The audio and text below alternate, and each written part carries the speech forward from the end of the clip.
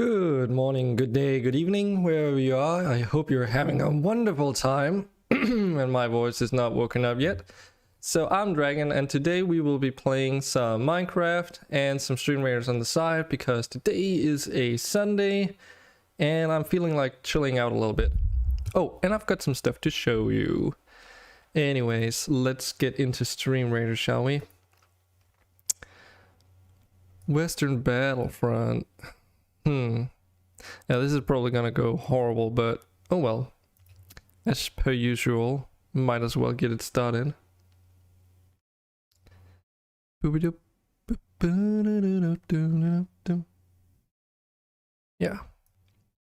I also need to keep an eye on my stream a little bit today because I made some changes which revolve and relate to my stream chat. Took me several hours to do the other day, but should be working now. Basically had to do my own new chat overlay, like completely redo the whole thing because of something I did with Restream, but it should be working now. Let's see. Yeah, should be working. It looks very similar to how it used to, but slightly different. Oh right, can I disable those notifications? I wonder, because Restream is a little bit different than regular Twitch chat. For instance, the bot will put in that I've received 100 messages today with Restream chat, which is not right. I haven't, like, what the fuck, Restream? And I unfortunately don't know if I can even disable those. Could probably just mute the Restream chat itself. But for now though, this is just how it is. So there's gonna be some notifications in there that I won't notice myself because they don't show up in my Twitch chat. They actually, it doesn't even show up in the Restream chat. What the hell? All right, well, Minecraft's still starting up though. What can we do in the meantime? We can look at some gaming news to see if there's anything there. And there we go. Let's see, is there anything interesting here? We're on to into something? Hold on, that's water. Wait, they're putting water in Empyrean? Wait, that's... Have they always had water in that game? I'm starting to wonder now. Or are they just upgrading the water? Maybe that's it. So, okay. In case you don't know what Empyrean is, it's like a space engineer. Okay, that was really short. There's like a space engineer's kind of like game. But it actually works in multiplayer. It doesn't look as pretty as Space Engineers in its own right, but it gets the job done.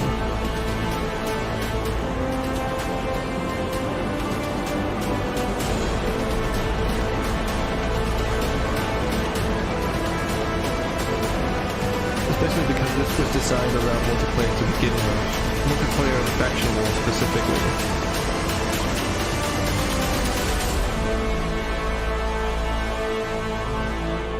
So it's a little bit rough around the edges, visually speaking, but it does, well, I shouldn't say it doesn't do everything that Space Engineers does, but at least, because it's not about building contraptions, it's about building, you know, space vessels and that kind of stuff. Ah, Minecraft is ready. But it's like pretty good fun if you're like into that sort of thing. I've played it a couple times through different iterations, but that's a while ago now. Hey, welcome back, Cosmic Hunter. Hello. How are you doing today? Are you waking up or in your way to bed? Also, I'm also trying out this this cayenne colored Monster Energy, which has 0 sugar in it. Mango flavor. It's pretty well tasting, actually. I like my fruity tastes, even if they end up being synthetic. And most importantly, what are you up to today, Cosmic Hunter?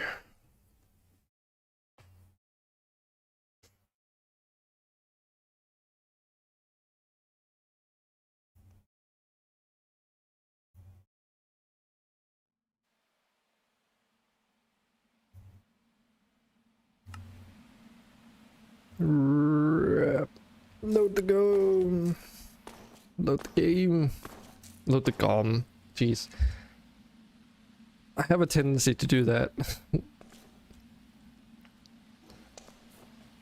Woke up about an hour ago. Okay, well, good morning then. Just took a shower and now you're preparing to go grocery shopping since you kind of got to go yesterday. Too busy with RimWorld and stuff. Ah, I see, I see. Alright. Do you also stream RimWorld or do you just play it?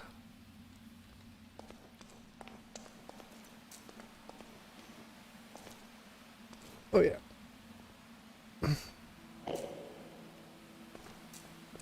This freaking Enderman. He was here yesterday too, just hanging out. I was playing off stream yesterday to get some stuff built. So I've got some things to show. There we go. For one, I built this contraption here, which, as convoluted as it looks, is really simple. It's just a system for extracting stuff out of a chest. So the idea being that I can put a box in here, flip this lever, and then it just like automatically extracts everything. Oh crap. Okay, I can actually do that. Okay, cool. Then it should show up here. Have streamed it, but you'll be honest, not very invested streamer. Alright, kind of waiting for things to get better for you to actually try your hand at streaming proper. Okay, that's unfortunate to hear. I actually started streaming because everything's been going kind of awry for me personally. I've been unemployed for like good around, if not more than 3 years now, so I just needed something to do again. Because when you're on social benefits, like basically money that gets handed to you from the government, there are restrictions on what you can and can't do in terms of trying to make a living. So because they are more like, oh, do traditional jobs and stuff like that. Don't like even consider doing your own business to a certain degree. But yeah, I've built this basically over the last 2 days, this little church, which ended up becoming fucking massive in comparison to what I thought it would be. So now this is like taking up most of this archipelago here, which is where we wanted to build a little village. But I don't know if we'll be able to fit all the houses I need now. I also came up with a new design for the street lamps, which I think looks way better than the one before. So that's cool. But yeah, let's take a look at the church.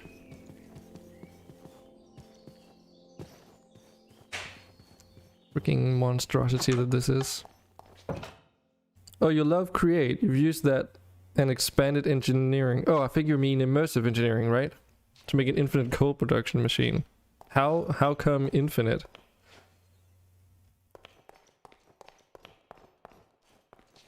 But yeah, this is my church so far.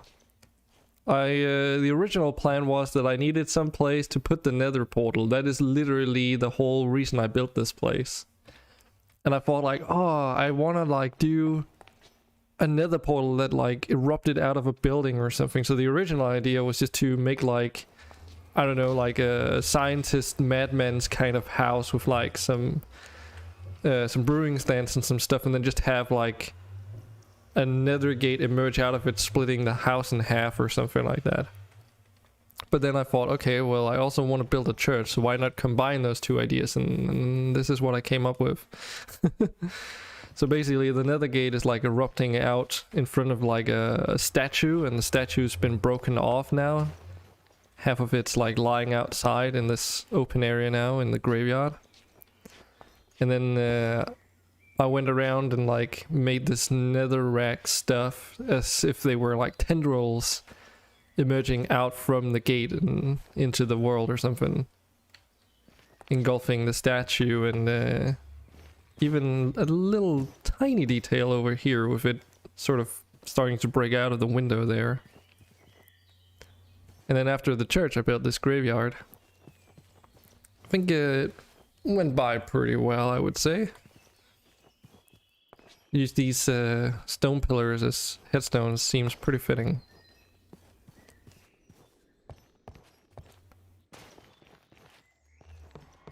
Infinite is in making gold eventually out of cobblestone found out of lava on an assembly line. I guess you could do that entirely with Create too, because you can make a cobblestone generator and then have machines from Create harvest that cobblestone and then do the filtering. I don't think you need immersive engineering, but it's, I don't know, it's probably easier with immersive engineering. And then there's like two side wings to the church here. Just one like little workroom, if you will, and two beds for the priests in the future. I have contemplated at some point maybe making a catacomb underneath and then putting more villagers down there or something, but for the time being this is what it is. And then I made like a raised platform up here for the choir, which I took inspiration from a church back at my hometown. And then there is another ladder leading all the way up to the pipe organ here, which is made out of Create pipes, because it's the only pipe related thing that we have on the server. Actually, Cosmic Hunter, can you do an exclamation point watch time command, please?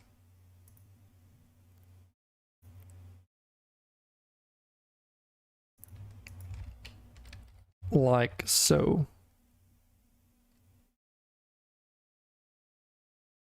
Okay. Still a little bit. You've already watched for like almost 3 hours. It's like this is a public server, or rather it is a private whitelisted server which is public to the Discord for people that have watched or available for people who've watched like 10 hours and more.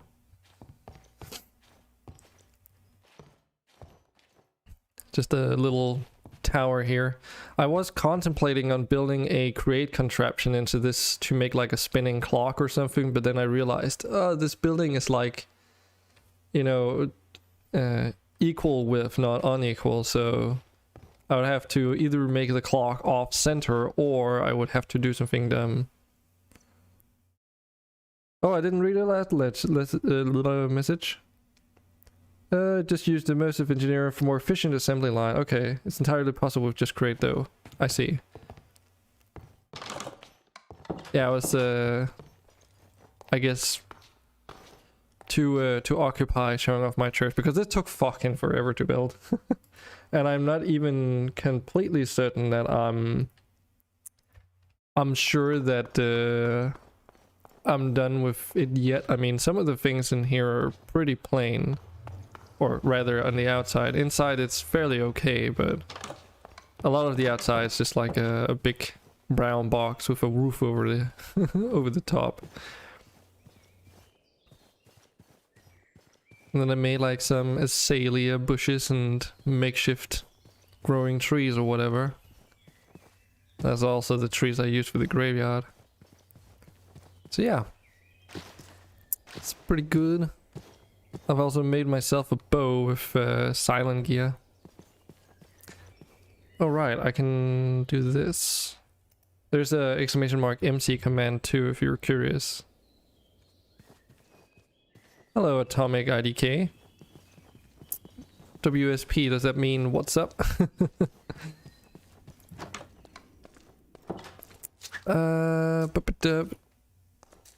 Just took a tour down a build that I made, this church here with a nether gate inside.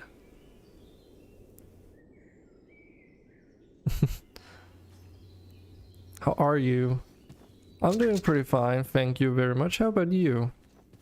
Only just getting the stream started today and just gathering my thoughts on what to do next. Because there's a bunch of things that I do want to do. Like building the village for this place. Also, this building is no longer used, so I'm contemplating if I need to pull it down entirely or just refurbish it. I'm doing good, very well. What are your plans for the day, though?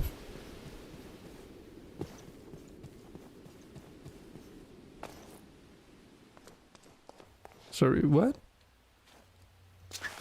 Hold on. What? Okay, this is something I need to tell Amopeka. His elevator door is doing weird stuff.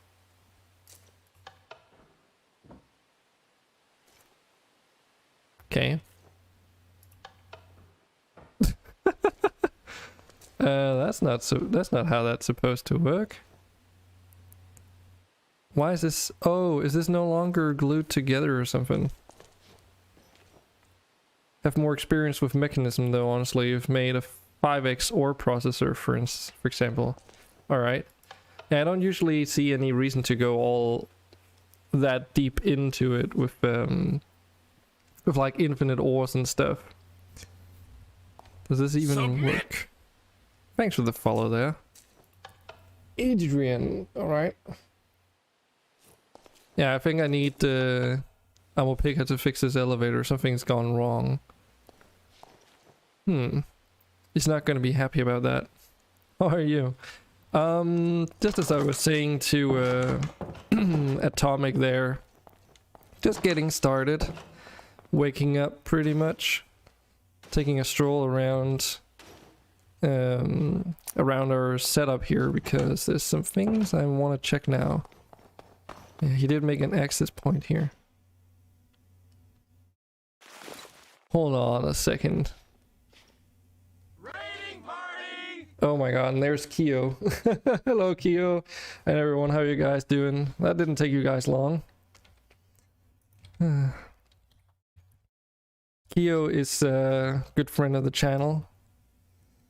They were also playing Minecraft over there. I had to get started on my own one. How you guys doing? I'm just about to check this elevator system here because I have a suspicion an Enderman might have broken it, and I need to tell my moderator Ammo about it when he gets back home. Because something is not right. The raid was promised, and so it was said. And done, I suppose. Welcome to the stream, and welcome to my Minecraft server. Or not really my Minecraft server, but the one run by my friend and myself. We're, of course, not quite like Keo playing on a realm, though, so we've got mods aplenty. Alright, Keo, take it easy. See you next time. Maybe I can show you around sometime, too. Because I've also built a few things. Not too many functional ones, but... Thanks, Toto. Thanks. Nice church. Very much appreciated, Ruben. This is actually a very new build. I just finished this build up, like, yesterday, so... Well, let me just give you a little lowdown of our world here. Takes a little while to load. Good deal. So this is our current world. And actually, just like with Keo, we also have a similar thing going where if you watch for 10 hours you can join, pretty much. I totally didn't borrow that idea from you, Keo. But we're using a custom mod pack centered around a mod called Create. If you don't know what Create is, I could show the fancy video, but we actually have a few things that I can share with you. It allows you to do some contraptions, basically. amongst which are included stuff like elevators and minecart contraptions and all that kind of stuff. So basically you can turn block-based creations into entities and move them around. That's the easy answer. It's a good setup out over the riffraff. I mean, that's just purely coincidental. That's just because this was a mountain biome. We actually wanted to build down there in the lower area originally, but like from the get-go, but decided against it after all. So, but yeah, so you can build contraptions like that, and it works together with rails and all kinds of different things. But unlike other mods that work on like a magic box that you put things through, Create forces you to build the contraptions sort of more like Factorio, I think their explanation was. So like for instance, this entire mess of a factory in here is a factory that processes ores and stuff. And instead of powered wires, you transfer like rotational energy from things into your machinery, so that's why it takes up a lot of space here. Unfortunately, I can't show you this elevator here because I broke it apparently, but it used to work. Basically just like the other one, lifting up and down. And the reason why it broke, I have no idea, but I suspect an Enderman because the door here is not behaving as it should do. But yeah, we haven't built too many things yet. We've got this storage house here, which houses all our stuff. Thanks for the lurk there, Toto. So all our stuff's like mostly categorized in these shelves here for easy access. And then we also have like storage barrels for all the other things that are harder to sort out.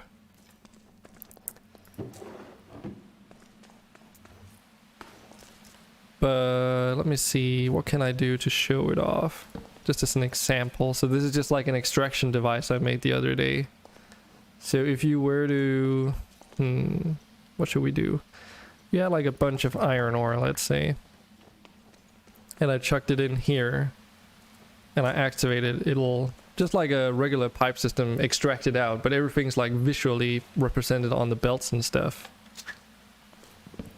Alright, there we go.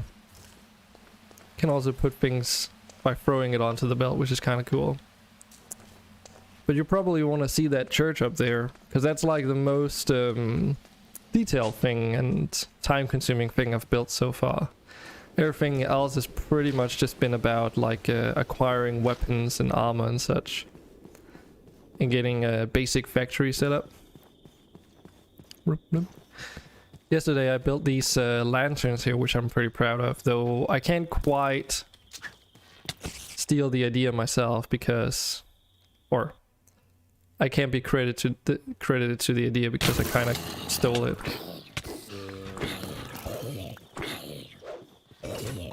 Get out of here, you bad guys. This might be a good spot to find some ingredients. Oh no, Toto found a new soundbite. No. Well, Toto, I hope you like that one. iPig wanted me to add that one to the server specific to the thing specifically.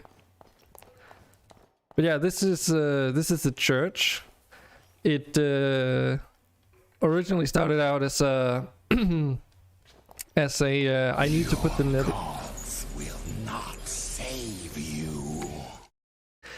Kinda, I guess that's fitting in this case. But yeah, I originally built this with the intention of putting the nether gate somewhere fancy. Because this down here, this whole archipelago is also going to be for a village. But originally I was thinking like, okay, an alchemist hut or something with some brewing stands, and then it being ripped in half by this nether gate spawning. But that quickly became this church because I also wanted to build one for the priests. But I kind of underestimated how big this was gonna be, so this is kind of what we're dealing with here. full with like what do you call it, framed glass painting panes in the walls and stuff. But we've got a few features in here as well. Like we've got a what's it called again, a tithe box or whatever the heck it's called. Baller build. I also spent a lot of time reworking some things, like trying to figure out how to do it. It was mostly also a way of like, okay, we have like 188 pages worth of stuff here. So what can we do with all this? We actually have a pipe organ up here as well, as best as I could build it with the Create pipes. It's a little bit finicky because if you put two pipes up next against each other, they just connect and they don't make bends properly. But if you turn them into these glass see-through ones, it does work. I just used the loom as like the keys there. A good view of the entire church. Also, these iron ladders are really cool. They can actually extend downwards without being connected to blocks. Oh yeah, we also have access to the potentially clock tower. I haven't quite made up my mind, because I was saying to people in chat before you guys arrived, this is equal width in the length, and as such, putting a clock tower in might not, like, it would have to be off center or some weird stuff. And in case you didn't already pick up on this, this is for the choir basically. I just tried to like remember the church in my hometown, which is pretty massive church. And then of course we have the altar where the priest can stand, and I need to put some golden apples in this fruit basket here. You can put items in these and they show up. It's kind of cool. And then we've got like two side wing rooms for like priests in the future. Have access to the outside. And because the nether gate is in here, it kind of like, the idea was that it would erupt and like break something apart of the church. So that's why the back end of the church is missing here. And then this statue of the hero or whatever has been broken apart and is now lying down here on the ground, complete with shield and sword. Sword and board, I guess. Then we have a little a graveyard out here, using some of the azaleas and stuff. Though because we're on like an older version of Minecraft, this is actually modded stuff. Hence why it says Caves and Cliffs Backport. But should be pretty much working just like the actual azaleas. You also get lush caves and the like, just like in regular Minecraft, though they are a little bit more extreme here, possibly. But they do appear. So that's my church. And then the idea is to build a village up around it, basically. With a bunch of houses, but I'm not quite sure on where to start. Well, I started with the church, I suppose. Because the rest up here is just mainly functional. I mean, this house here was just... oh, we need somewhere to put all our things. So I built this house, and then we had our storage drawers in the walls down here. But that's like a relic now from time gone by, so I need to make up my mind whether or not to refurbish that into a villager house or completely redo the thing. And then we only have like, oh yeah, I think Toto mentioned that this looks like a candy house or something. Need to look now, the food's not gonna buy itself. Alright, Cosmic Hunter. Well, you'll feel free to check back later once you're done with your grocery shopping. But I think you basically saw most of what it is. Otherwise, I'll just, you'll get up more than ample opportunities to see everything later again. But yeah, this is just an enchanting house, so you can take, you know, enchanted stuff, whatever, and everything that you don't use you can put in a box for others to use. And we don't have many people on the server yet. Oh, hello, Ammo. Oh god, I have bad news, Ammo Pika. Looks really cool. I mean, I would think so, yeah. We've also, it's mostly centered around Create, right? So So in terms of complex stuff, that is the most complex mod that's on the server, is making contraptions with Create. So it's just like integrated into like, you know, redstone and that like, but most other things pretty much vanilla-esque.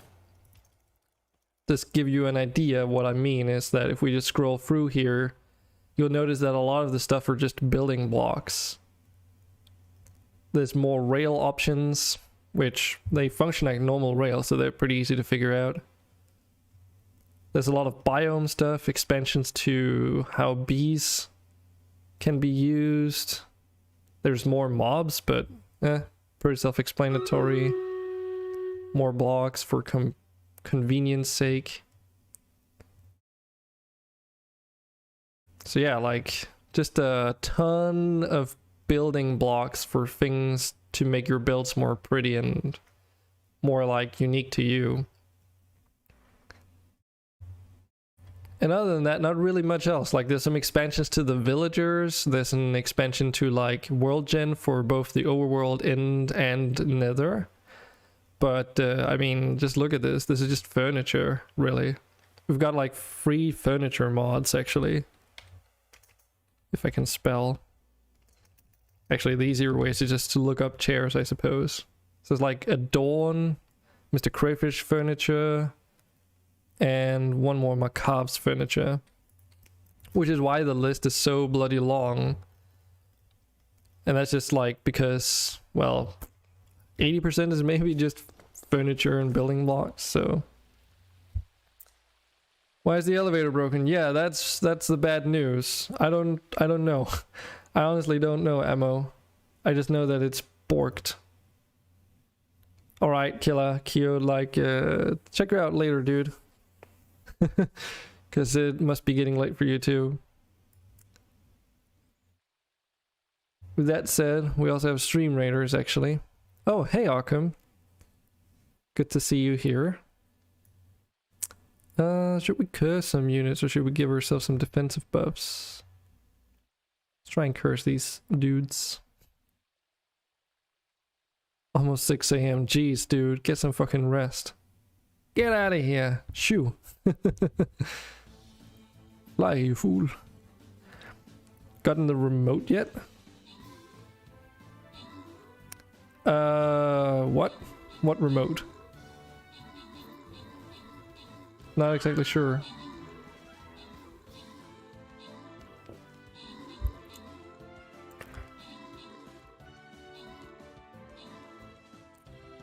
You mean the wireless remote for the elevator?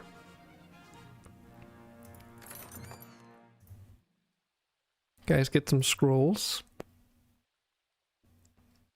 Remote control for the redstone links. Oh, no. No, I have not. I've been building some other things, let's just put it. We're on to a loyalty boss chest, by the way. If you guys want to join in on that, do feel free to do so.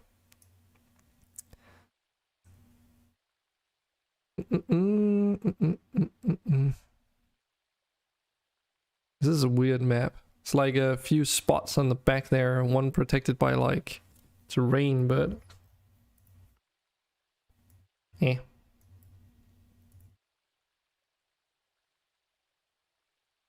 I assume that means that it's impassable terrain. Yeah, put down your units if you want to join. Yeah, the door was broken. Yeah, I pressed the button, so so I'm not exactly sure honestly what happened, but I have a hunch. There's no glue, so it's no longer glued onto the door. Intriguing. So here's what I think happened. So I came down here to see what was up with the door and all that, and I noticed there was a singular grass dirt block right here.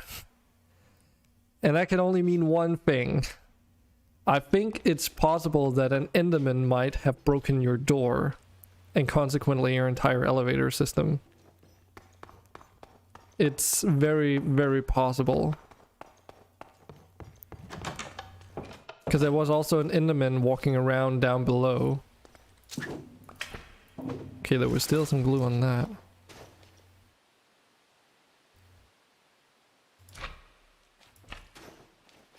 Yeah, I don't know. I honestly don't know. I was as surprised as you were to see it, because I was like ready to show it to people and it's like, oh, why does it not work? And now the whole contraption just doesn't work, period. So anyone's guess as to what the hell's going on here. Is it because I guess the door should be up right now, right? Yeah, so although you can claim areas with FTB chunks and stuff, unfortunately it does not protect against Enderman.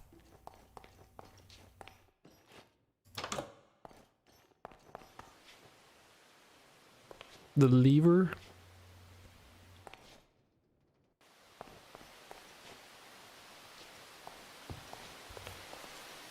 Not sure which lever you're talking. Oh, this one? Oh, okay.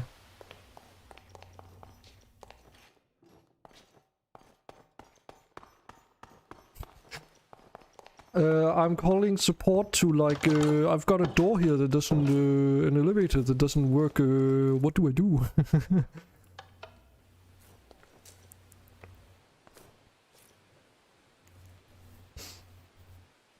Yeah, that'll be like 500 Danish crowns as a startup thing, and then...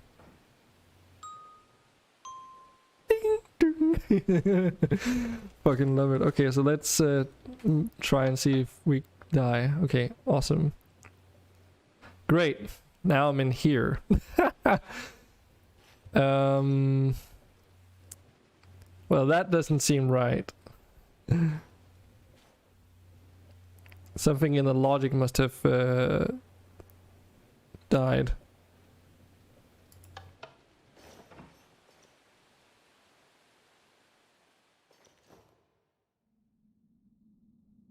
Did it close the door? Or sorry, open the door? Because I assume it would. Yeah, so that also opened the door. I think something reversed the logic of the door or something, if you know, if you're not entirely, but you know what I mean, right? Because it's checking the redstone contact, right? So is it because I toggled this latch? Let me just check your wireless signals here. Yeah, there's nothing here that should be problematic. Because I did also use a wireless signal myself, but I made sure to make it as unique as I could. Is this block supposed to be there?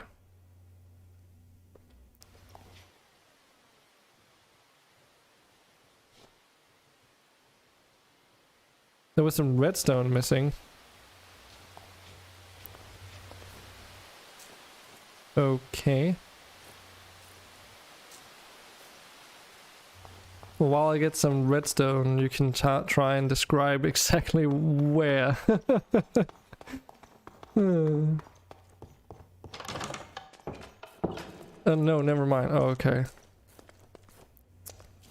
Well, whatever the case, the door's stuck again until I flip that lever, I suppose. Or lever. I think you saw what was wrong.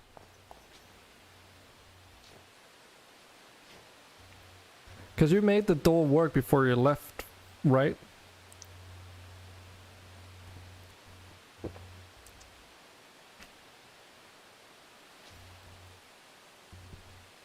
Because I have no idea what all this is. Go look at the logic at the back again, okay? Yeah, because this is the logic I assume used for the door.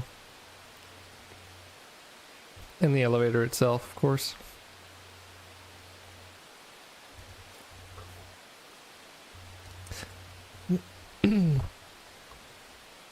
Otherwise, you can just get a look at it when you get back. I mean, we don't have to do it now.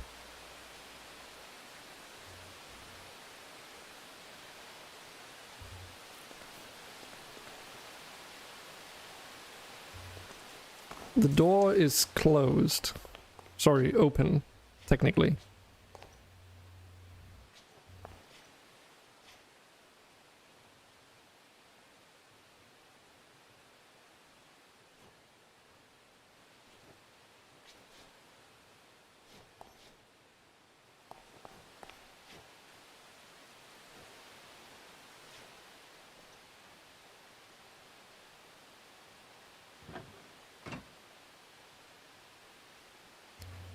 Yeah, so this is a toggle, right? So whenever the signal, like, and call the elevator back up. Is it because I have to call the elevator back up and then manually go down and toggle the latch so that it resets properly? Because it's a toggle?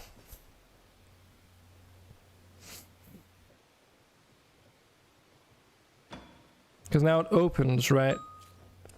Which, assuming everything is normal behavior, but...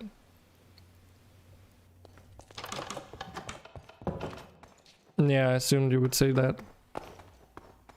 Because that looks normal on the surface level, but... I mean, then now this is obviously toggled, and then the logic...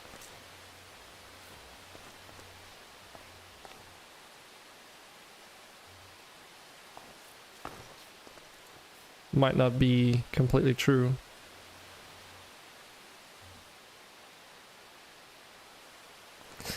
Because it might just be as simple as a thing as, you know, toggling the door again, going in, pushing the button, and then resetting everything that way. Because I assume it's because the logic for the actual elevator itself is getting stuck. You sure I shouldn't, Okay. I mean, I know how to reset it, so it's not an issue, but...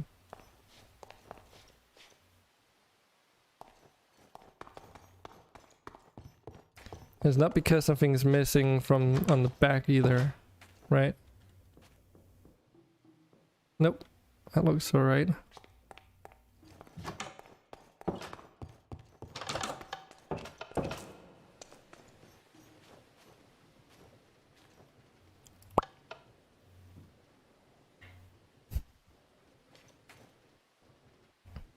Oh yeah, and then I pressed the button. So instead of doing that, maybe I need to go down and force open the door again? If that makes any sense.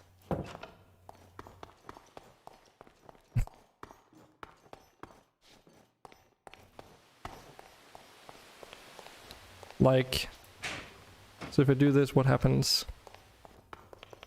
Did that? Yeah, so the elevator's still there. So now if I press the button again from inside the elevator, it should close the door and move the elevator, right? Like, but it doesn't. Okay, so yeah, that... So I guess it's because this logic somehow got balked now.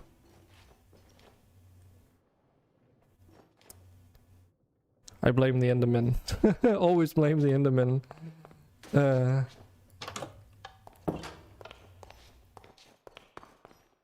You figured it out? Might have taken the switch off the door? Well...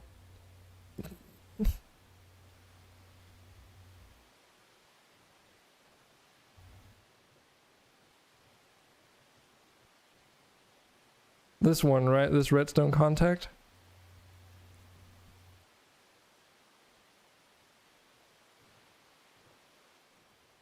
Inside the control room.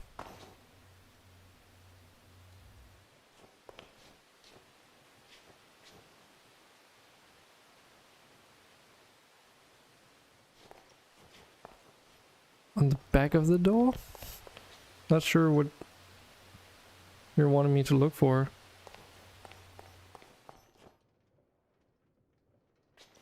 So that's the gear shift.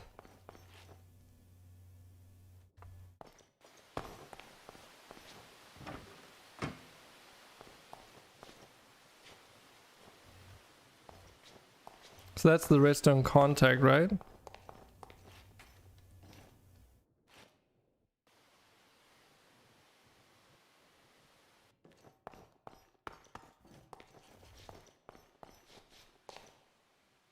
and look up where the piston was up. Yeah, I don't know exactly why the door broke either to begin with. Because it's like,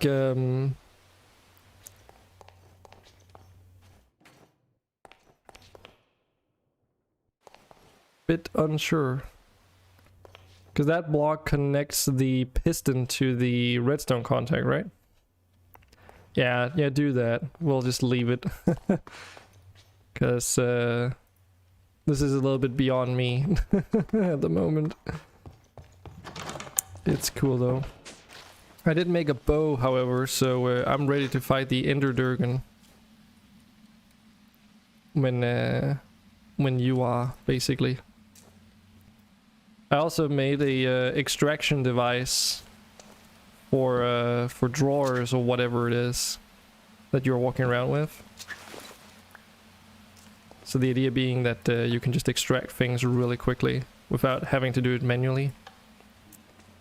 I also rebuilt your clutch in the machine room because, as you said, it was very crude, and actually I guess you didn't quite see it, or you didn't have time to do anything about it, but there were actually gear shifts in here that sped up all the machinery, and you didn't implement those, so I redid the whole thing. Gonna watch the CSGO Major tonight, okay. I mean, you did say Monday, it's not Monday yet. But yeah, this works now. A little bit faster than before. I actually sped up the ore crushing part too a little bit, along with the this part up here, because I got the goggles now, so I could see it. So I implemented some gear shifts here too to speed up the ore washing process. So now that's like running at the same speed basically. All right, well, don't worry about it. It's not really like it's imperative that you come fix the elevator. I know you did mention that I basically got you to make work outside of work, but you know, doesn't mean that you actually have to consider it work. We're obligated. But yeah, I built this little contraption here. Just overly complicated. And this is where I made the redstone signal myself using my own frequency. So it does have a clutch implemented into it. Oh yeah, by the way, this doesn't just go for you, Ammo, but for everyone that's using shaders and playing Minecraft. If you're using the complementary shader, I've got something I discovered. I don't think I mentioned that to you yet, Ammo. But if you go into the shader settings... Okay. I was just about to show though, but it's okay. But yeah, if you go into shadows under your shader settings, there's this shadow distance thing, which normally, I think it defaults to either 12 or 16 chunks, which is how far away the shader's computing the shadow map. Which apparently, even if your render distance is only 8 chunks, this actually overrules that. So by lowering that particular setting, you get a ton of performance.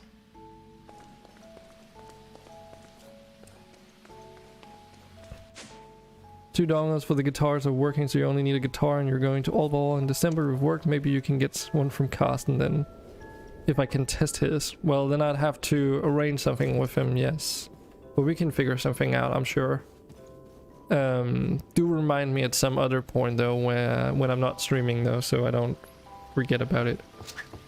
That's very possible. This fucking disappointment. This Blaze farm. Ugh. It would have worked if it weren't for the fact that blazes do not drop stuff unless you kill them with player damage.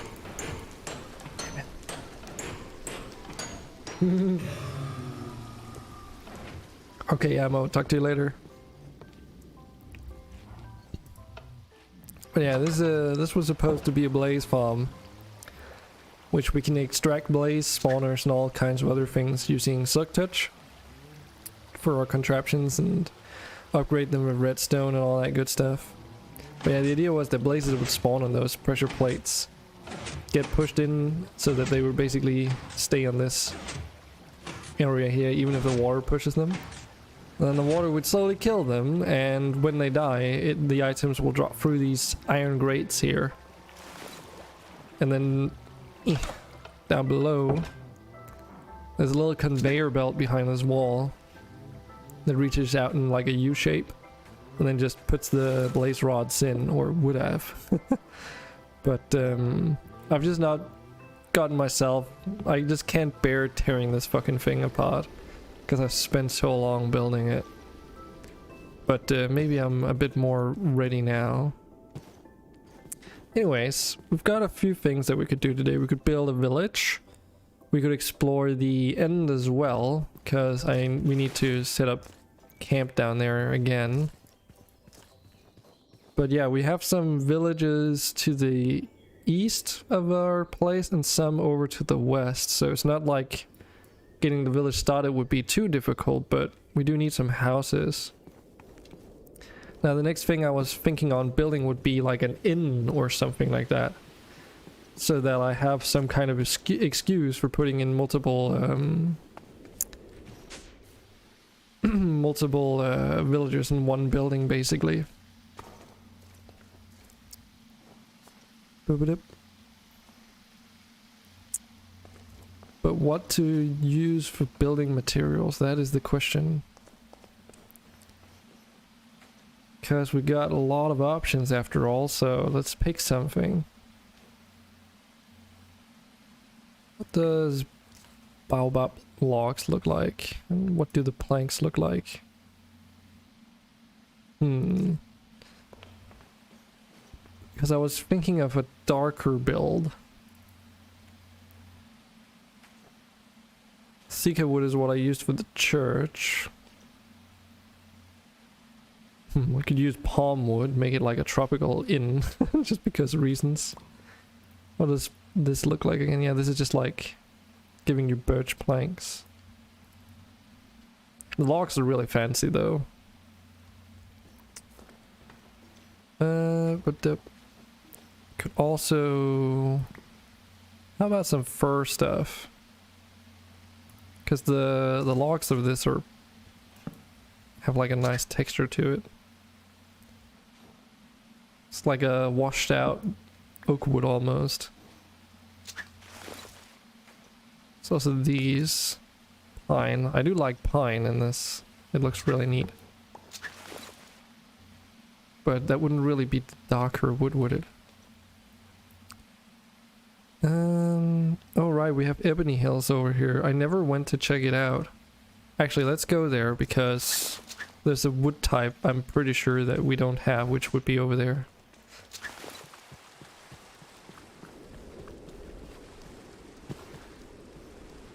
Now my game is a little bit laggy on my end because I'm streaming and running shaders and all that, but I hope it's okay on your guys' end.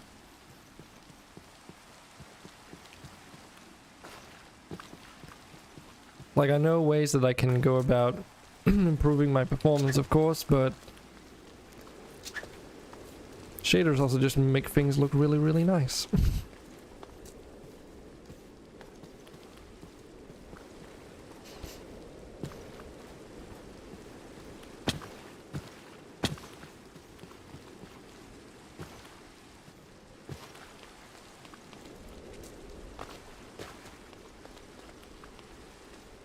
Here we have it, ebony logs.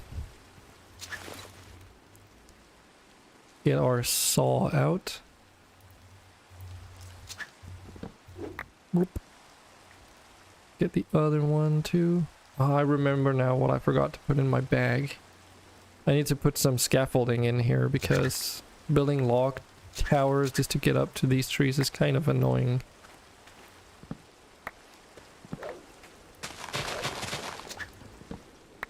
We should have some saplings. Yeah, ebony saplings.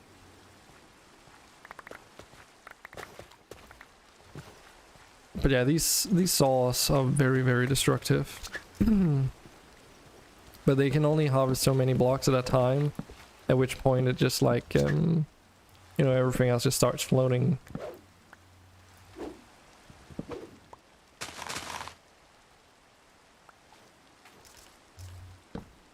But yeah, this is why I need scaffolding.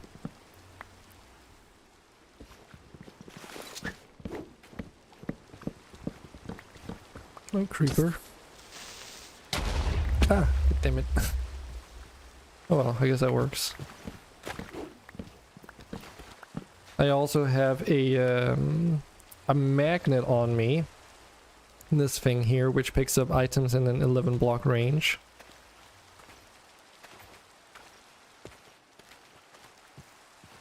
It's very convenient.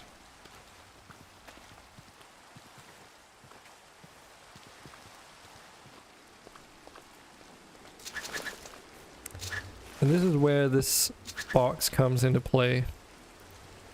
So I'm carrying around with me one of these drawers here, which has two size upgrades in them. Because then I can like take some of the more, what do you call it, like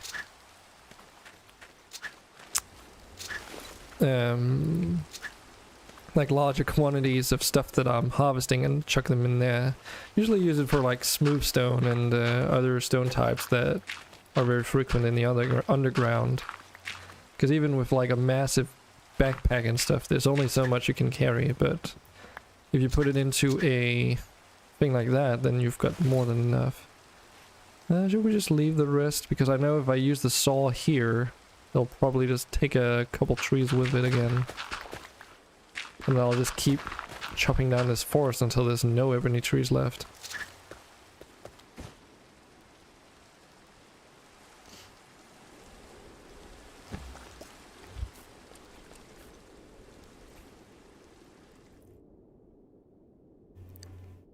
This is red oak forest. I think we've got some red oak.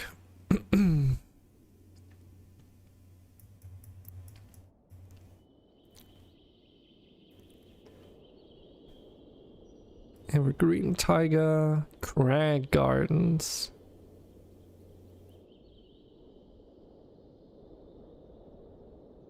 Okay. Taiga, some birch forest. Because though I've been out here, I kind of forgot to just like look at wood when I went here. Pretty sure we have willow trees though. Only one way to figure out.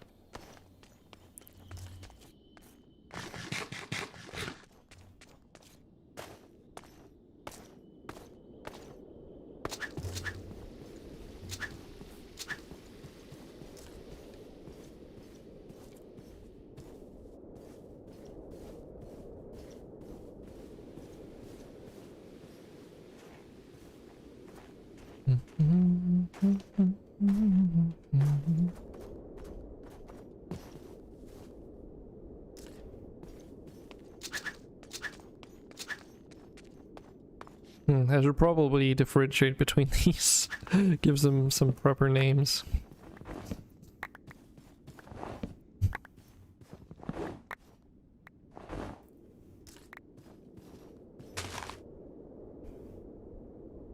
Hope that tree's gonna grow. I don't know if you need to put like a 2x2 for these.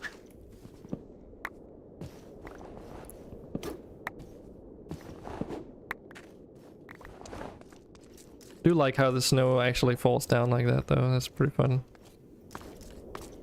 Also notice that it starts building up layers if you grow trees in the same areas multiple times over.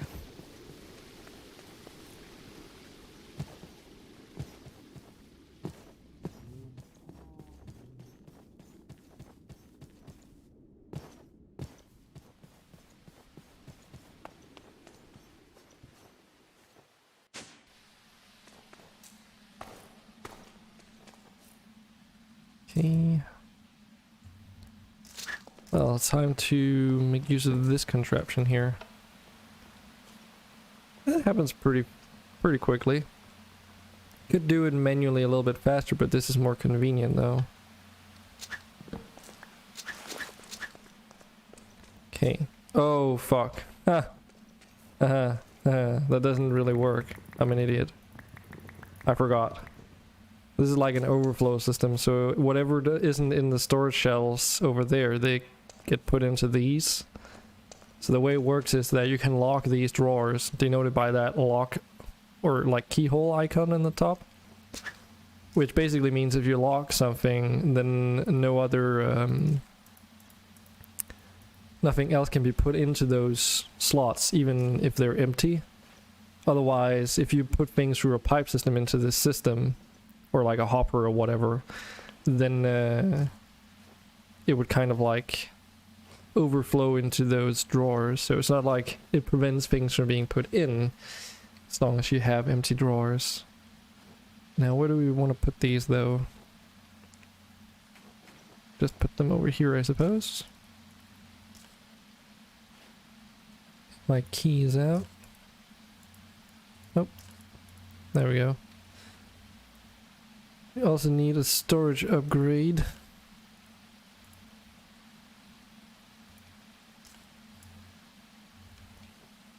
Coolio. Okay, that should be that.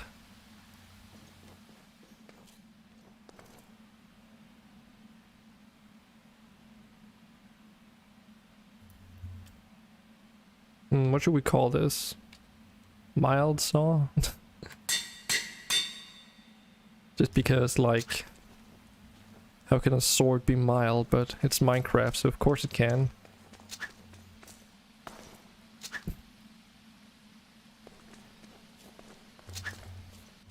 Okay, so that's ebony wood. So we've got Hamp, he lives over here. I also went over to visit Exildor, he's living over here in his claimed village, if you will. Like a better description. Oh yeah, Jacaranda Forest. So I went around in admin mode trying to like check over here because we did have an issue with some biome IDs causing some shenanigans. So I needed to like fly around and make sure that everything was working, which it was, but no way in hell was I going to do that manually by actually doing it in survival mode. So I know that there's stuff over there, but I didn't like didn't want to cheat myself to things that I didn't have naturally yet. And as a result, I didn't collect anything. Oh wait, there's Skyrus over here? Hold on, we gotta go there. What would it be the best approach? I guess sailing would be an option. Oh right, before I do anything, let me just grab the... I think it's this one. Yes. This is all the leftover blocks from when I built the church last time. Just want to get like some scaffolding in here. Just a stack, I guess. Should do it. Okay. Let's take a look at Stream Raiders. 30 units. Cool. It's just what we like to see in the boss map here. User bot. Okay. A little bit of a sissy name. There's a lot of cool skins in there. Should we just give everyone some haste? I'm fairly confident we can do it with just haste because these are like super weak.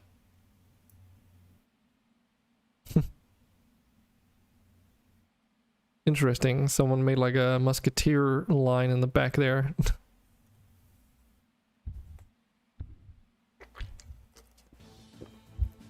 Actually, do musketeers buff each other?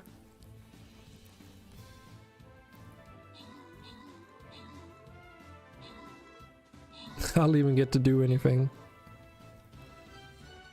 Well, let's see if you get something cool.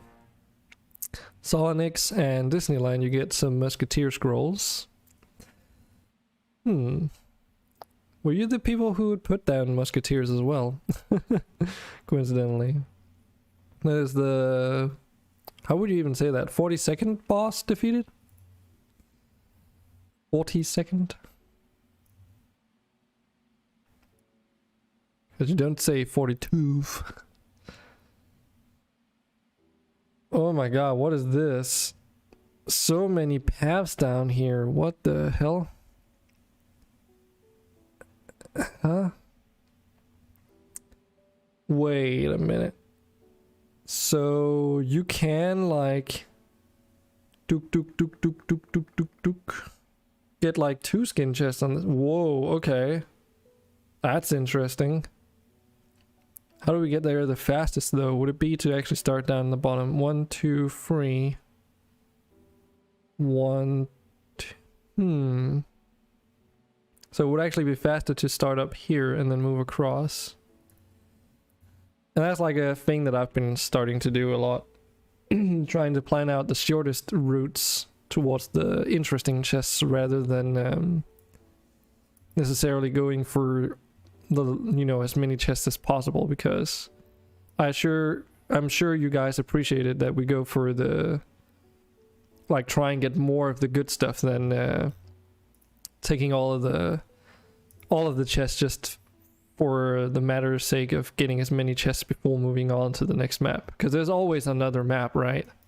So it doesn't really make sense to spend a lot of time hunting down those extra, like, very easy chests and stuff. Did I think I had a unit in there actually. Yeah, I could upgrade the war beast. Nice. Okay. Check back on that in half an hour. We rename that saw. Got some scaffolding as well. So yeah, I do have a backpack as well as one, which is just in my back slot. I do wonder, I haven't actually tried it yet because I've got these flippers. Might not even need a boat. We'll try and see what that's like though.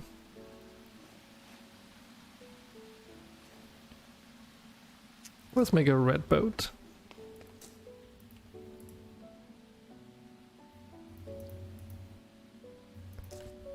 And we at least have one.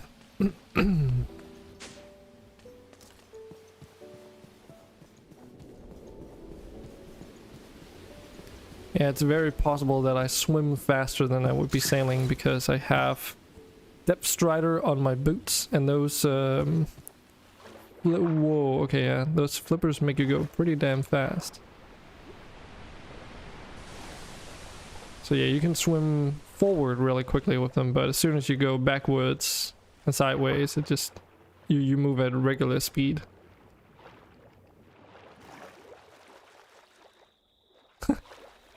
It's kind of cool. Okay, let's make it day real quick.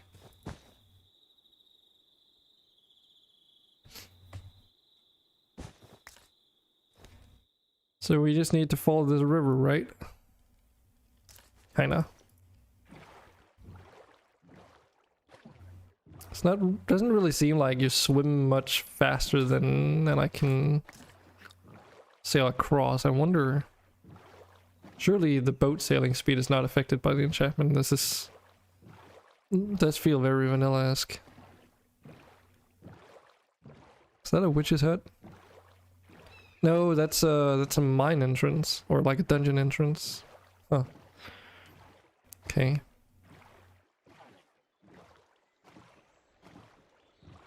Catching the morning rays of the sun.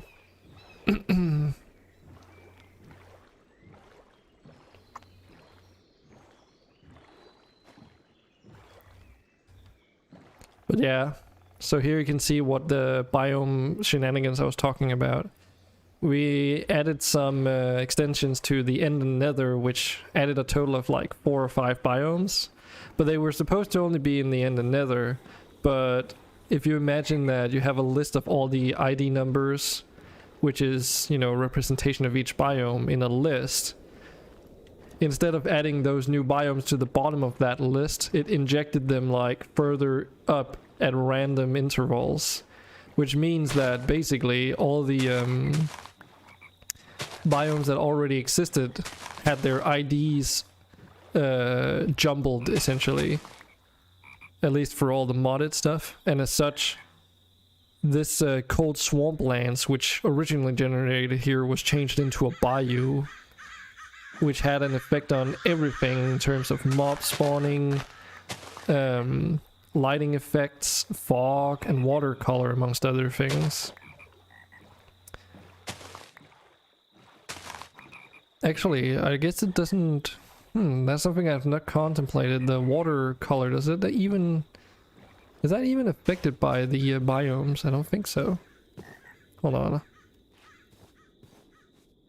That's actually something I haven't contemplated before. Because I know there's a setting for the watercolor. I messed around with it a little bit.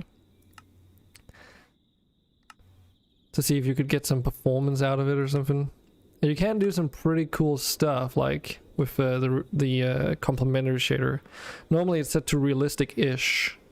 But you can use like vanilla-ish, which uses vanilla texture and color with subtle waves. So I guess if I do that, yeah, then it looks more like vanilla-esque, but it still has the reflections for the water. But then it does change the color. It's a shame that that doesn't work with the other thing. But yeah, I tried this and I didn't really like the look because it added too much texture to the water. And the repeating water pattern is kind of like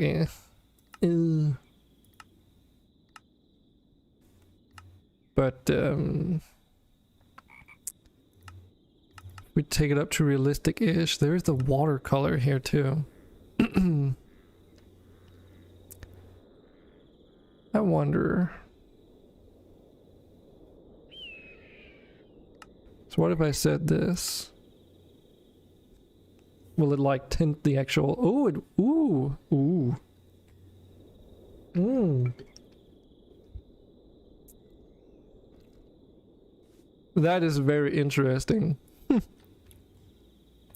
Maybe going for 100% is a little bit overkill.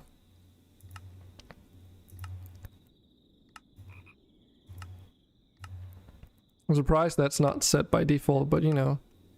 So what if we say 50%?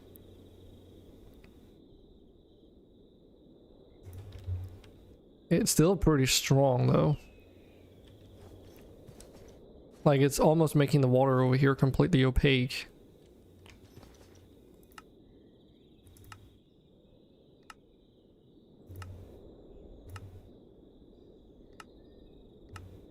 How about 20?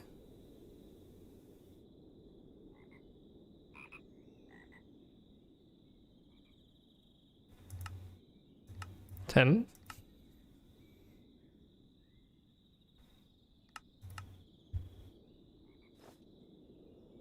Oh, okay.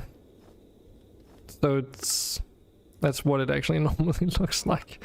I guess when you don't have a good enough point of reference, you just get like...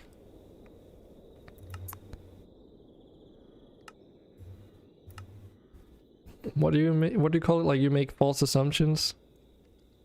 But this looks okay though. Yeah, now it actually looks brownish. What about the underwater color? Is that affected? Oh, it's because it's a freshwater lake. That's probably why this is... Look how blue it is even on the surface here. That's probably why. It's like excessively blue.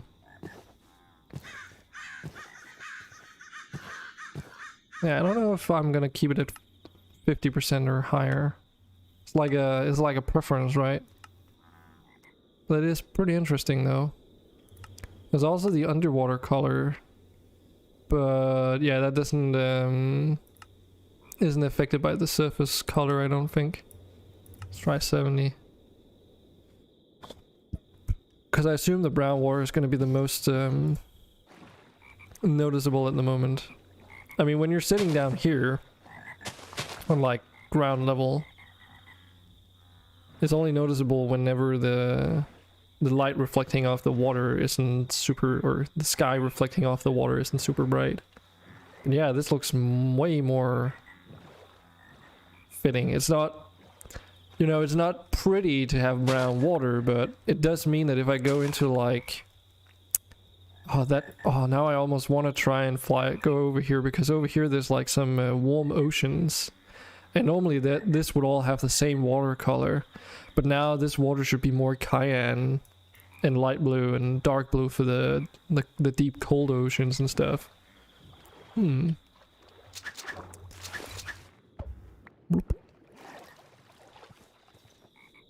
Intriguing. So you can have the best of two worlds. Don't think we've got that flower. So yeah, these are the trees that I'm here for. These are like Skyrus trees. Sure, I don't know exactly if they're based off something IRL-ish, but they drop like green apples of all things. And they just grow to these massive sizes.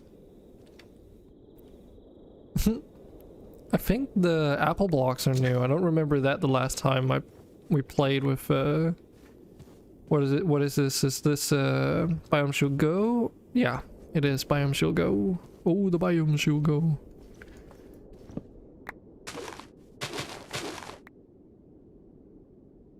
Can I even pick up those? With Silk Touch? It doesn't seem like it. But yeah, those will drop green apples. Nope. Doesn't seem like it. Okay. Well, that's more than enough. Here we started generating some new terrain where it like messed up a little bit. Let's go east though into unexplored territory, see what we find. Hello, goat. How you doing, goat?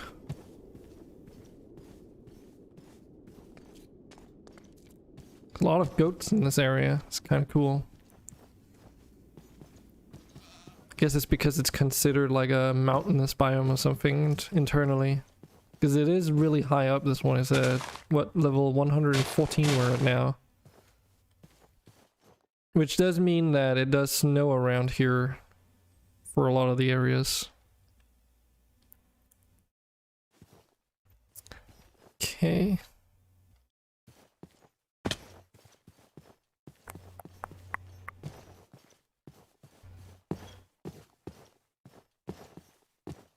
Do we have, is this, no, this is fluffy plants from Silent Gear. We have those. No need to harvest them. Crocus. I don't think we have any of those. Kind of starting to pick up like winter succulent. What? Different plants to grow at home for decorative purposes.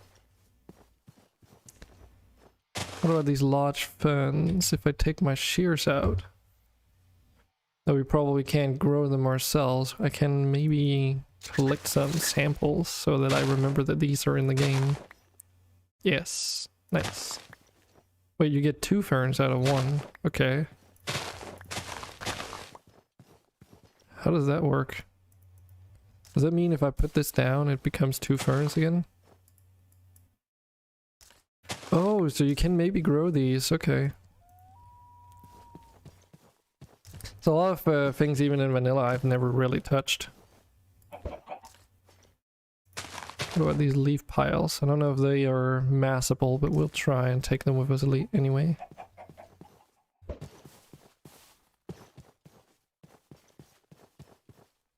It's a bit of a Aurora Borealis up there. So this bedroll is really handy. It doesn't set your spawn point and works just like a regular bed. Hey Cosmic Hunter, welcome back. How was your trip? I hope you remember to buy groceries.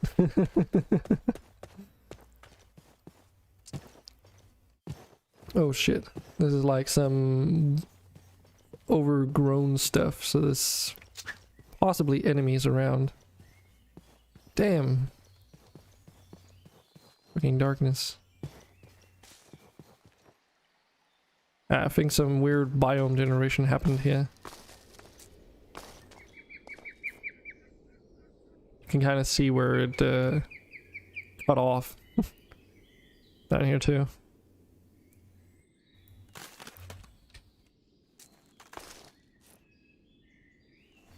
Store's really close, like a 5-minute walk away. Okay. Yeah, I've got one about 10 minutes away from where I live too. 10 to 15 minutes. Usually takes me about half an hour to do grocery shopping. Look.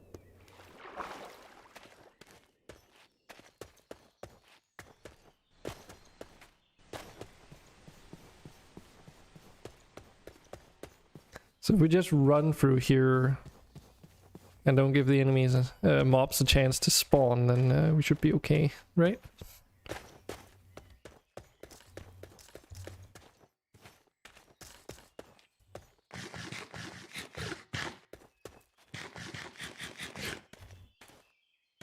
Fir and pine and spruce.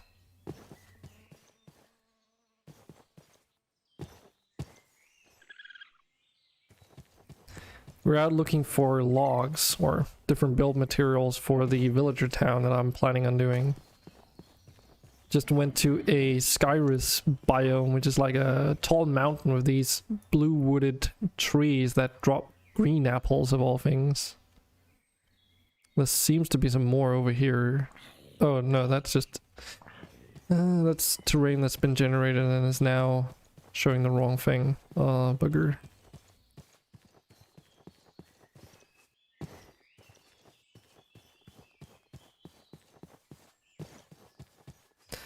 I also found out a pretty cool setting for my shader, so now the water is getting colored based off of the biomes that they're in instead of just always being the same color. Oh wait, I don't think we've got mangrove. Ooh.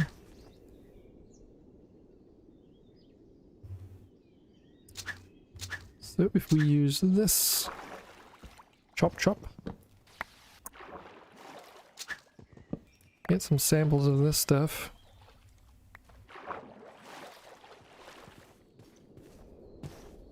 Got rainbow eucalyptus, so I don't need to pick any of that. But yeah, the biomes are a little bit funky around here. Because it says this biome should be a Skyrus Highlands, but this is not a Skyrus Highlands. Which means, I think it might be Boy, he probably went this way at some point. Taking a look to see what was out here.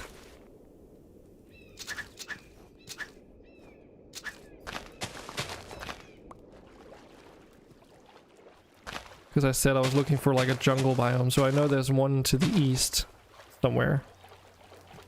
Yeah, the fact that this is now switched to a Skyrus biome is why all this is not green, but like rather a reddish color.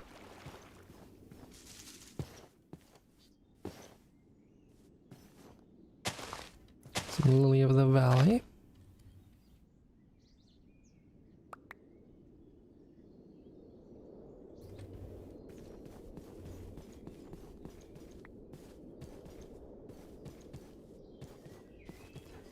Yeah, we did have an issue one point where the biomes were a little bit messed up. Or got temporarily messed up, but it's all fixed now, so... Never say never, but it shouldn't be something that can happen moving forward, like, ever. Besides, the mod pack, as far as I'm concerned, is pretty much done. So unless, like, a new mod comes out that we can add, and we're interested in adding it, of course, there's nothing new that should be added down the line.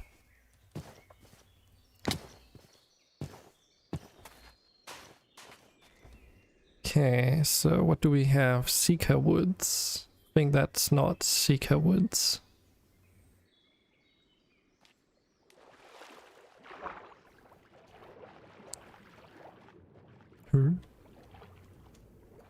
This looks sussy as hell.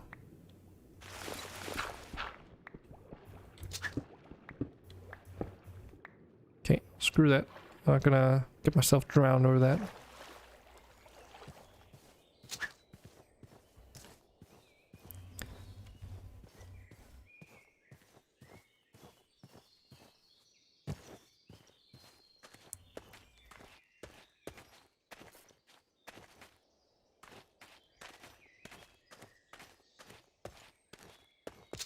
I wonder if you can actually propagate these overgrown stones thingies. I haven't tried, and I don't think we've got any at home to experiment with, so why don't we pick up some of this? So if we just use a regular hammer, yeah, we just get cobblestone, okay. So if we use Silk Touch, we can get this overgrown smooth stone. Cool.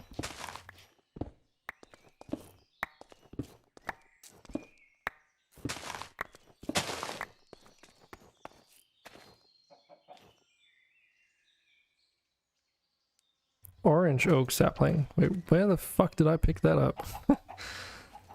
Well, no matter. I picked it up somewhere, alright.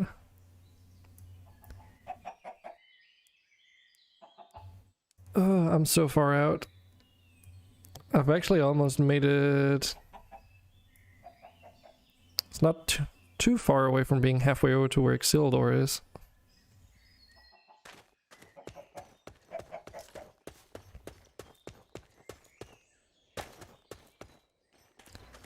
Taking this trek on foot though is a little bit more challenging than I expected.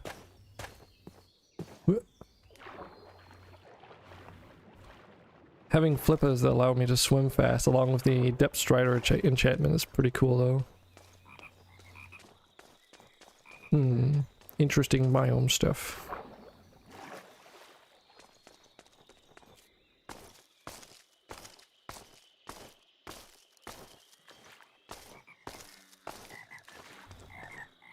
Okay.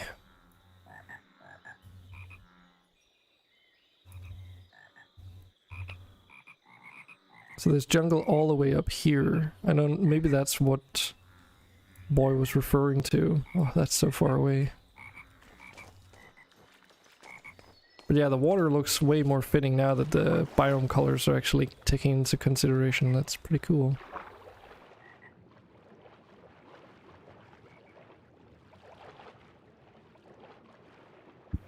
Maybe swimming is faster than sailing. Oh, we've got some of these plants here. Let me grab some of that.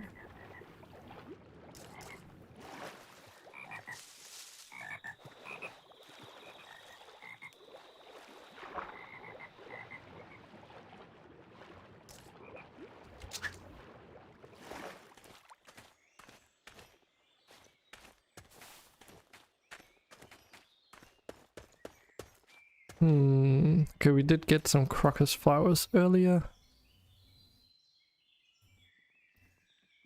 Damn, there's like such a long distance over there. It's gonna be fun trying to get all the way back again too.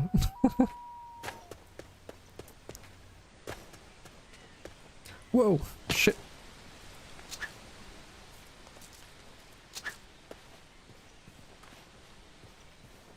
So can we might be able to just swim through here.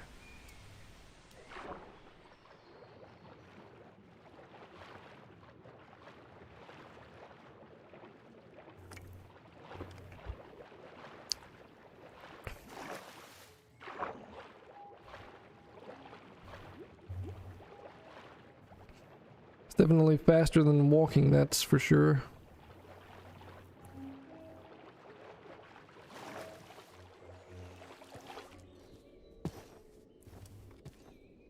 Maybe I should make myself a moped at some point, because we have this Create Stuff Editions mod on here too, which allows you to make a few extra things. You can even tune the moped with netherite. I think if I understood correctly, it just doesn't require any fuel whatsoever and functions a little bit like a horse. Like it climbs up blocks automatically when you drive across it.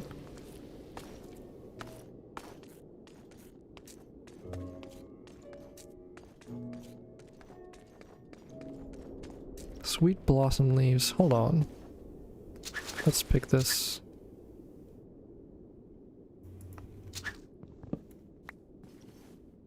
Because I don't think we have those yet. Quark does this thing where it adds these blossom saplings, which are like vanilla-esque trees, but they have some funky looking leaves to them. that are very vibrant in color. But they spawn very rarely and all over the place basically, so gotta be really lucky to find a sample of every single one of them. A little bit like the Azalea trees, to be honest. It's a little village over there. Well, that's not quite what we're looking for. Just trying to get some freaking jungle wood. What?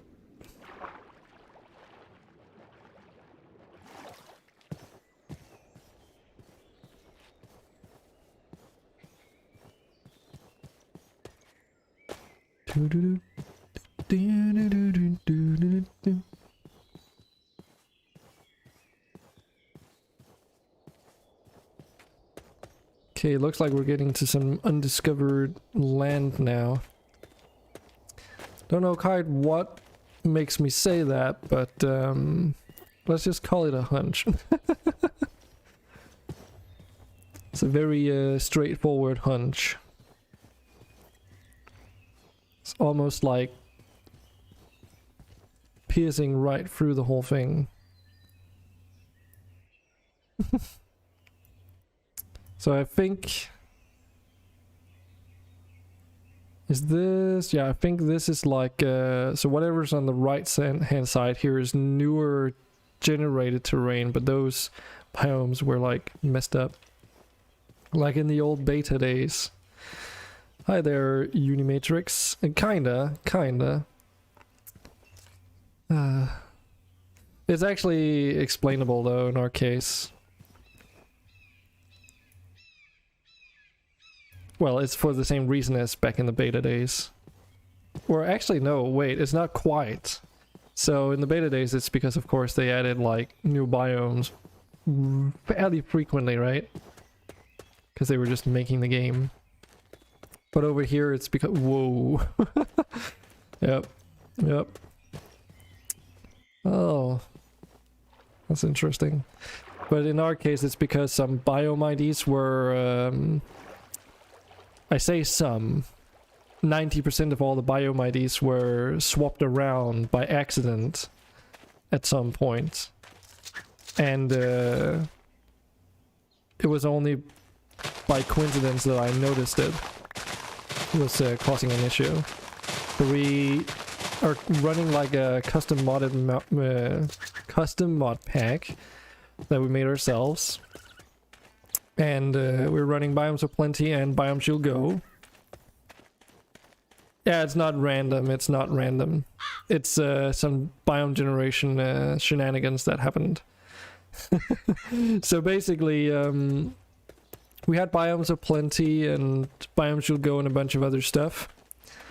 And then the mod pack was on version 1.3. And we wanted to add some more stuff to the End and the Nether. And that included some new biomes.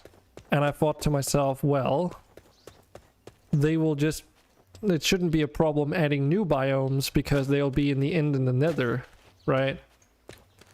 But I was wrong. I was very wrong. So what had happened is that the biomes have each their, like, a number that identifies them as a specific biome. And that's like a long list of just numbers that assigns each biome an ID. And when we added those biomes for the End and the Nether, those biomes, instead of being put at the end of the list, which I anticipated it would do, it took those 4 or 5 new biomes and just inserted them at random intervals in the list instead. And that coincidentally made it so that the biomes that were already generated in the overworld, apart from the vanilla ones, had their ID like shifted by just one number. But when there's like, 100 something numbers and then all of them shift by 1, then it messes up all the biomes. And I didn't pick up on this until I looked at the at our map here and saw that some of the biomes were looking a little bit strange. Like, for instance, you can't see it all over the place anymore, but You can see some remnants of it here. So this is like grassland plateau, right? All this here is grasslands plateau.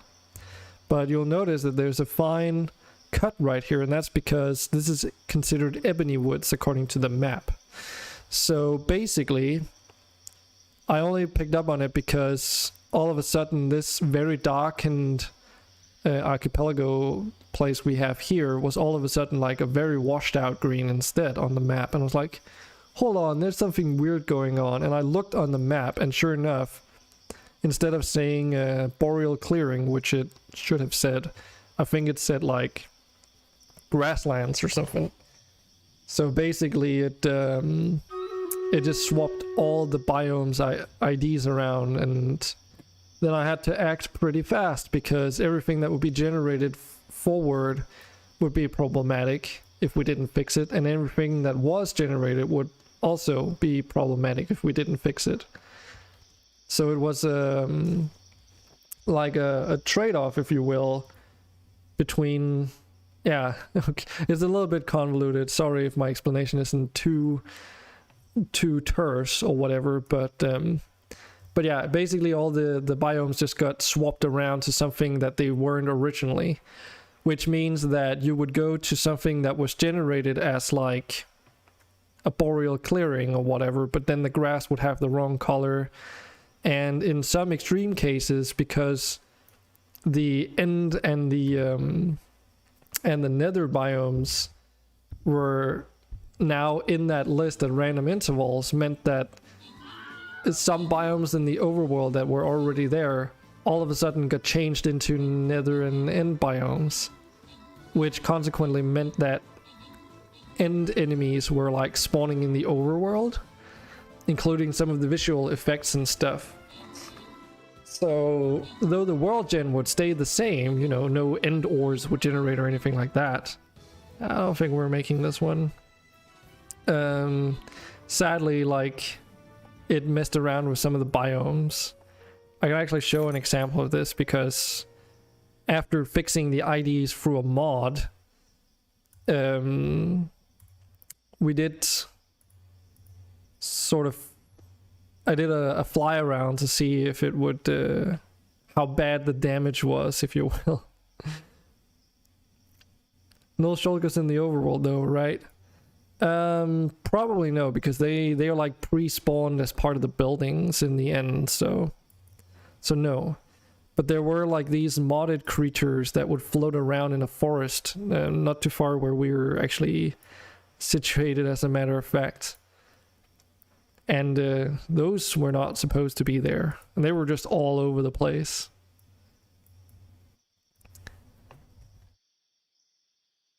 It was kind of redonk, actually. So if I go to the map here and look out into this ocean pot, let's see if I can find it. Yeah, so this island here, because all of this ocean stuff was generated after we updated to the modpack to 1.4, introducing this biome ID issue. And then after we fixed it, this island got changed from an island biome to an ember bog, which is basically a nether biome that's modded in, if I remember correctly.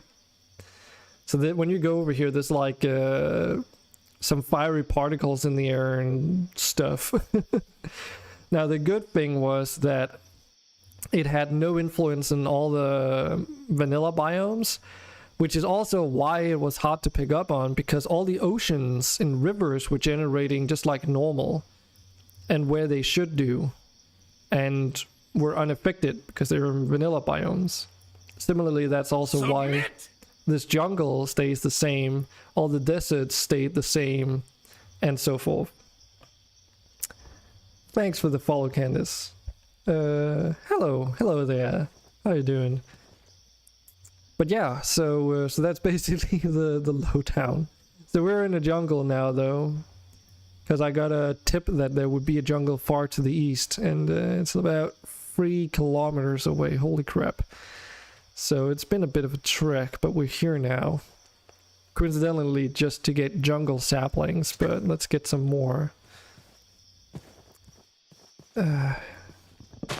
But yeah, it was a little bit of a pain to deal with the situation because it's not my server, so I couldn't personally do anything to fix the issue other than try and figure out what was causing it and then telling my friend how to fix it.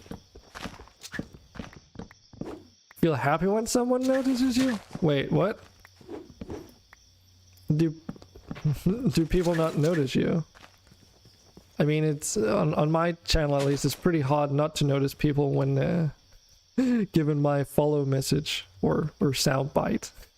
It is pretty piercing, if I would say so myself. But yeah, welcome in, welcome in. I try to be considerate about all that because I appreciate viewers and especially follows. So what are you up to? How are you doing?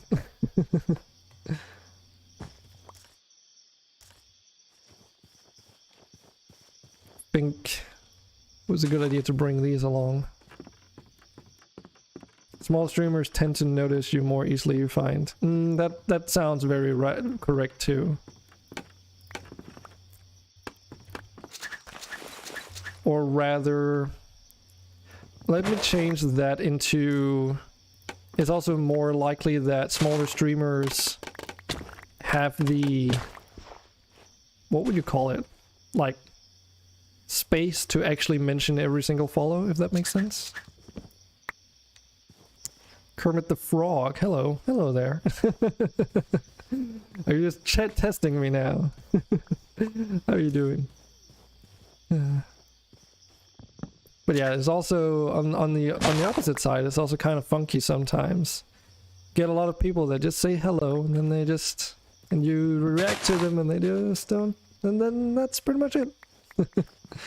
You're good. That's good.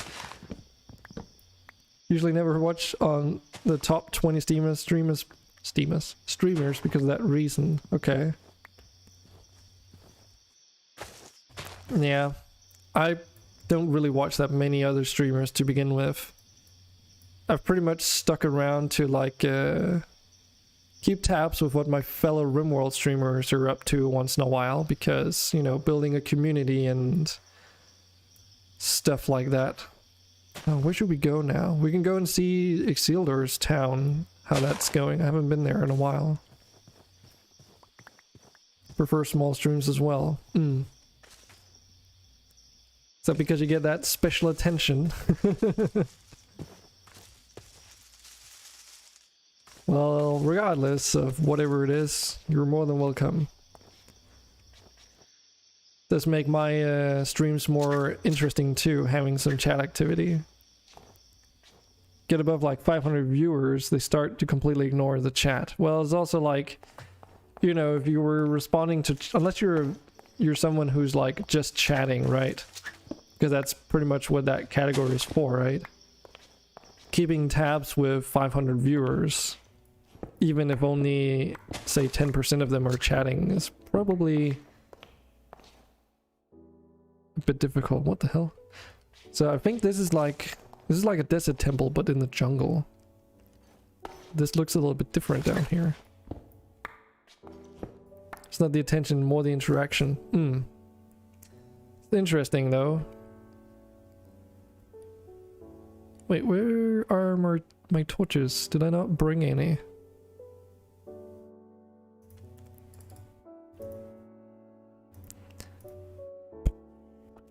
Well, we do have some coal though.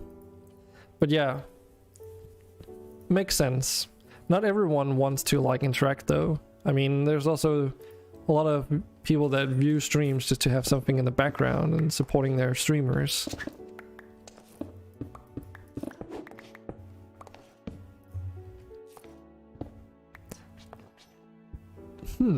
It's an interesting design take on the temple.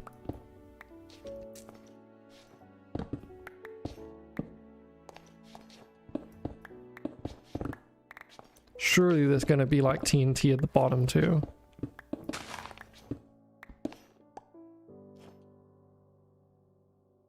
What? Really? Sense a trap. One of these chests has to be trapped. Come on. There's no way that this isn't.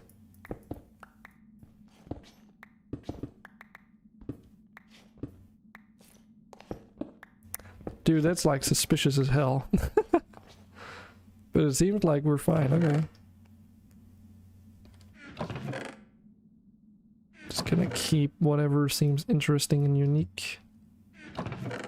Not really much that I'm in need of, or we are in need of at the moment, so.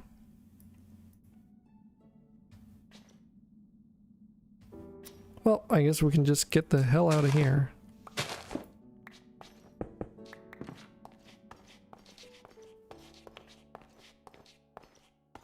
But yeah, if you want interactivity, that also makes sense, right? You're a RimWorld player, right? So I assume you also want to do TTK, I suppose. Like interact with TTK that way. Which is what it's really, really good for. They baited you by baiting you. I guess you're right. I mean, it worked, but now I know that unless there's different variants of that temple, that if I find another one, I shouldn't be afraid. Consider yourself a rarity. You rarely watch and follow entirely new streams anymore because you follow so many people already that you're spoiled for choice. That makes sense too. I also have previously frequent people come by that haven't shown up for literally months. We ran a 1.2 RimWorld colony up until 1.3 came out, and when we were doing 1.2, it was fucking nuts. I had so much chat interaction that they were doing their own thing in chat while I was like trying to figure stuff out in the game. And I would even ask, so what are you guys talking about? Oh, we're just like doing our own thing. Okay, I'll leave you to it. It's pretty fun. RimWorld streamers are mostly an exception, you say? I guess. It's possible. RimWorld community is pretty good in terms of when it comes to streaming, at least. Not just for, you know, viewers, but I've noticed it true for fellow streamers as well. As an example, I got raided by Kyo not too long ago, right?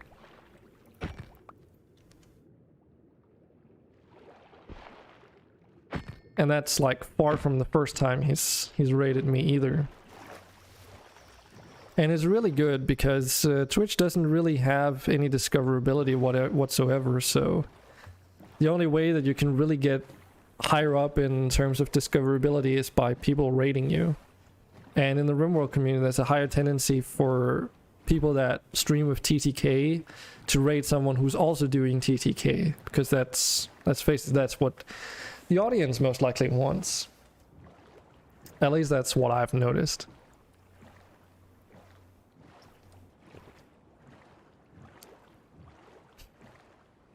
In my own respect, though, I do try to cater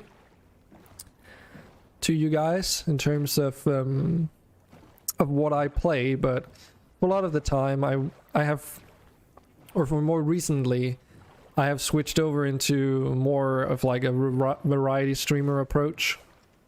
Because let's face it, playing RimWorld basically every single day throughout the week and you basically feeling forced to stream RimWorld is not healthy. It is something I've noticed amongst my fellow streamers too. That reminds you of a time that you and this dude were arguing over which is better, Sprite or tea, and you hate all types of tea and your argument was entertaining the streamer.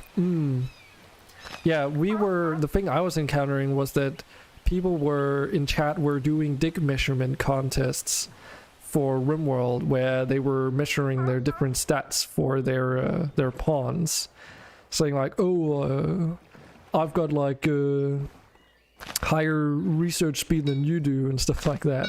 Because you can do that with TTK, right? You can just list your things. That's what was interesting, like entertaining me. Captalami and Tyrdal both recommend you, and you play RimWorld. You're a winner in my books. Thanks, Cosmic Hunter. Thanks. I do hang out in Capto's stream a lot too. He's a pretty interesting streamer, and we do talk about mods and that kind of stuff a lot too. And I've rated tier a couple times, but you know, time zones and all that.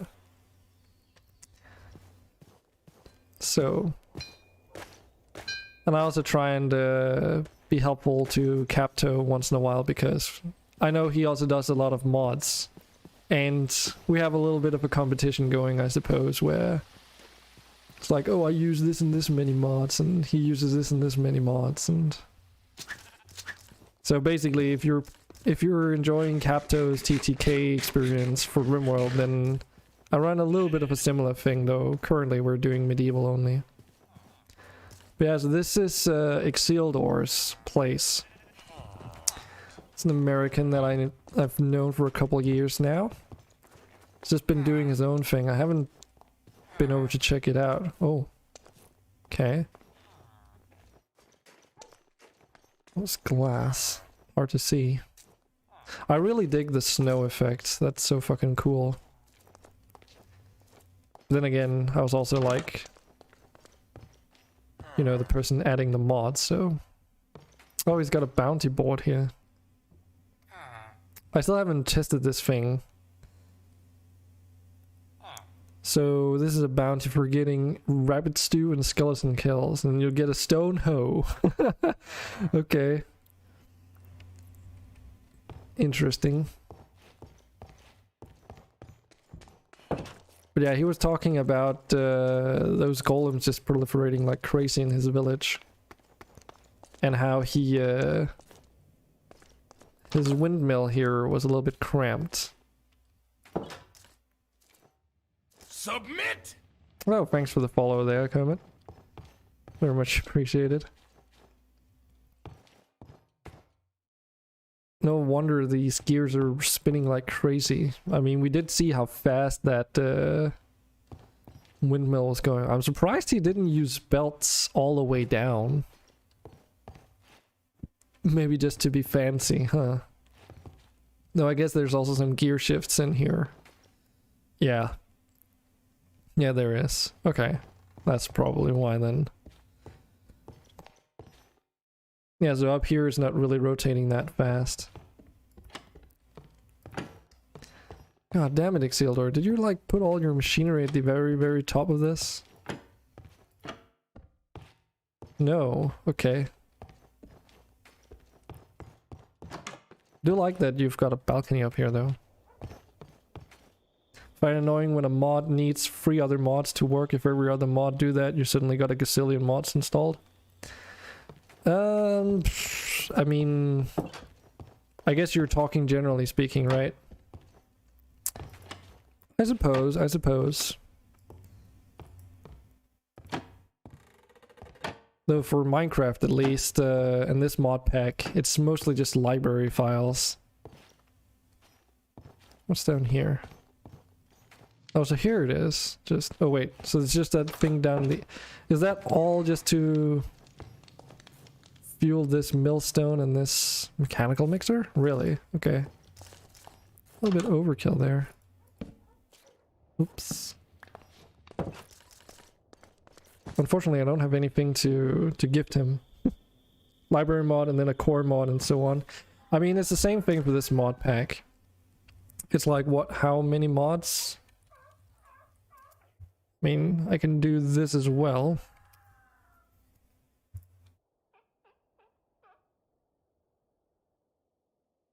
Yeah, possibly. It might also just be because he wanted gear shift, so that's why it goes all the way down. But yeah, this is a mod pack you can just... Like, it is publicly available through CurseForge. But it is 139 mods, but as you say, like, a lot of this is just like, you know, API and library things. But a lot of the other things on there are quality of life as well. I wouldn't be surprised if 50% of it is like quality of life and library files or mods. The rest is the actual mods themselves. Maybe I should go up here. Check out the coral reefs. Surely there's gonna be something interesting there. Got a redwood boat.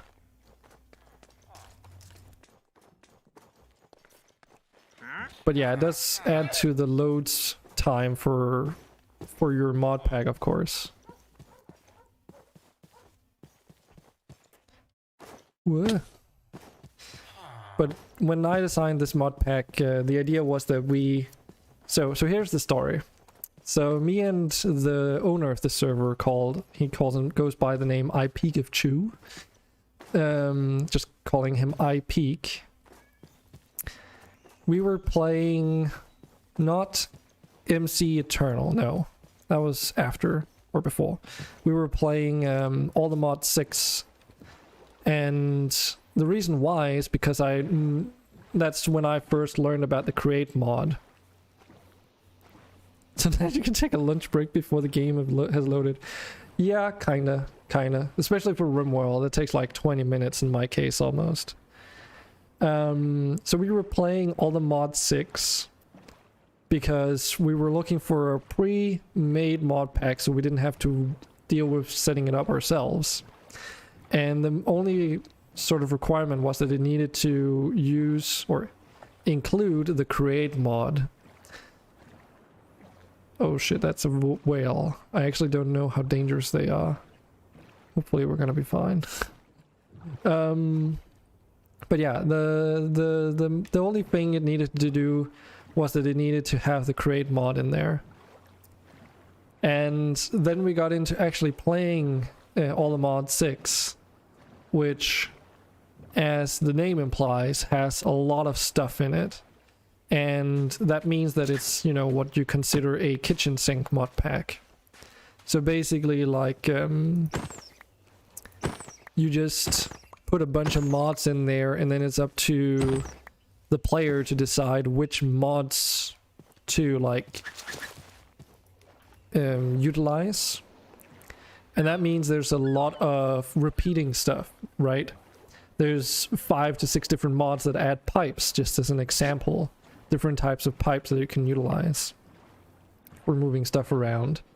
There's about just as many mods that allow you to automate the same processes like crushing ores and doing ore doubling and all that. Which essentially meant that by the time that we got to the point where we were feeling established, we'd already started delving into Botania again and things that we were like comfortable using. But that also meant that we didn't really have a need for using Create to begin with. Keep that, I suppose. So instead of working with the Create mod, we just didn't feel the need to. And another side effect was also that because other mods were implementing some of the same materials, some of the things in Create actually needed materials that you could only get from like other mods all of a sudden. From what I remember, at least. That's what my experience was.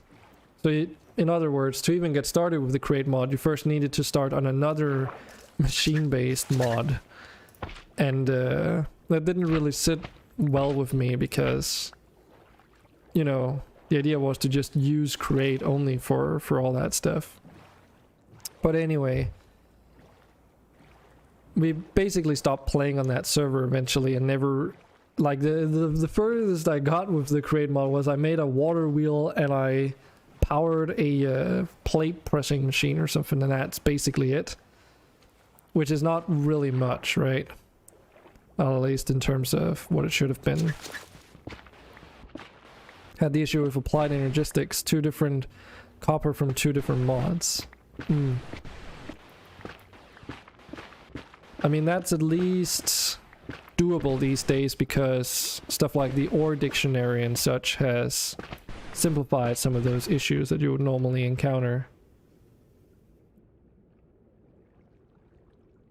Dude, there's gonna be like, there's like so much coral. When one copper ore ran out, it didn't start using the other. Oh, okay.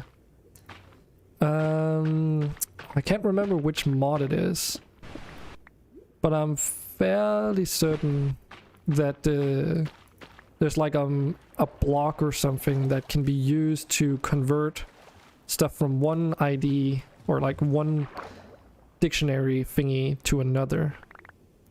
Oh, I should have brought another backpack. We might have to... Okay, let's be creative about this. He says...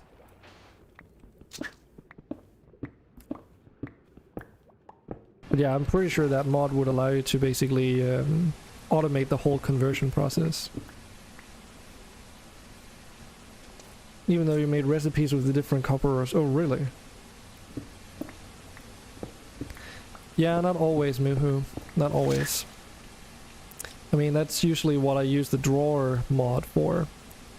But I do seem to recall that even with these compacting drawers, if you put like a specific type of copper in there, it's dependent on like some configurations, which nugget, which ingot, and which block it shows up as.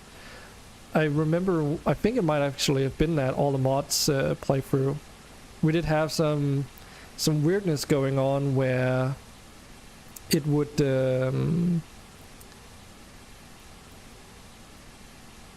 show nuggets in that compacting drawer from one mod. So it would be, let's take copper for instance.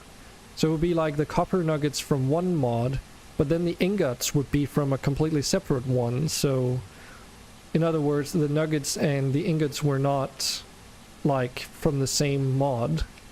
Meaning that if you extracted the nuggets, yes, you could use them for recipes and such, but putting them together manually would yield you with an ingot that was not the same as in the compacting drawer, because they don't abide by the exact same rules as crafting recipes. And that's what I assume was causing the issue, without going into too much technical detail, I suppose. Last time you played modern Minecraft proper, you built a bunker in the mountains where you lived like a dwarf, creating all kinds of crazy machines. Good times. I mean, Cosmic Hunter, if you get up to those 10 hours watch time, you'll be more than welcome to join us. I've at least planned to play on this server a little bit longer than the last time. The last time I played with Muhu, coincidentally, and some other people. That was in celebration of 100 followers. I basically paid for a Minecraft server, and we installed ATM6 to the sky, because I just played ATM6 prior to that with iPeak, and then, you know, it was sort of like a way to say thanks for everyone who had followed up to that point in celebration. But that's a while ago now, and because it was a paid server, I would have had to keep paying for it, and I couldn't afford it. Maybe this time you'll build in swamp base. There's plenty of that around. Also different kinds of swamps. There's a good thing about having played all the large kitchen sink mod packs is that, you know, we've got stuff like Nature's Compass for finding biomes as an example. We know how the different mods work, so we knew which ones to choose and not choose. Oh yeah, going back to what I was talking about earlier. The idea was to make a mod pack basically centered around the create mod as the automation method, basically. So there's no immersive engineering, there's no magic Botania mods or anything like that on here. The only other like massively game-changing things other than new content, I guess, is silent gear for your equipment instead of Tinker's Construct, and storage drawers for your storage needs.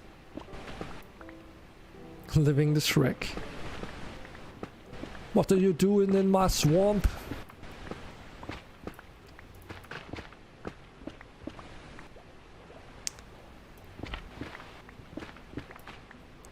Dude, there's like so much coral because of that Upgrade Aquatic mod.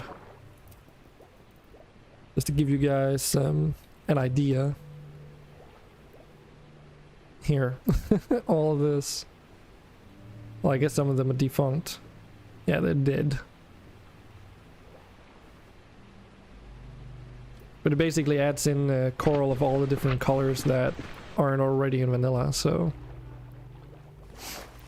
It's very fancy. I also totally forgot to take a look at this treasure map. So the boat is there. Where's that hole? There's that hole. But yeah, it's mainly about create as like the contraptions and the automation, and then the rest is just decorative blocks, biome related things for exploration and, you know, building in different places and such, so it's less samey. And then some vanilla plus like expansions like energetic expansion and other things for both the end and the nether. Your skin is basically an orc, so you got that going for you already. Alright. Swampy orc. Mr. Shrek. Yeah, I got the green skin and stuff. Green skins. That reminds me. Yesterday I was looking, because I've been watching a lot of videos on Lord of the Rings, sort of lore and all that stuff behind the scenes, because I find storytelling very interesting, and not having read the books but played a lot of the video games and watched the movies, of course. That's like a pretty good way to get into the kind of stuff without if you're not into reading, that is. And watching all that stuff really got me interested into playing Battle for Middle-earth again.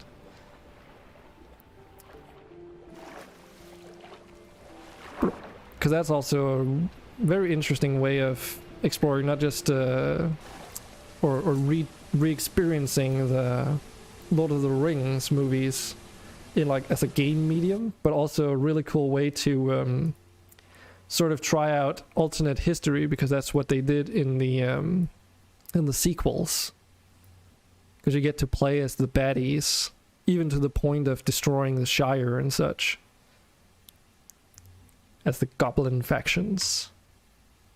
And yeah, I basically spent some time yesterday getting those games working again, so I might stream that one day.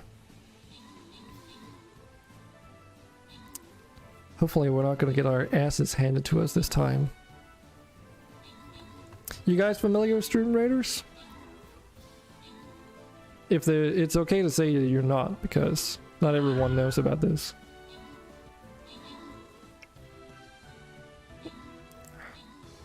Fairly common thing around RimWorld streamers, but I do get the occasional person in chat that doesn't know about it. Seen it, never used it. Oh, okay. Yeah, it's not everyone's cup of tea either, so... But it's basically just an auto-battler that has chat interaction in mind. So the idea is that you put down units, and if we win, we get a chest full of rewards. And I usually give as many coins to the viewers as possible. And I always grant the rewards at random, which it tends to... Oh, hey, Cosmic Hunter, I didn't even notice you were in here. But yeah, you get like... it's more likely that you get these chest rewards if you're active in chat. Always forget to place more than one unit. Yeah. Yeah, I mostly run it because people in the RimWorld community seem to enjoy it. So why not?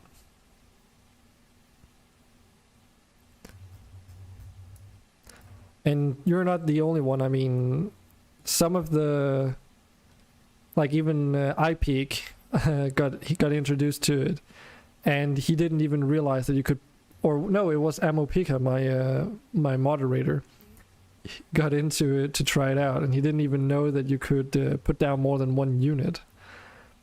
So yeah, it's like every 5 minutes. After, like, the only thing I can do is I can put down a epic unit every time, and I can put down like battle plans to try and direct chat into where to put the units, which doesn't, you know, it's, you can put the units wherever, but you do get like some quests as well that you sometimes require you to put units in specific places. All these rewards are just basically for upgrading your units as well. So you have all these units here. And if you have enough units and scrolls and gold, you can upgrade them to make them stronger. And then you just progress along this map with each like node here being a different battle with different difficulties and rewards. And then there's seasonal content, and it's all about getting a bunch of skins pretty much. Yeah, most streamers don't use battle plans, so chat can do the quest for following plans. Exactly. And hello, Catastropha. Catastropha? Catastropha? I don't know how to pronounce that. Catastropha or Catastropha? But yeah, I know. A lot of streamers don't use the battle plans. I'm also a little bit unsure. No one's ever clarified whether putting down vibes is good enough, or if I have to say it be like specific, right? Because otherwise I would do something like melee units there, some tanky units around there, some, you know, ranged support in the middle, that kind of stuff, right? You can say it as you want anyway, not non-English nickname.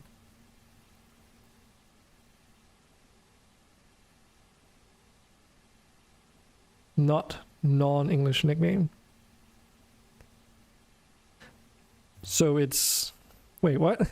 So it's not a non-English nickname?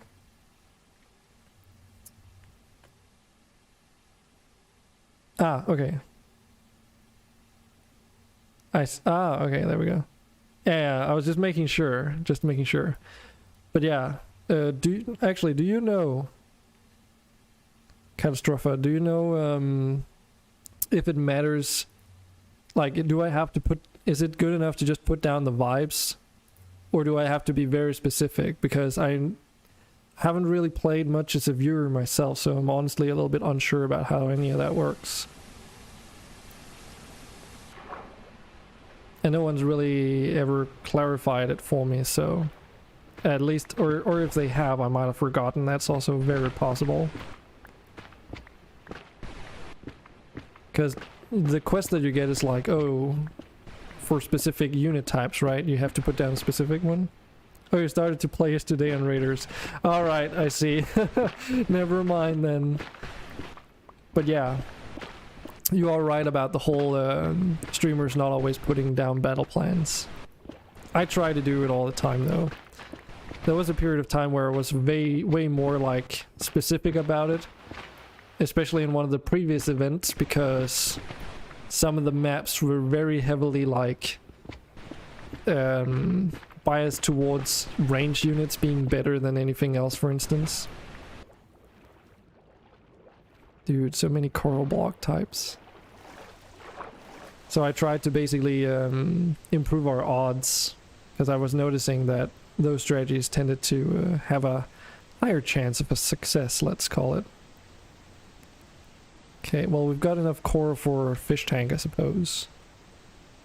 But yeah, all the water here has got this cayenne color now, which is kind of neat. Oh boy, it's gonna be a long walk home though. 5 kilometers. Well, better hope that we don't need more coral blocks, eh? At least not until I get another highway built between me and Exildor. But yeah. It's Stream Raiders is pretty cool. I didn't get to try out Stream Pirates, which is another game they made, which I heard good stuff about. I heard it was a bit more active and less intrusive for the streamer, coincidentally. Like you could do more things as a viewer, or more frequently at least.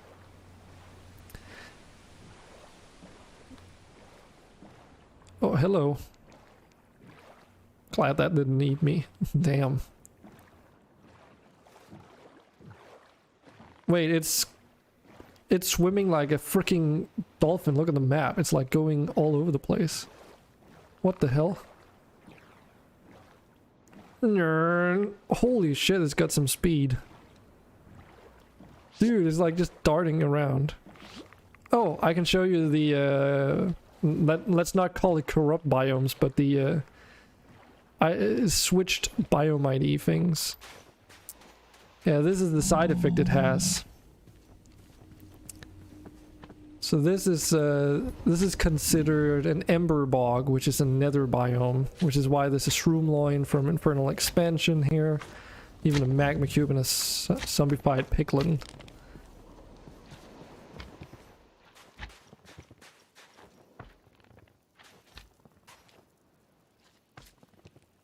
That's even better way to spell that, thanks. Oh, your first language is not English, so sometimes you may spell things strange. Oh, don't worry. My first language is not English either, so we've got that in common.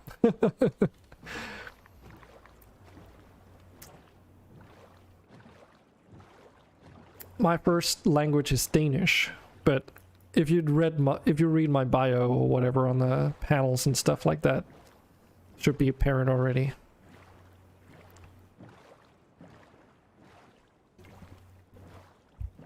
But yeah, I'm situated in the northern half of Denmark. I know 3 languages, Danish being my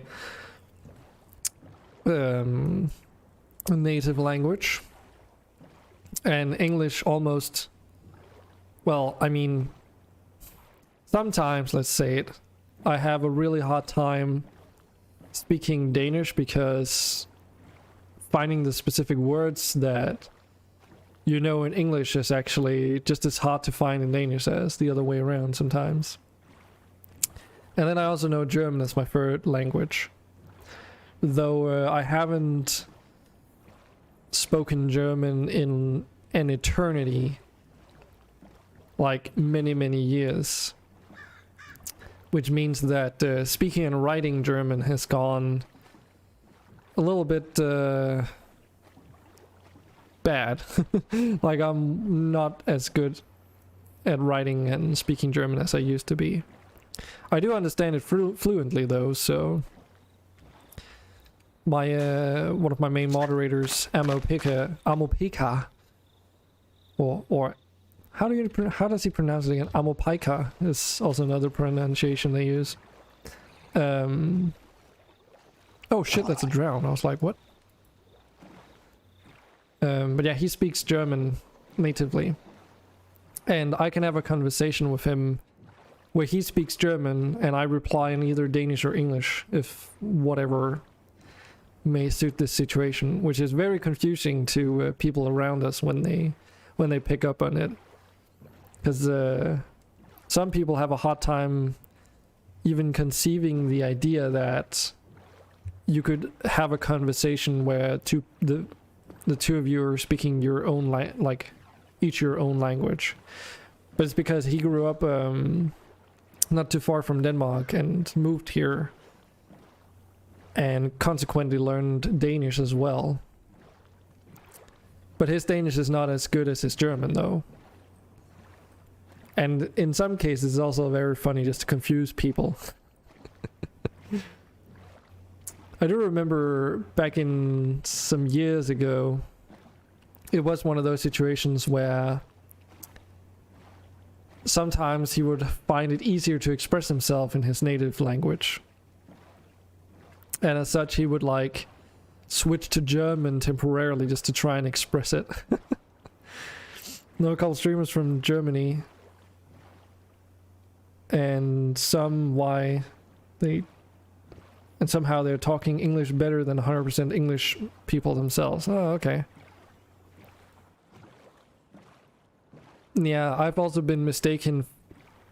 Like, my nationality has also been mistaken in the past. Some assuming that I was a native English person, or like American or British or something like that. Probably more American than British, though. My English is a little bit of a mix between the two.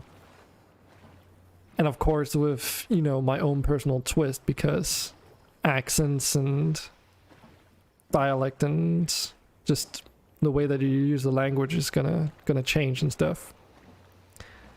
But I am aware of some of the major differences between British and English. Or sorry, American English. Bloop.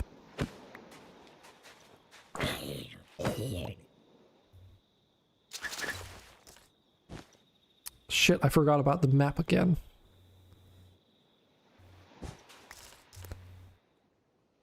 I don't really... Should we go for this treasure? Oh man, it's probably all the way up here or something. Wait. Okay, we'll keep the map and then maybe another day. Right now I want to go home with my loot.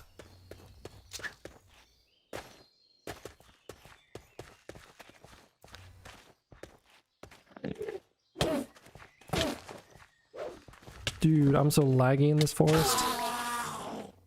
It's kind of ridiculous. Though streaming's probably also got something to do with it. But definitely the shader is the main culprit. It's like looking down at the ground, hey, 30 FPS. Looking sideways into a forest, 15. Hey Aiden, how do people join? It's pretty simple. I do have some restrictions though. Well, we do have some restrictions. We decided to make it a whitelist server because it's technically privately hosted, so there's no like upkeep fee involved. But to avoid like trolls and griefers and stuff like that, we decided to make a 10-hour watch time requirement. Today though, I'm here by myself at the current point in time. But yeah, the requirements is basically 10 hours watch time and then you need to be on the Discord. That's pretty much it. You don't, like, I'm not an affiliate by choice, which means there was no point in doing it through like subs or anything like that. Didn't want to do it through my game's frozen. Should hopefully return back to normal in a moment. There we go. We also didn't want to do, I didn't want to do it through like tips on like Streamlabs or anything else like that either, because it's not my server. So basically be nice towards my friend who is kindly running the server. That's why we have it in place. So, but I stream very frequently, so it's not too difficult to get those 10 hours.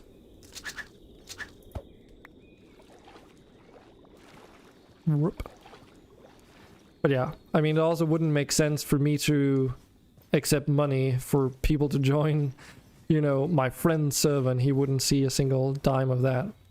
And trying to figure out like some kind of monetization for that as well is also didn't sort of feel right.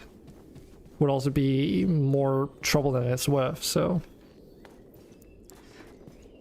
But he does say that the server's been handling everything quite well.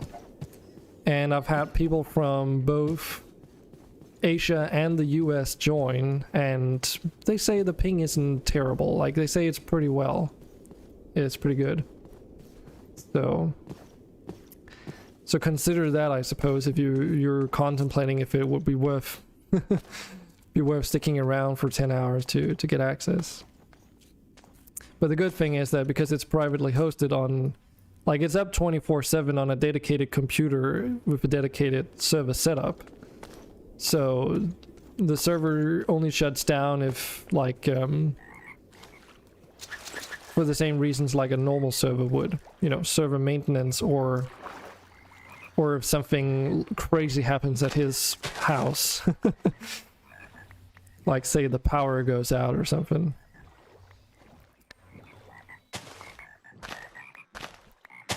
And it also means that there shouldn't be any, like, unless there's a massive reason to switch into a completely different mod pack or a different server or whatever, it's just gonna stay up pretty much.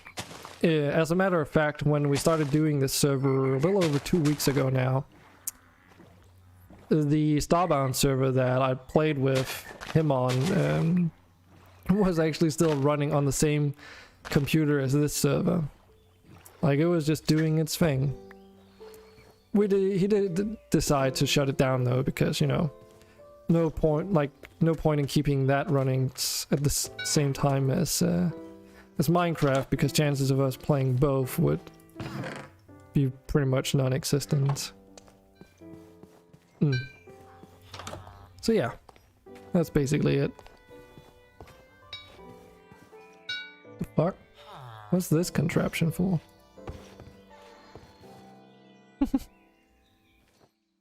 Used to follow Danish guy on YouTube.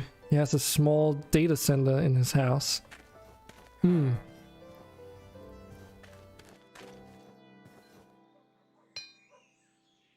Yeah. Not just that, but also viewers, right? Because I want to be fair towards every one of you guys too.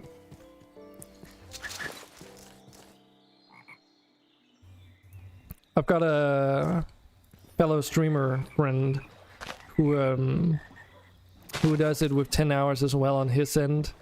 He does also have Twitch affiliate though, so he also does, like, you know, if you get subscriber, like if you become a subscriber, even if it's a gifted sub, then you also get instant access pretty much. But yeah, can't have all the servers powered on because that would burn the fuses all the time. Oh man. Actually, talking about that as well, my friend told me what his electricity bill was. He recently moved out of an old apartment and into this new place. Yeah, powered on at the same time. So where my friend used to live, he was paying a fixed rate for his electricity bill. And this is going to be a little bit weird and hard to relate to, but it was 250 Danish crowns a month.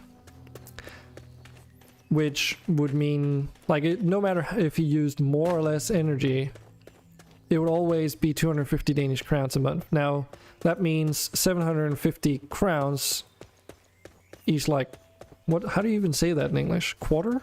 You know, every, like, quarter of the year, basically. Now, for reference, in the same time frame, I pay around an average of about 1,000 Danish crowns. So already there, it was cheaper than what I am paying. And I don't have servers running 24/7, though I am home most of the time. So my computer is running.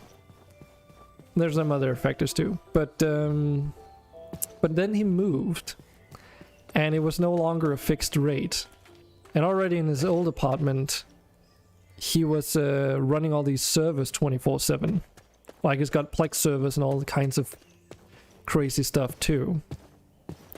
He basically tries to maintain like a Plex library of old Cartoon Network cartoons and Disney cartoons.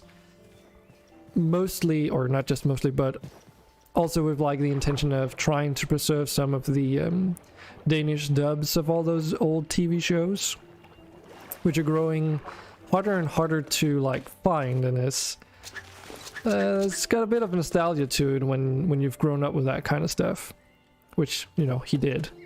But anyway, so he moved to this new place, and he told me that a couple days ago that he just received his first electricity bill, which is also for 3 months at a time.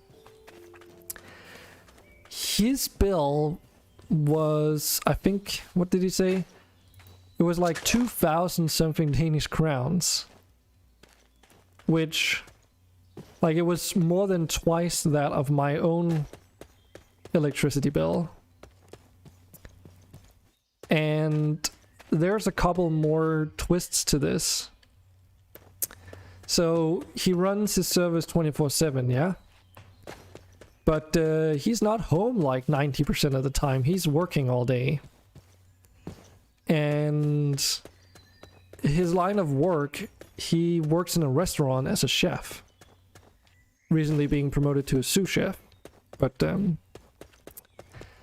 working in a kitchen as a chef means that he doesn't always, like, he rarely gets to do home cooked meals because he just eats at work pretty much throughout the day. So it's very frequent that if he does get something to eat when he's home, it's more likely to be like, you know, bread with something on it, so cold food. And that technically means that his computer's not on, like his main computer's not on playing games most of the day. And the same goes true for like his oven and other kitchen utensils or utilities. They also don't run throughout the day, like at times during the day, for most of the week. So considering that his bill was twice that of mine, yet he was basically not home and doing anything active to consume all that power, that really just says something about how expensive those servers were. He also asked me, is that a lot? And I'm like, listen, yes, it's a lot. Used to live in an apartment where there were free electricity. Okay. Well, the landlord had a good deal with the company, so they paid for it. There were no electricity meters in the apartments. Interesting. That sounds like it's like a thing that's so, like, too good to be true almost. You're so tired after work, so you only use your PC on the weekends. I can understand that. Like, I'm personally unemployed, so I have way too much time on my hands, even though I'm still actively looking for jobs and such when I'm not streaming. And of course playing video games off stream too. So I get to spend a lot of hours at home pretty much. Sounds utopian almost. Well, so over here in the city that I'm at, living in, I used to live in the eastern part of town, and the entire eastern section of this city is almost dedicated to study apartments for, well, students studying at the university. And not only that, but there's a lot of university-based buildings out in the eastern part, which means that the a lot of the infrastructure over there is actually also run through the university itself, as a matter of fact, to such an extent that if you want like an internet connection out there, you're most likely going to be running it through the university's network, which is kind of interesting because they don't have slow speeds by any means. And as a result, internet out there is really cheap. Because, I suppose, not necessarily supply and demand, but you basically just get hooked into this pre-existing infrastructure and grid. And because it's basically, I think it's because the university pays the fee for the internet connection, and then it gets split up into the different study apartments on their end, and then they take like part of that, like an estimate of that fee for each individual through the rent, which is why it becomes cheaper.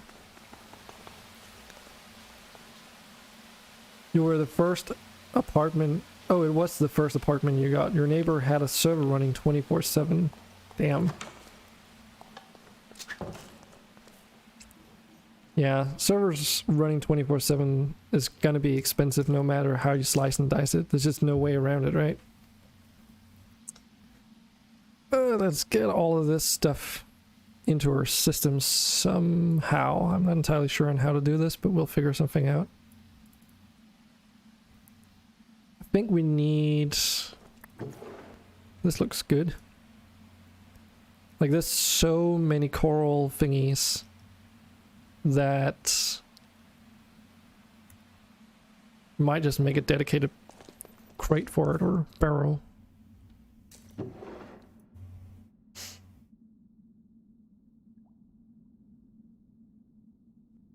As you see, I have this little perfectionism spring in your brain. I accidentally destroyed 2 blocks of dirt instead of 1, and you don't actually need second one to be destroyed. You made it look like it also is needed by destroying... Yeah. Yeah, I do that. It's just... So, I was raised, if you will, to always try and leave as little of a footprint when it comes to exploring in Minecraft from the days of yore, if you will. Basically meaning that whenever you chop down trees, you know, make sure to cut down the whole bloody thing. Don't just cut the bottom logs and leave the rest hanging, because it looks silly like that. This is one thing. And that just sort of propagates into everything else that I do in Minecraft, so it's just a habit of mine. Late 90s with Pentium 4 CPUs consuming a lot of power. I mean, who don't? I don't know. I mean, there's surprisingly many people that don't, including the individuals who prefer burning down the forest instead of chopping it down when they want to get rid of it. Still remember back in the day when forests would burn non-stop until the whole thing was like burned to a crisp. Like fire would spread indefinitely, but wouldn't like burn all the blocks. That was terrible. I also remember back in the days before in-depth was a thing, where if you put down a bucket of water above surface level, it could like spread and fill the entire map. Actually, did you even have buckets? I don't think you had buckets back then. You just had the solid water blocks. I mean, you didn't have infinite world gen either. It was all very limited. That's so many years ago.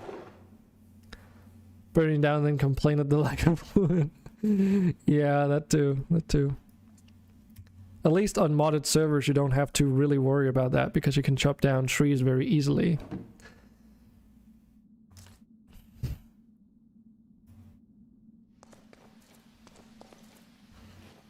Forest will not burn whole. It'll be left with like 20% blocks flying in the air, and you can't even reach them without blocks under you. Yeah, I mean, these days at least we do have the scaffolding, right? So we've got that going for us. Skyrus. Got the Skyrus leaves. Blup. To get this mangrove wood too, which might be something that will come in handy, because the logs of this are completely white. Like when they flatten an area and let the items on the ground die, spawn, and then goes mining because they need more cobble.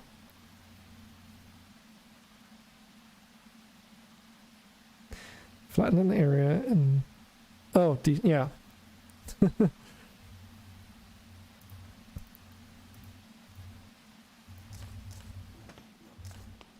Yeah. I just didn't read that properly. Pretty sure you can actually put that, like you can say despawn in like one word. Orange oak saplings, we've got a saddle there. Oh, this is where the torches were. They were somewhere. I just misplaced them, I suppose. Okay. This is gonna annoy me if I don't change this. See here, drawer key, because we need to unlock this. Move all this up. Bloop. And lock it again.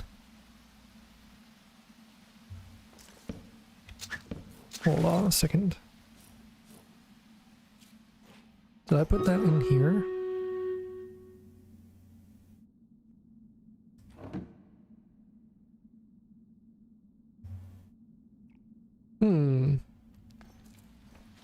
I'll have to take a look after Stream Raiders. Can't find the pink blossoming thing, the tree. I hope I didn't do something stupid.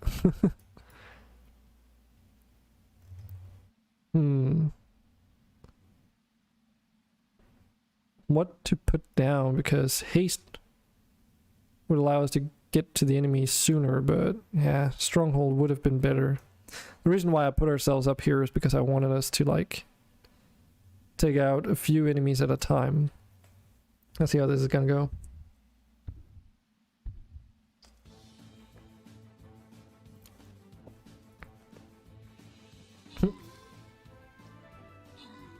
Well, that's a suicidal rogue if I ever saw one.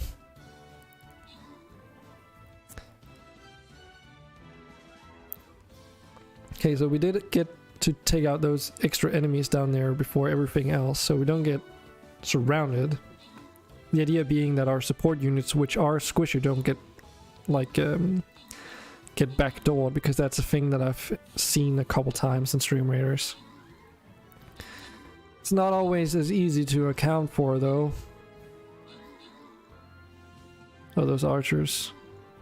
It's a lot of units in one spot. But we're doing okay, thanks to all the support units. Catastrophe and Cosmic Hunter, you get some rewards, see? Because I do distribute them randomly, because that only seems fair.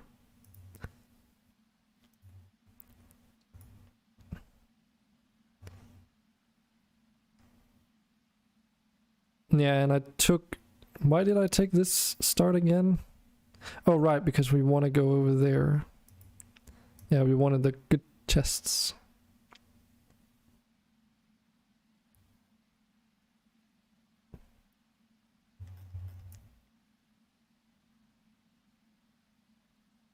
So like here, for instance, we could put our units in the middle here, but then that does mean that those range units and the ones from the top are going to come after us. So instead we can try and put our units down here and then work our way up from there. It does mean that the map takes a little bit longer to do, but hopefully that's going to be okay.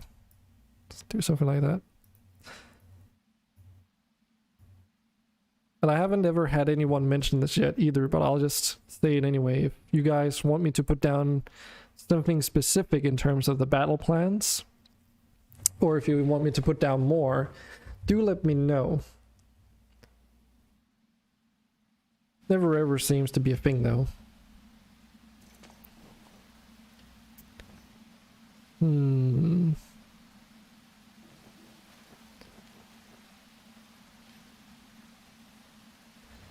about that sapling that I found. It's not just in here, is it? Oh, there it is. Sweet blossom sapling, that's what I was looking for. Because it's the same as this yellow one, it's just pink instead. But yeah, for those that haven't seen it yet, this is Modpack and mine's storage facility. So you don't get to use like digital storage on this server, because electricity is not a thing. You could technically do it with Create if you added an extension mod, but instead of going for digital storage, I thought the drawers are probably going to do a good enough job. And for the rest you have either iron chests or or metal barrels, so the mods. And you can use like see-through frames to sort things out even more if you want to, which reminds me that I don't actually need this one anymore, because sorting it all there. Streamers have like permanent boosted units? Yes, I only get to put down one unit, but it's always an epic unit. streamers, or captains as they're also called, also get free battle pass actually. Don't have to pay for that either. I think the idea is that, oh, streamers can then show off like all the cool skins that you could get if you get the battle pass or whatever. But yeah, I just get to put down the epic unit, which means gaining scrolls by putting down units is hardly even feasible for the streamer. And then I get to put down a buff before the battle starts. In case you were wondering about that.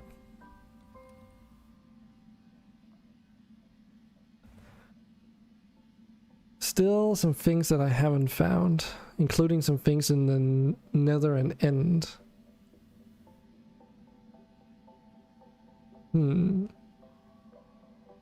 Pretty sure I haven't found these particular redwood logs either from Biomes Aplenty. Neither the cherry logs actually. It's actually a lot of Biomes Aplenty stuff that I haven't found.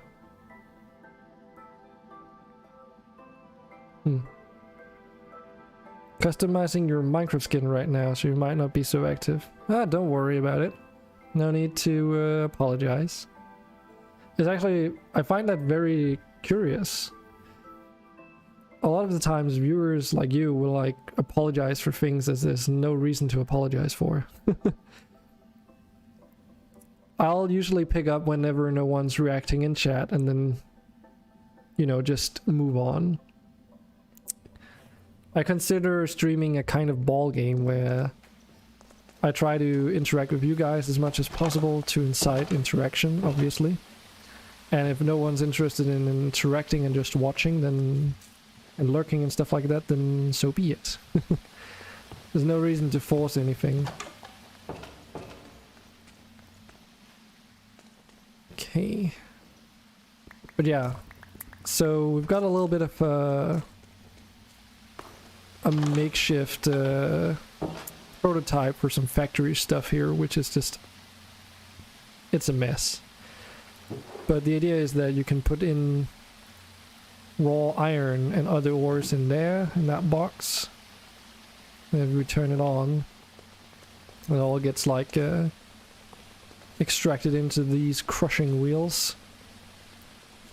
And then they put that through this buffer here, which actually I need to add link to this one, I believe. Hold on. And yes, the whole thing can be turned on and off.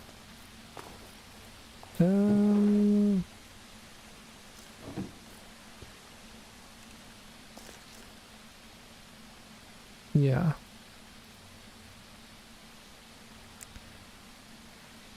So let's try and add this.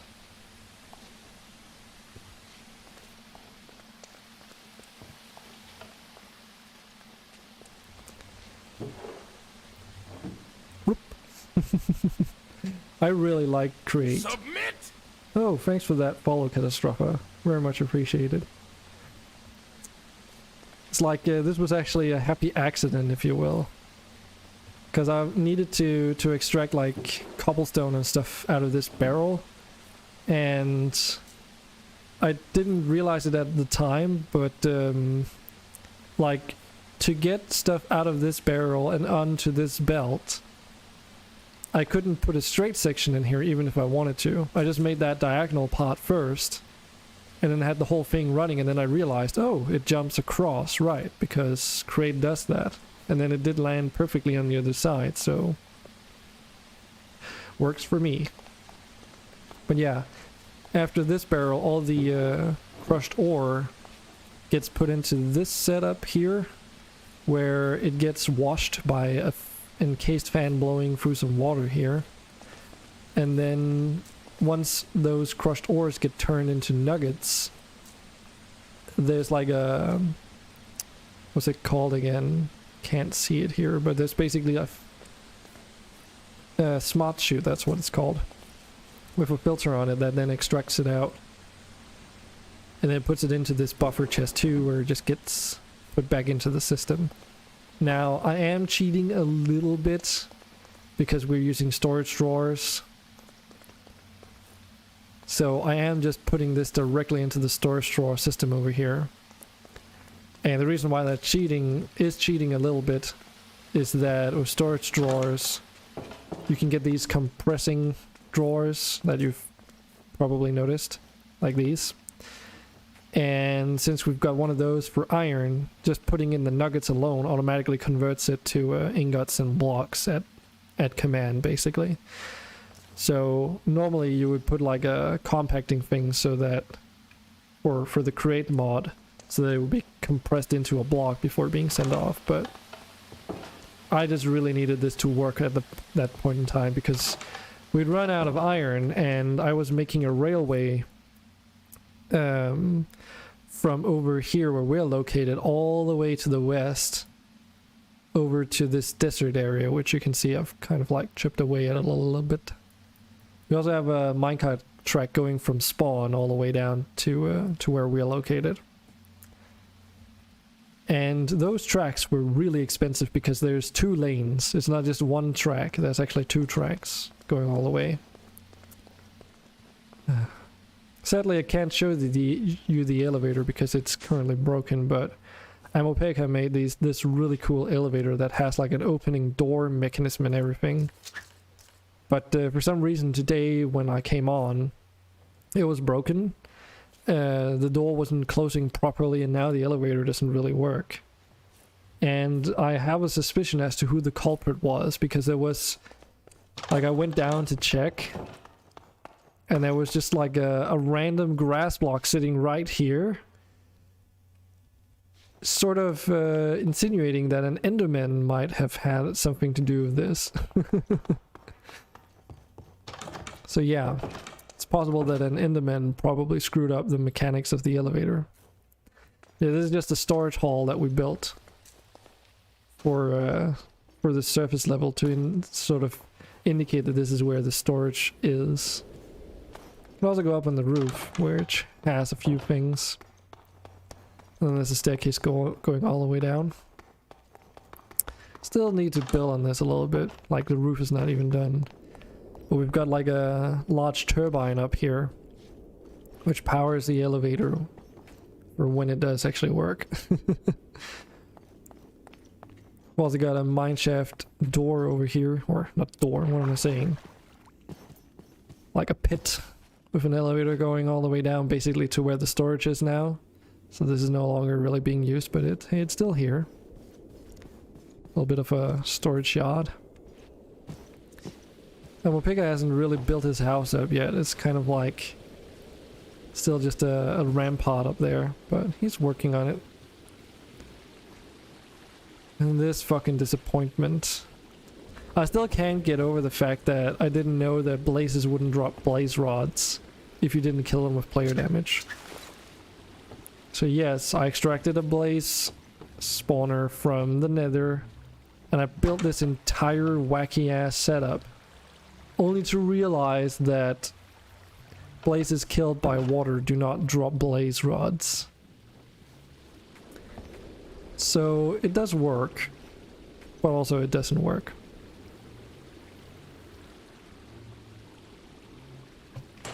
There we go.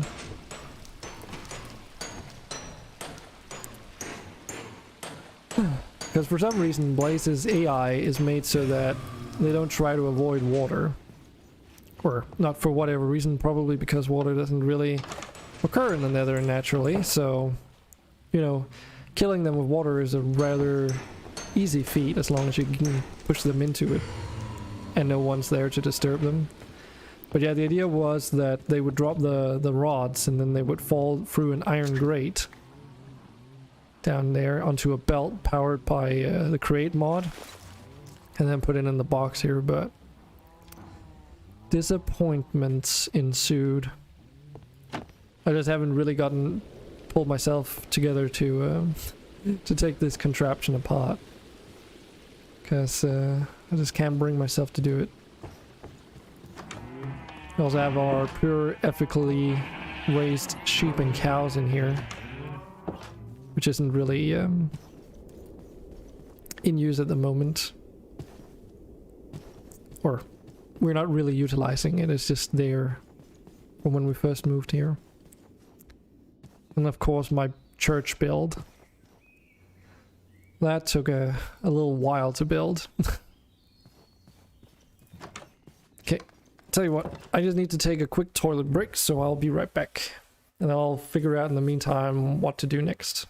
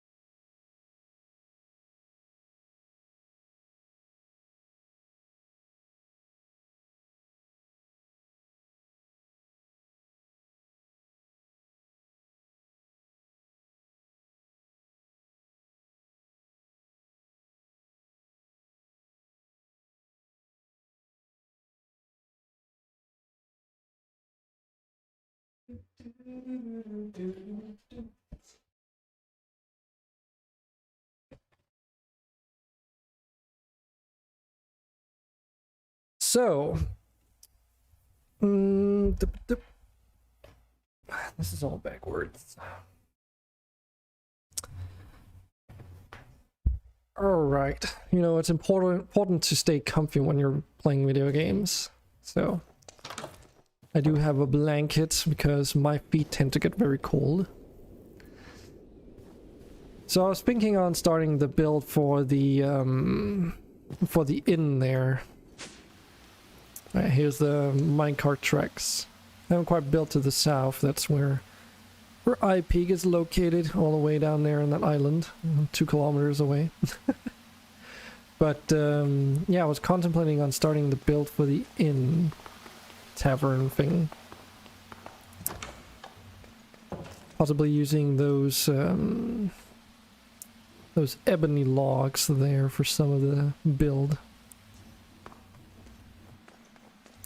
So for stream interactivity, by the way, I do have something as well if it's any interest to you. So though I'm not affiliate, I do still have redeems and I do still have channel points. They're just in the, I'm just utilizing the loyalty point system from Streamlabs instead. And there are some redeems on there. Some of them are specific to RimWorld, not a lot of them. But most of the other ones are just sound bites that you can spend your loyalty points on if that's of any interest to you. Just as a little something. See which one. Wait, what's in the resources thing? Nothing. Oh right, this is for when I'm mining. This is my create one. And we got this thing. Yeah, so let me just sort this stuff out, I suppose.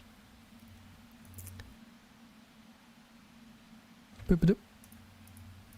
But yeah, there's redeems in there for all kinds of different sound bites, memes, and that kind of stuff. And you just gain loyalty points over time, so it doesn't cost you anything. It's literally just watching the stream. The only disparity being that if you watch the stream actively, you get more points, you know. But other than that, it's just something that accumulates over time, really. Let's get all of this stuff out of here.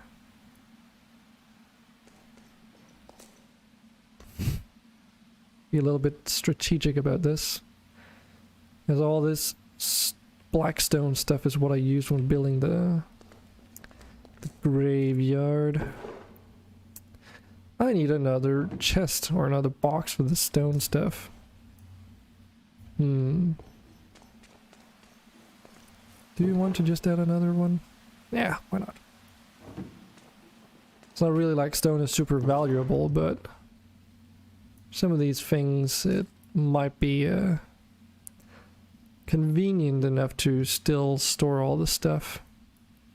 Or at least some of the more common things, like I know black stone is a very common thing for me to use because it's like outside obsidian one of the only really super dark and black blocks you can use for stone. And there's a lot of patterns that you can use with it too, so it makes sense. Was it in this one? Nope. This one? No, I remember now. It's in the storage chest of all places. There. Looking for these item frames.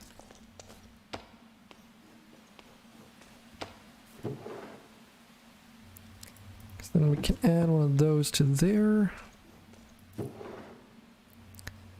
And then we can add one of these coral blocks.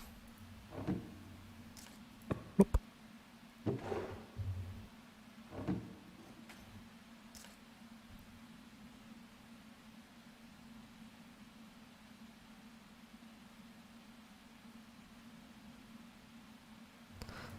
Also messed around with all those flowers a little bit, which are just stored in here if I recall. This one's also getting a little bit full though.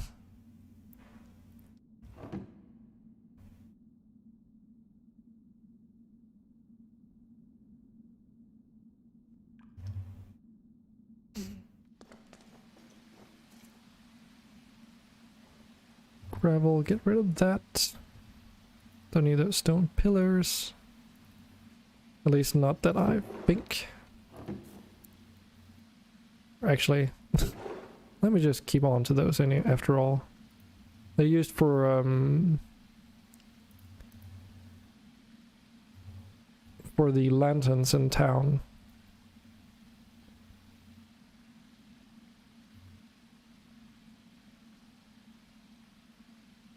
Mm-hmm.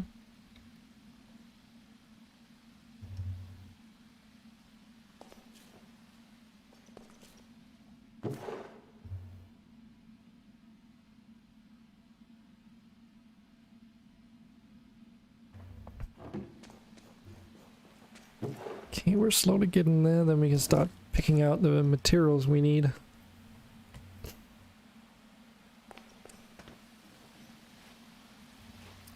So ebony wood turns into these completely black planks here.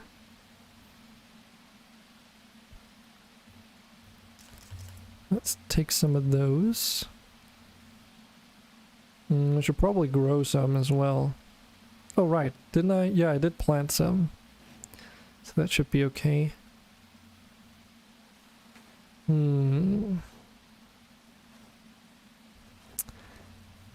be interesting to make a black and white build using these mangrove logs or wood or whatever.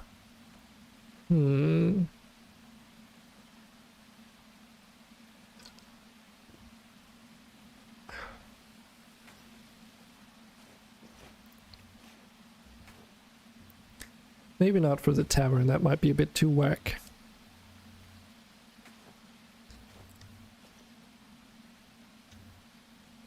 Yeah, let's do some dark oak as well. Let's find some stone though, of which we also have quite a lot of options. I was contemplating maybe trying out this jasper. That's quartz, so the only things we can make with it are these. Yeah, not exactly a lot of options. Okay.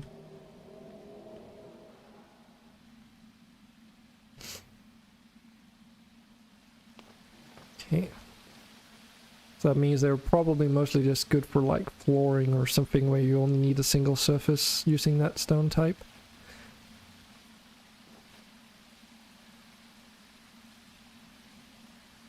What about scoria, or this particular scoria? This is BYG.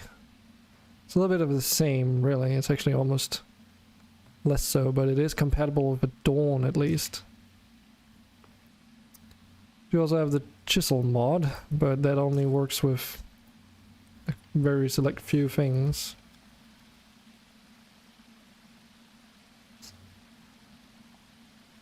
Oh yeah, basalt. That would be too much darkness. Could use like a vanilla stone too. Could just use cobblestone and then chisel it into bricks. Maybe that might be interesting.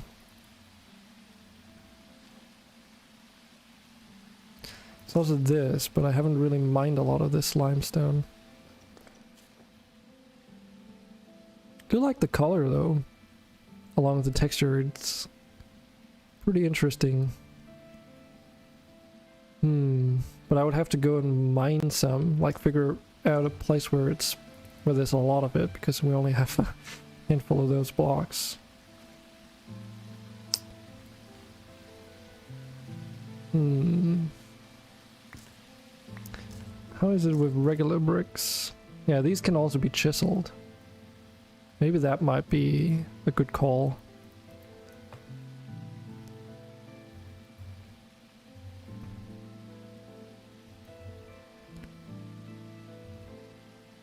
Does this work with all the different colors of bricks though? Or is it just the... Yeah, it's just regular bricks. Build it out of coal, maybe. That could be interesting, building an entire building just out of coal blocks. Yeah, all this is concrete. Haven't gone to the end yet, so that's unfortunately not available.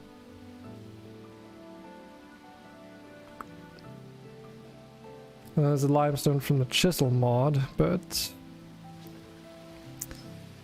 how much of that do we even have? 'Cause that's these two blocks here.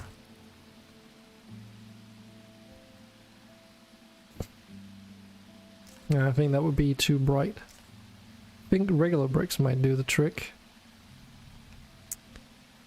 And then maybe some scoria for some of the flooring.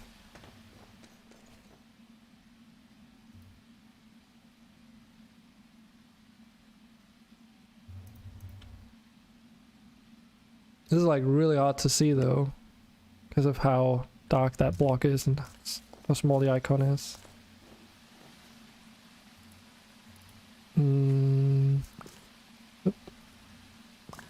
There's also basalt, which can be turned into this polished basalt. That might actually be pretty interesting to work with. Let's try some of that. Can always decide not to use it after all. Oh yeah, and regular cobblestone. No, I think regular bricks would be cool, but then, ooh man. Then we would need to smelt a lot more clay. Which getting clay is not hard. But smelting it, don't really have a good setup for it yet. And right now I don't feel like messing around with Create.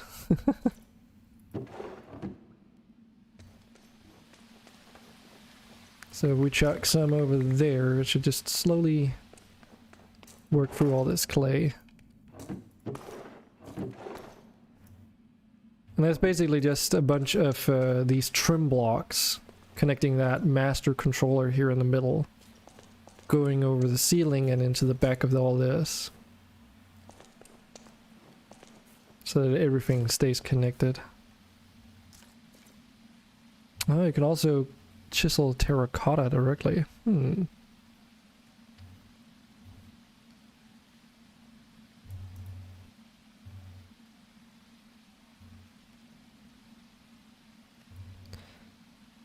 It's very smooth though. I don't know if this is what I would want to use. Do have a bunch of it though.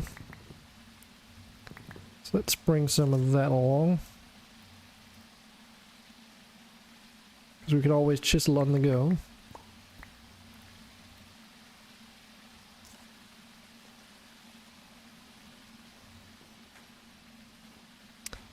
also need to... maybe I should do that real quick.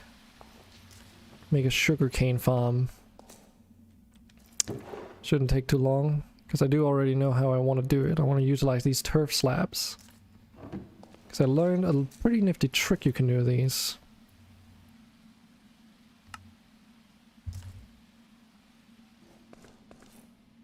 I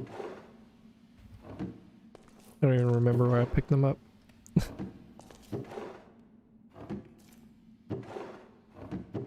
Meh.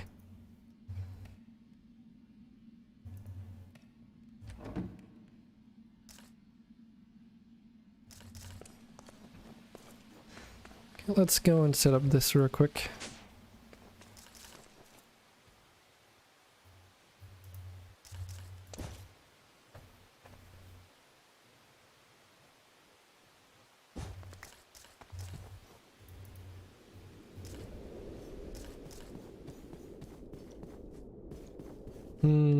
Where though? Where do we want this? Guess we can have it over behind the barn here.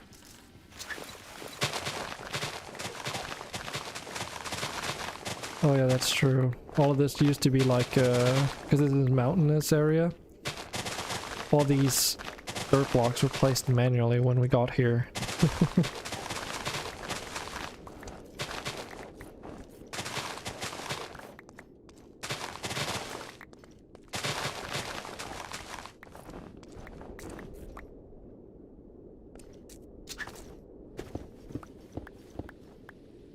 Get out the big guns.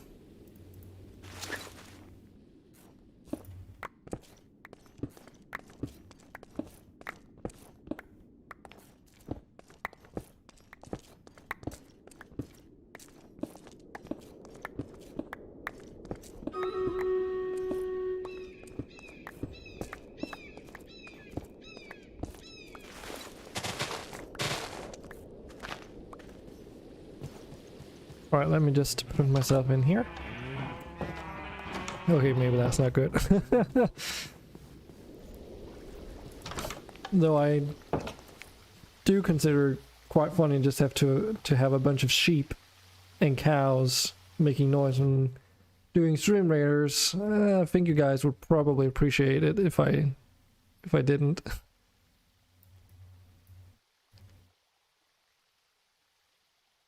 Okay. Let's go.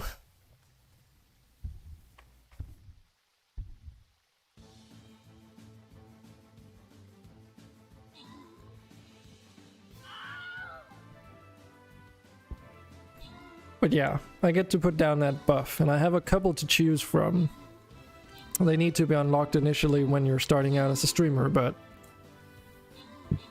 there's like the defensive buff and the speed, the haste buff, and then the rest are kind of like meh. The defensive buff doesn't move, right? So once with us, so once we move beyond it, it's kind of useless. Which also means if we decide, if our units decide to just randomly not go into the range of one of those buffs, too bad. The haste buff though is cast directly on the units. And then just lasts a certain duration, which is why I tend to use that more frequent than the others. There you get Catastrophe, some scrolls there. And then there's the Curse debuff, which is affecting like enemy units. But is also like lasts a certain amount of time and has a very limited area of effect. Which of course means that the more enemy units that are in there, the less effective those buffs become, because let's face it, there's only so many that they can affect at a time.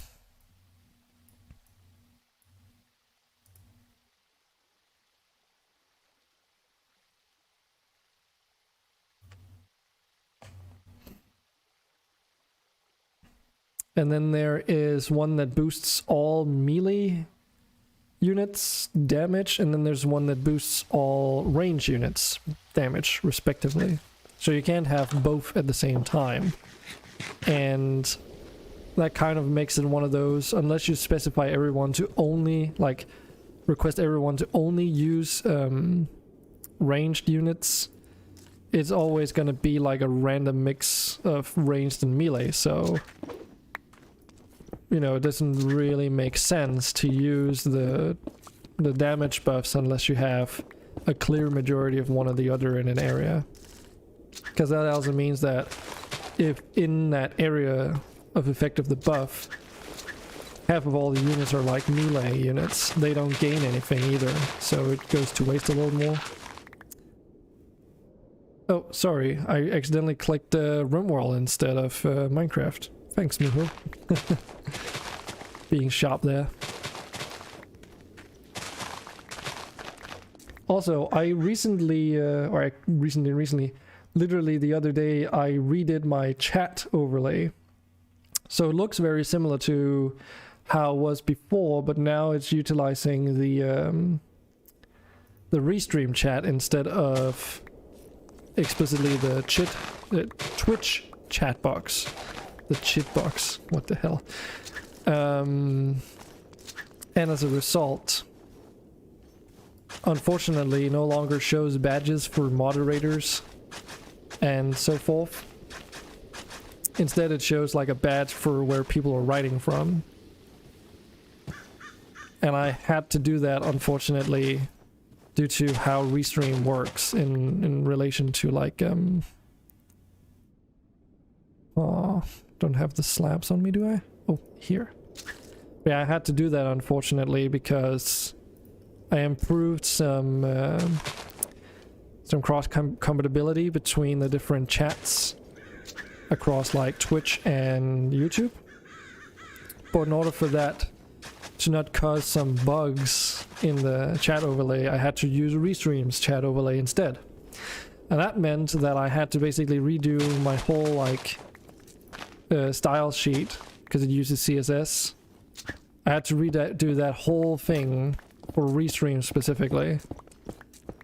And since it's a little bit different than the chat overlay from Twitch, there were some things that now look a little bit different. Like I still got the skewed chat box, for instance, or whatever, but now it also skews the text itself because they're like in the same div from the HTML side of things. And I couldn't figure out a way, like I'm not strong within this stuff, and I couldn't figure out a way to do it differently, unfortunately. But yeah, it also means that your chat color no longer shows up in the overlay, which is a bit of a shame. But you know, you can't really do anything other than that if the chat overlay is supposed to support the different chats from different platforms. Because the color thing is like a specific to Twitch kind of ordeal. What am I doing? So it would kind of not really work for the others. How can we spice this up? Let's try something here. So do let me know if some things look a little bit whack, because then that is most likely why, and means that there's something I need to look into at some point. Because I did just, again, just to rephrase, I did just change that the other day, literally. So hopefully it's all good.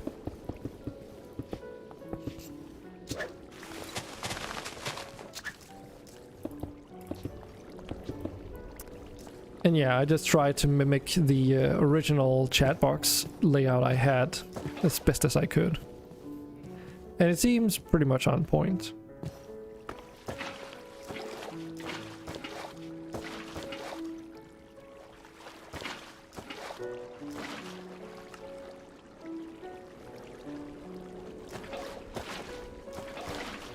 So we add water to all of this. Guess we need to get rid of that tree. Damn it.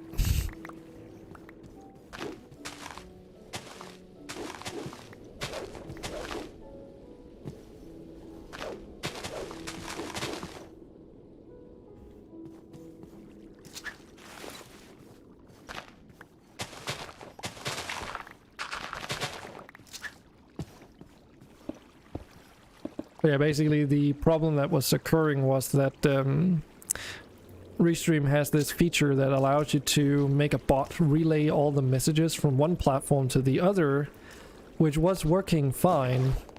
But in order for some command related features to work better with Restream, I needed to merge my YouTube account into my Restream account. And in doing so, it started triggering some weird stuff with Restream, because this was something I had to do on Streamlabs side. I know it's a little bit technical, but thought I would share it anyway. So basically,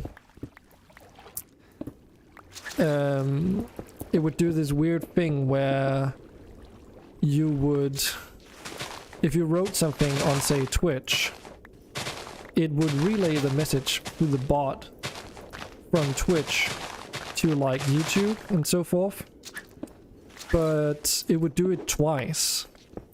So the relayed message would both appear on YouTube but also on Twitch itself, which means that basically whenever you were typing something in chat, your message would appear, you know, written by you but also by the relay from the bot, which it shouldn't do. And there's just no way that I couldn't find anything that allowed me to fix this issue other than like utilizing Restream's own chat box overlay. So that's basically why I ended up doing it that way.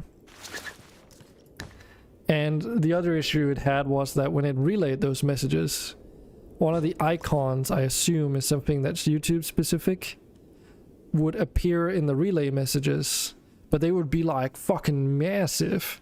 They would take up basically half the entire chat box. So for each time someone wrote in chat, it would do that relaying thing, and then the message would just, the relayed duplicate message would appear and it would take up half this chat box. So not really what I was hoping for.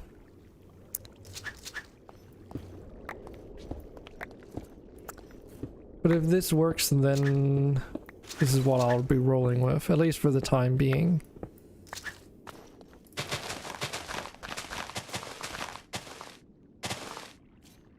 It did actually also, from what I could tell, have some possible other side benefits. Like, commands do not show up in the chat overlay. Only the responses. So someone redeems something, like a sound thing from the loyalty store, for instance. Only the actual redeem reply is going to show up now instead of the command as well. So it's a little bit cleaner now.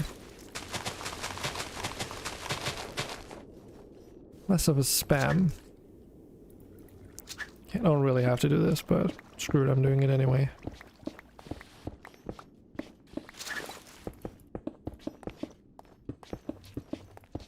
Okay, now I'm an idiot like usual and I didn't measure this. 3, 4, 1, 2, 3. Oh, that's gonna annoy me. Okay. 4.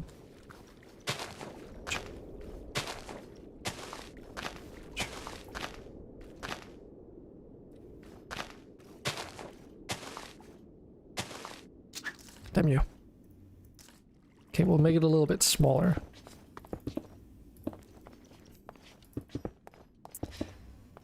It's fine.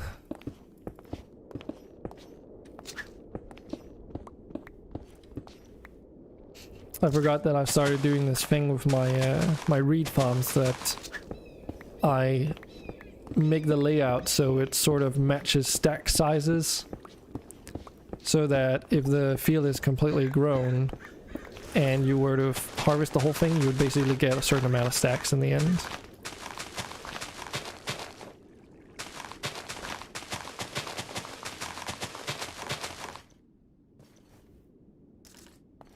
But yeah, so you can place these turf slabs in water and they become waterlogged. which has a couple of interesting properties. Namely, you can grow stuff on this. Which, as you can probably tell already, means that you can have a completely filled field of just sugar canes back to back, with no, like, halfways in between or anything. And the only thing that really gives it away in this case is that these turf slabs don't have that extra effect from the better foliage mod.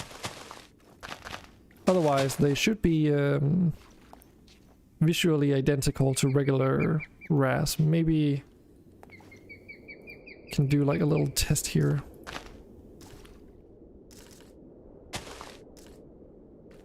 It's a bit hard to tell. Looks pretty identical to me.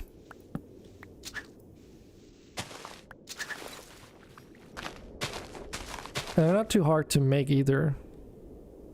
It's like you make these turf blocks out of grass that you cut.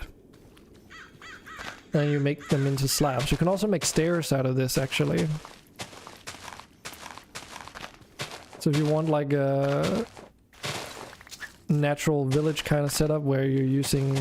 where you don't use dirt paths, you can totally do that. Yeah, that's true. But when it's sitting flush like this to the floor, you don't notice it.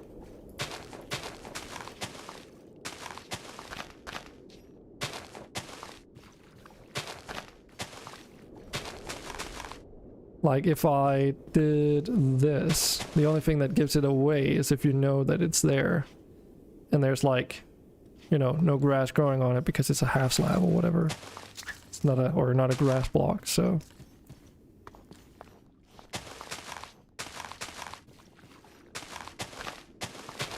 But yeah, of course, if you did this, it's a bit more noticeable.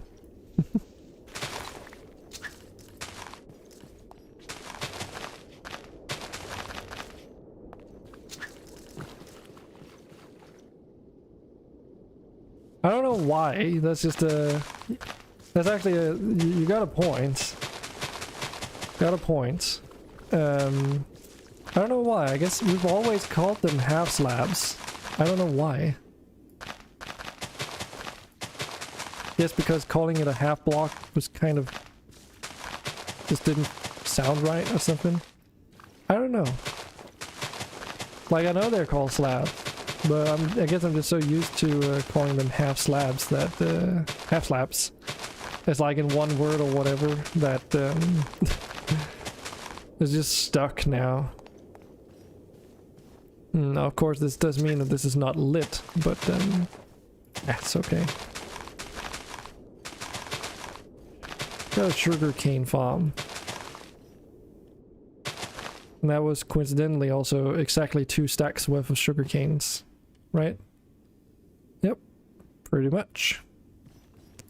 Which means that if these grow fully, you can harvest 4 stacks of sugarcane every time, exactly. It's a pretty good yield.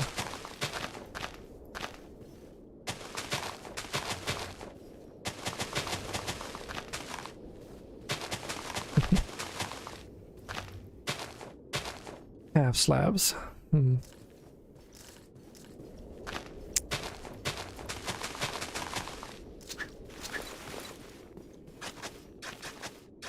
Definitely is a weird one.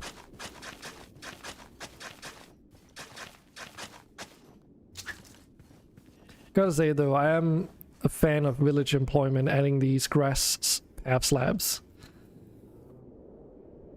They do allow you to make, like, it's basically the main thing in vanilla Minecraft that should just be there somehow. Because it's like one of the main things that makes you not want to use these grass paths in vanilla for your village is that, you know, you can't make stairs and stuff out of it.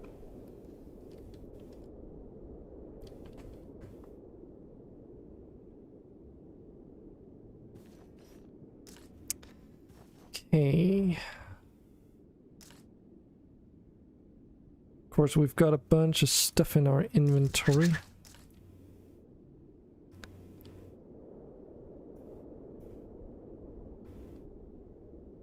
That shouldn't be put in here, I don't think.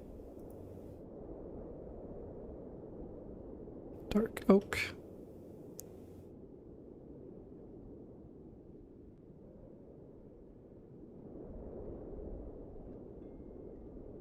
Yes. Use the oak slab for stairs in that case, similar in color. That's a good point. Okay, Cosmic Hunter. Do feel free to do so. Just remember to and then I might as well show this for anyone else interested. Just remember to assign more memory for it. Or assign memory for it. Because otherwise your computer won't like the mod pack will be super laggy. And I might as well mention this because at least in the past, showing it off, a lot of people weren't aware of this because they weren't familiar with CurseForge. But you can press this ellipsis, right? That's what it was called. I did a dumb thing with that too. But you can press this ellipsis here when you go in and look at the mod pack. And that'll allow you to access the profile options here and do it in CurseForge. Now, normally this box is going to be ticked. And there's no way that I can like update the mod pack to have it unticked by default. But untick that and then give it, you know, whatever memory you think you can afford. I'm giving mine 10 gigs of RAM because I've got 16 gigs right at the moment. But you should be able to make it work with less. We press F3. Let's say I'm using quite a lot of memory actually. 7.5 gigs. Which is awfully close to what I've got allocated. Maybe that's why the game is freezing. But yeah, it did just jump down to like 5 gigs of RAM. But yeah, just make sure to do that because people were asking why they like having issues also joining the server back then. Because they basically tried to join the server and it tried to load everything, but then without telling them it would run out of memory.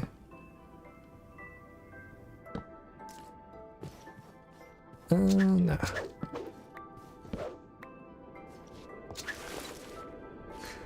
And now I've had some memory issues personally speaking, so I'm currently only running with half as much memory as I usually have. Because I have a memory stick that is faulty, unfortunately. Should we just do this maybe for this farm?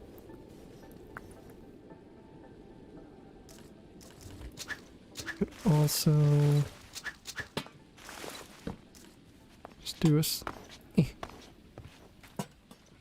mean, that also works.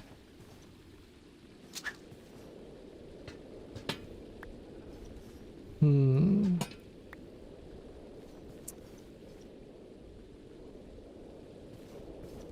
king here. Picking is hard.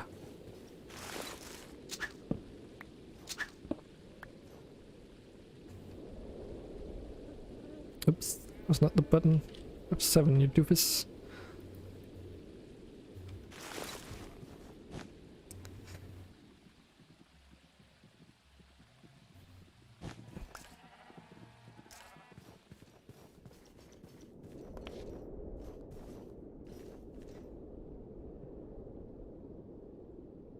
We're using spruce wood for this. Do I have any in mind? Nope. Okay, so I'm thinking on making like some kind of overhanging lanterns onto this, but it's not really necessary though. But might look cool still. But yeah.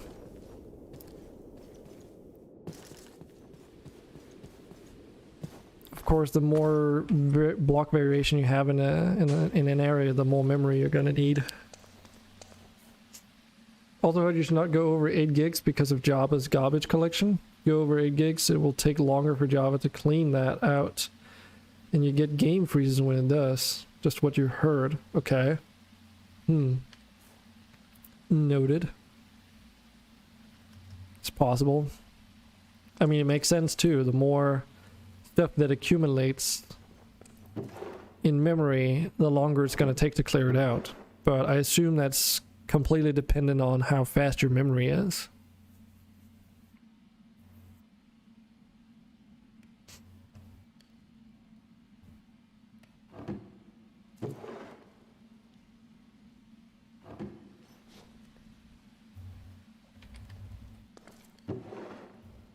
But again, just an assumption, of course.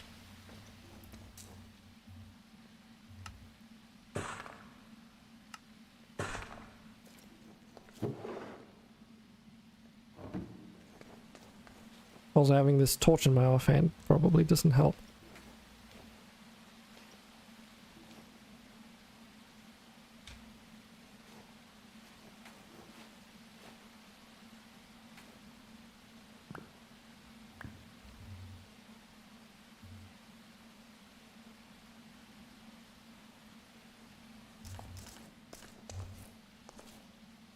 Got lanterns, we've got spruce logs. Cool. Should be all that I need.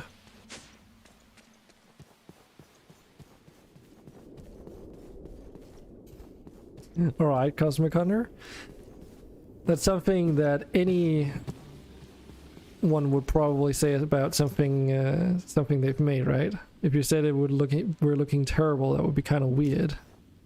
Or at least I think so.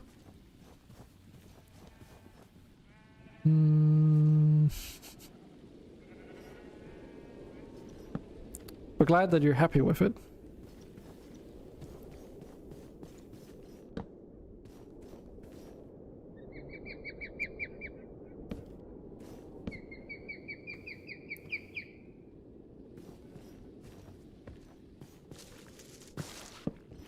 I haven't touched my skin in years. Pretty much had... Oh, I do actually have a backpack. Just can't see it.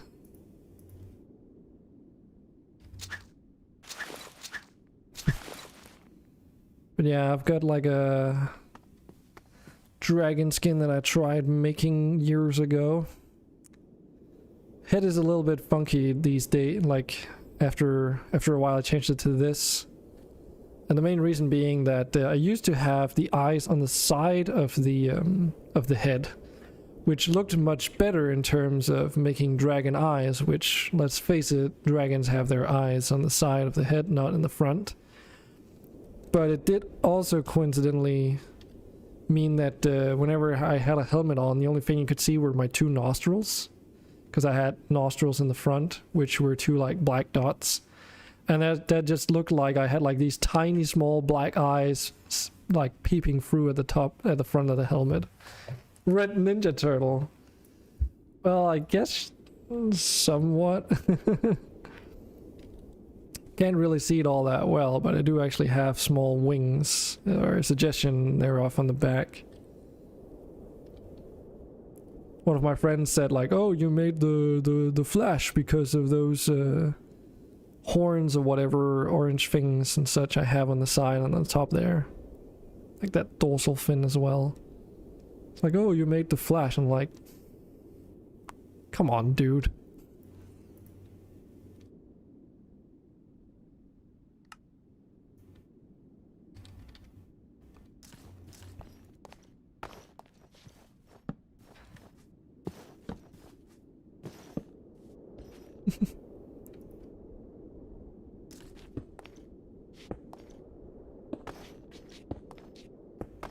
Let's try this.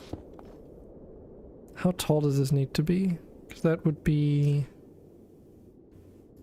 there. So this actually needs to be quite much taller than I've originally anticipated. So here and then across.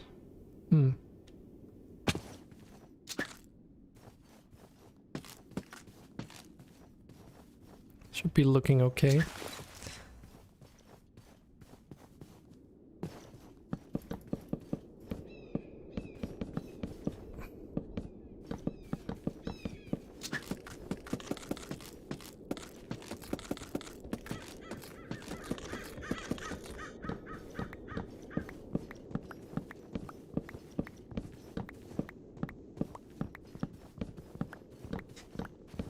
So here's a question for you, chat. What other games do you guys enjoy watching on Switch when you do?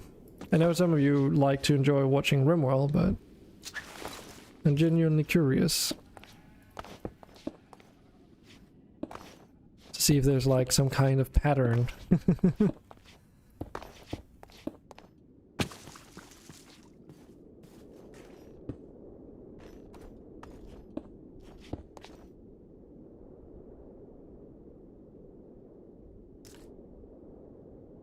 City Skylines. That's also a good one. Played that a few good hours myself. Not in a while though, but in the past for sure.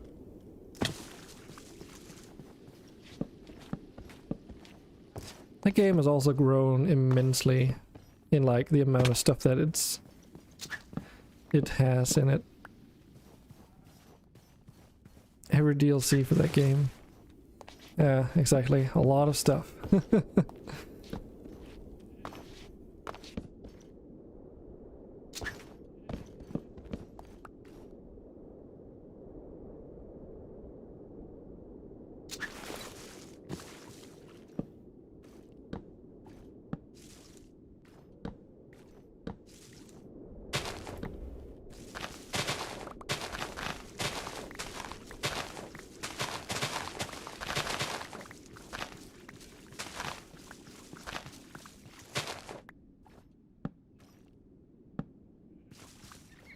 Don't even remember what the last thing I tried in City Skylines was, but I think something tells me that I was like messing around with mods and trying to play with the terrain sculpting stuff, because I really enjoyed that part of City Skylines. Just the water physics I found really cool. Version 2 of the game with updated traffic AI and such. Right.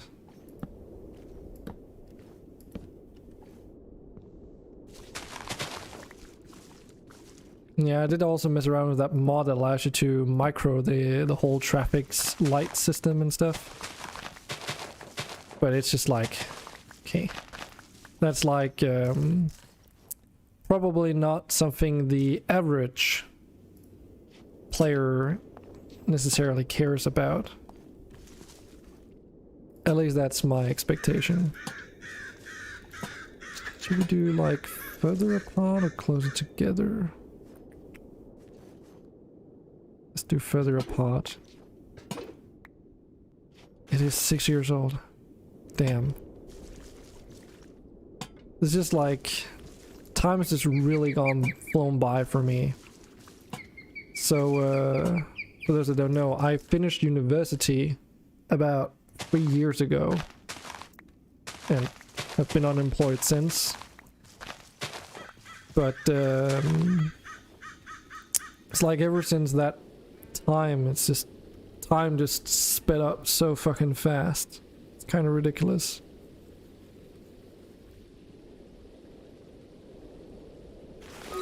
And games that I played at my time at university, it's just like, wait, are they like that old now?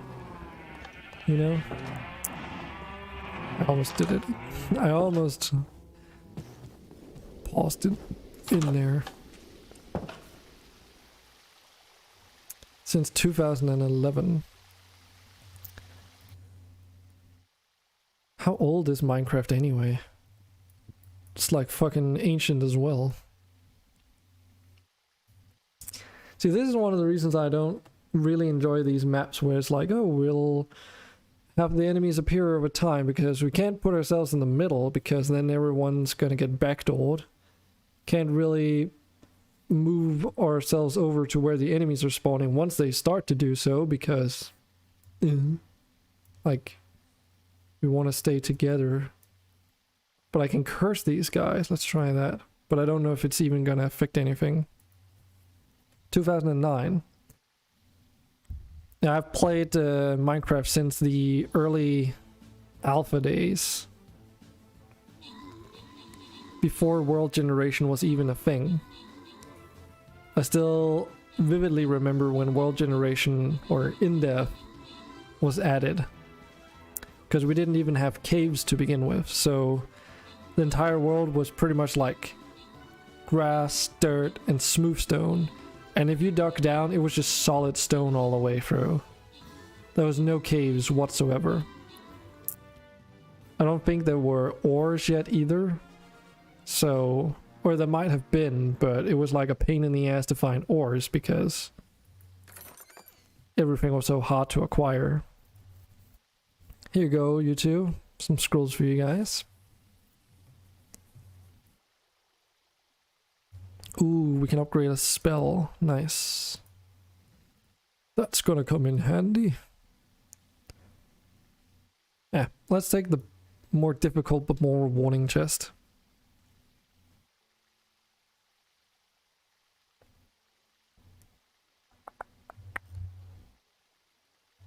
Caged. You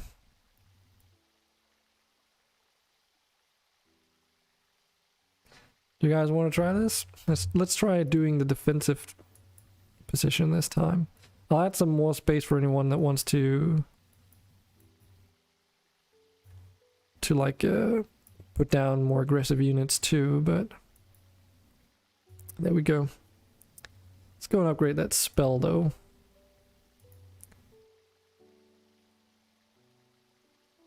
And the question is just which one. Because the only thing upgrading spells does is that it increases the duration, unless there's like some kind of milestone later down the line. So like for the haste buff, it increases it by half a second.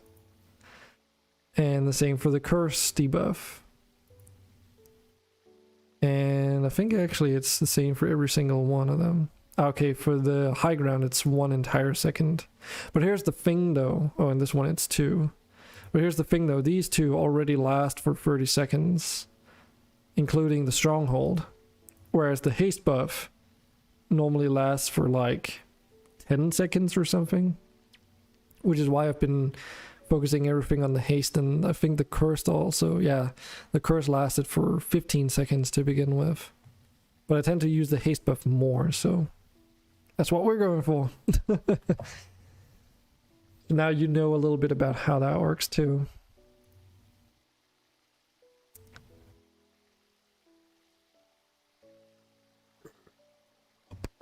Not clicking the rumor one this time. Okay, so let's make it day.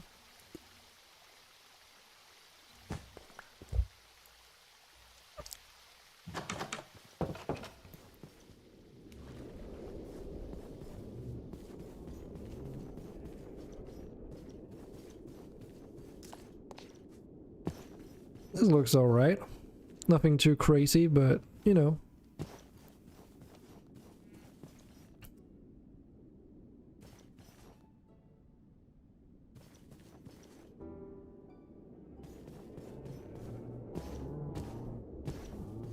Most of this space up here is probably just going to be for like farming and factory setups. And then that archipelago go down there where we're going to build the tavern is going to be for village stuff. Put that in there. Alright, slabs and fence posts. Might as well take some of the stuff that we already have here.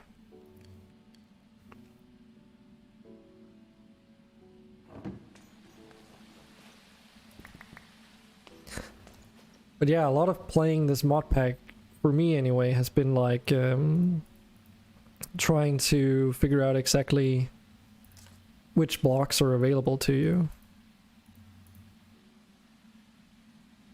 And how you can use that to build some cool shit, basically.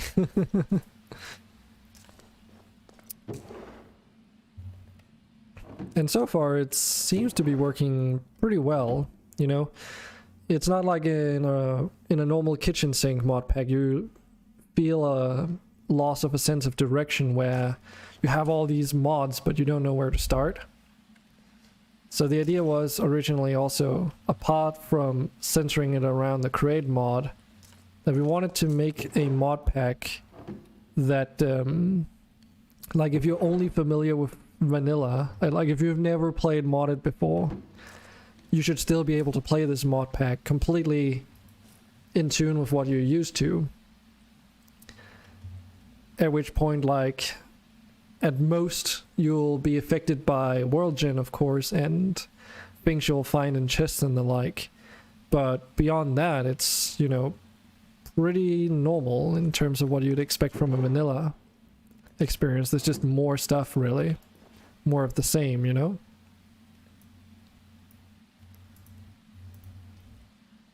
And that was also to make it more accessible to people, basically. Right? You can get started pretty easily. And there's nothing that you should really feel like it's overwhelming or anything, because the only overwhelming thing here really is the create mod. And you can completely tune out of that mod if you don't want to, without being left out of the rest of the whole thing, right? You can still go to the end, you can still go to the nether and play regular, like the normal content, if you will. There are some additional bosses through the Alex's mobs thing. This one. But as far as I know, it requires you to actually spawn them just like the other, well, apart from the Ender Dragon. Just like the Wither, you have to actually spawn those bosses for them to show up in the first place. So it's not like you're gonna walk through the end after beating the End Dragon and then get absolutely destroyed by some kind of eldritch being flying in the air.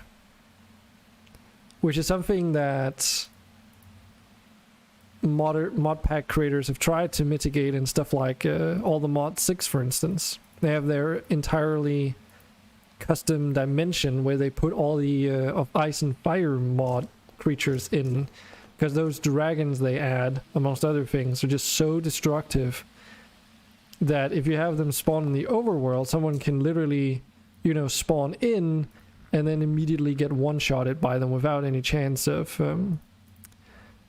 retaliating or running away. For you, so Unimatrix, you say, for you it was too much stuff in packs you never used, so you installed mods you wanted manually instead. The problem was that you wanted one machine from one mod and another machine from a different, and then it adds up in the end. Yeah. The problem with kitchen sink mod packs is also that exact thing where you have 5 mods that you can use to accomplish the same thing, so you just use whichever you're most familiar with, essentially, adding a lot of bloat. Yes, Cosmic Hunter, that is correct. It's funny. iPeak also said that it was like referred to like what's it called? It's one of the Pokemon as well. Shoot, not Moltres, the other one. What's it called? But yeah, it's like a sunbird. It's called. I'm not exactly sure what it does apart from one thing. I don't know if it drops anything of particular interest, but I know that if you fly with an elytra around it, it gives you slow fall, or if you're just near it, it gives you slow fall. But exactly what it's other than that, I have no clue. I don't even think it's hostile. It's just like a cool looking mob, I suppose. But yeah, that is Alex's mobs. Another one of someone else in chat called Toto was asking like, are there any like new mobs added in Silent Gear, the other like major game-changing mod does make it possible to make some gear that's a little bit stronger than normal, right? And she was asking if you could like, if there were any more difficult mobs to challenge you now that there would be stronger equipment, and at that point we didn't have anything. So Ho-Oh, yeah, I think that was the one.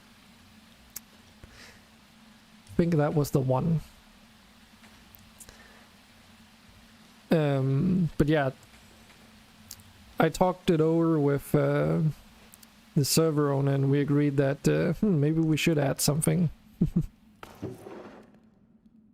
So we did. Hold on a second.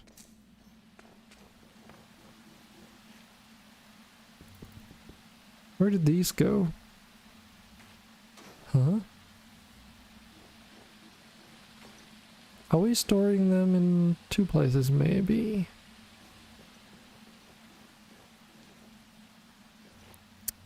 Wait a minute. Because I know we had some of this. But where the heck did it go?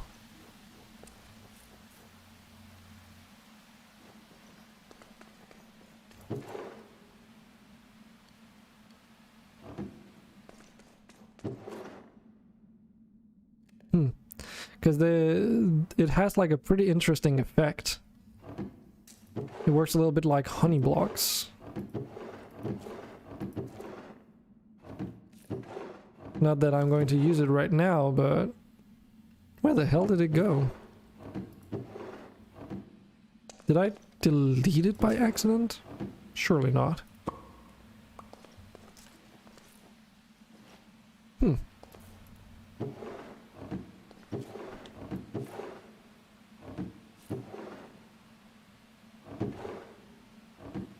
Well, whatever the case, I guess it seems like I have no idea where that stuff went.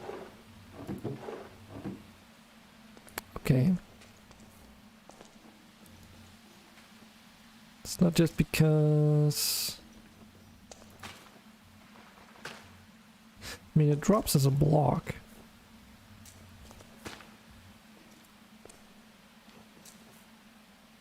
Yeah, it's got that sticky effect to it on the... Oh, that's interesting. So it's sticky, but only on one side. Huh. What do you know? Yeah, not exactly sure what happened with the pink ones, or purple. Pretty sure you can grow them too, so... As long as you have some of it, you can get more, but... Guess that's... Wait a minute. Oh, something weird has happened. Oh no. Oh crap. I think I know why. I think I know what has happened.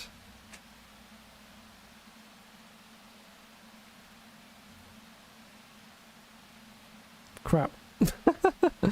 I think I know exactly what happened. So I made this contraption, right? So you can extract things and put them into the storage setup that we have. Now, when I was working on that, the belt wasn't at first going in the right direction, so it was going like back and forth. And I'm pretty sure I saw it like extract some stuff. And I'm noticing now like all our blueberries and all these things, they're all saying 0, right? Yeah, I think those items got voided basically somehow. Or at least they might have like popped out on the belt, moving in the wrong direction, and then put down somewhere. And because we have like a demagnetizer in this room, I didn't automatically pick up the blocks, and they eventually despawn without me noticing that there even was any to begin with.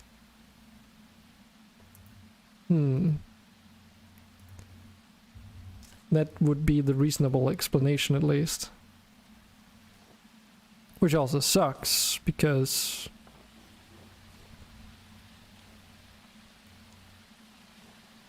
especially these cacti here, I have to go all the way over to the desert to get some more of that. It's used for like some advanced rail stuff. Doesn't seem like we're missing anything else though. Sad. That also means I need more of those purple ones. Crap. And they only appear in like newer generated areas because that upgrade aquatic mod was added later down the line. Yeah, Sag. Definitely Sag. Oh well. No reason to cry over spilled milk or something.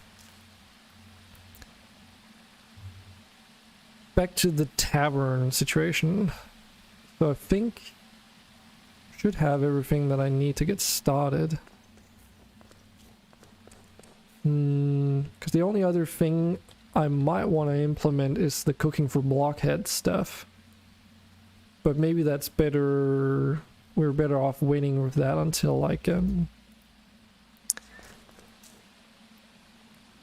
until I do like a kitchen or something. Like a restaurant. What about these counters from a dawn and stuff though? Maybe those might be feasible for a tavern. And a side. Okay.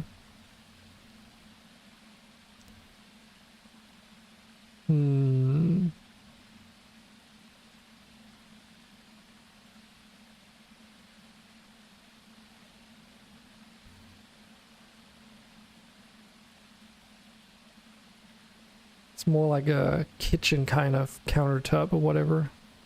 If it's a bar, I would expect more like a wood countertop.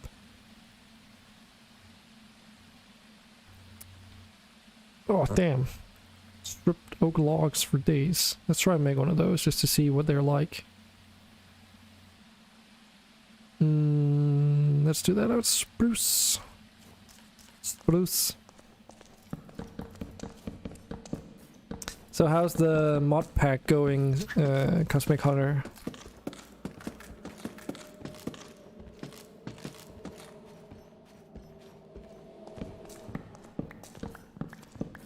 I mean, you're just getting started, but still.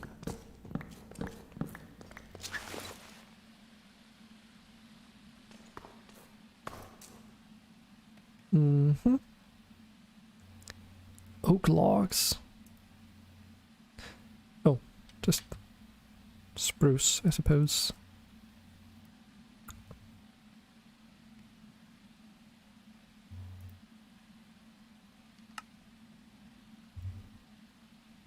Can always make more.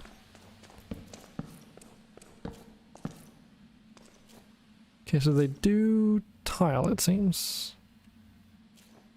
Got freaked out by a whale, but otherwise it's going alright. Yeah, there's like some pretty big creatures in there. I don't know if they're necessarily hostile. I had one swarm around me at some point, but I think it's because it's like acting as if it's a dolphin or something. Let's make some more of these though. Are you familiar with silent gear, by the way? Because if you're not familiar with silent gear, I can give you a little tip.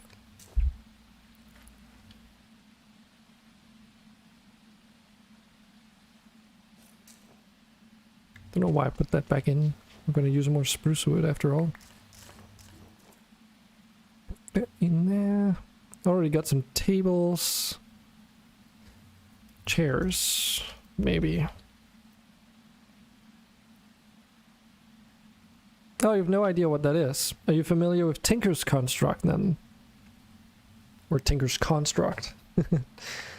Pronunciation. Let's try these chairs.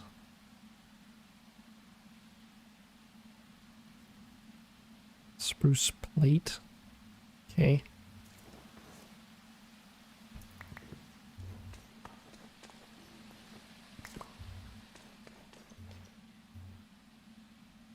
Hello there. Not particularly. Oh, hey, Ammo Picker. Welcome back.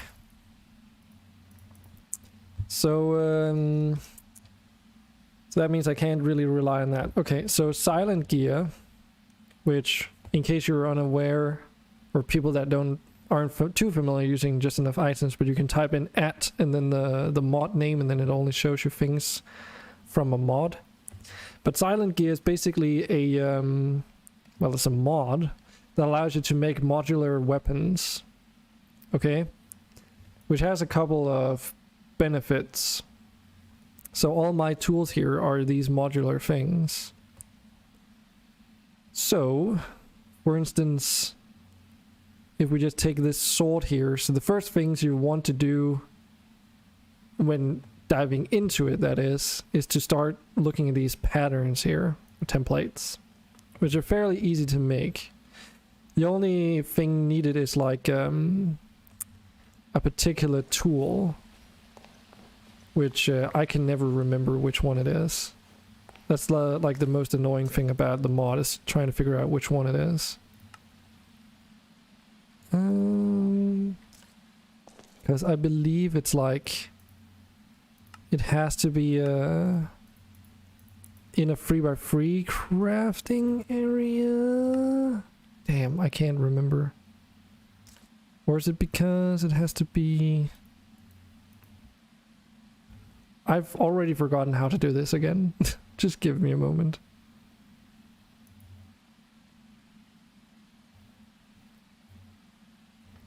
Because you're supposed to make these template boards. And it's like, use a dagger or a knife for it, and I can't remember how to make either. Oh, already a jungle biome. Plenty of wood for days.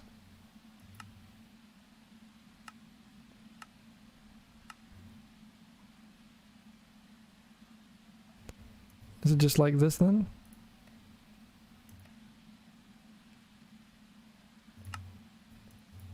The fuck? Why can I not remember how to craft this? It's an issue every single time getting started, because you have to make these wooden template thingies.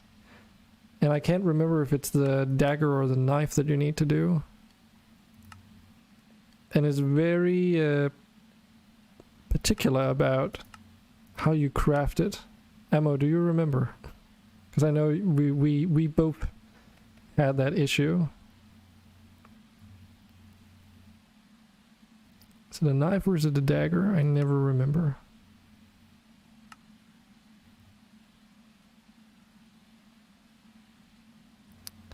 Do you need a tool rod?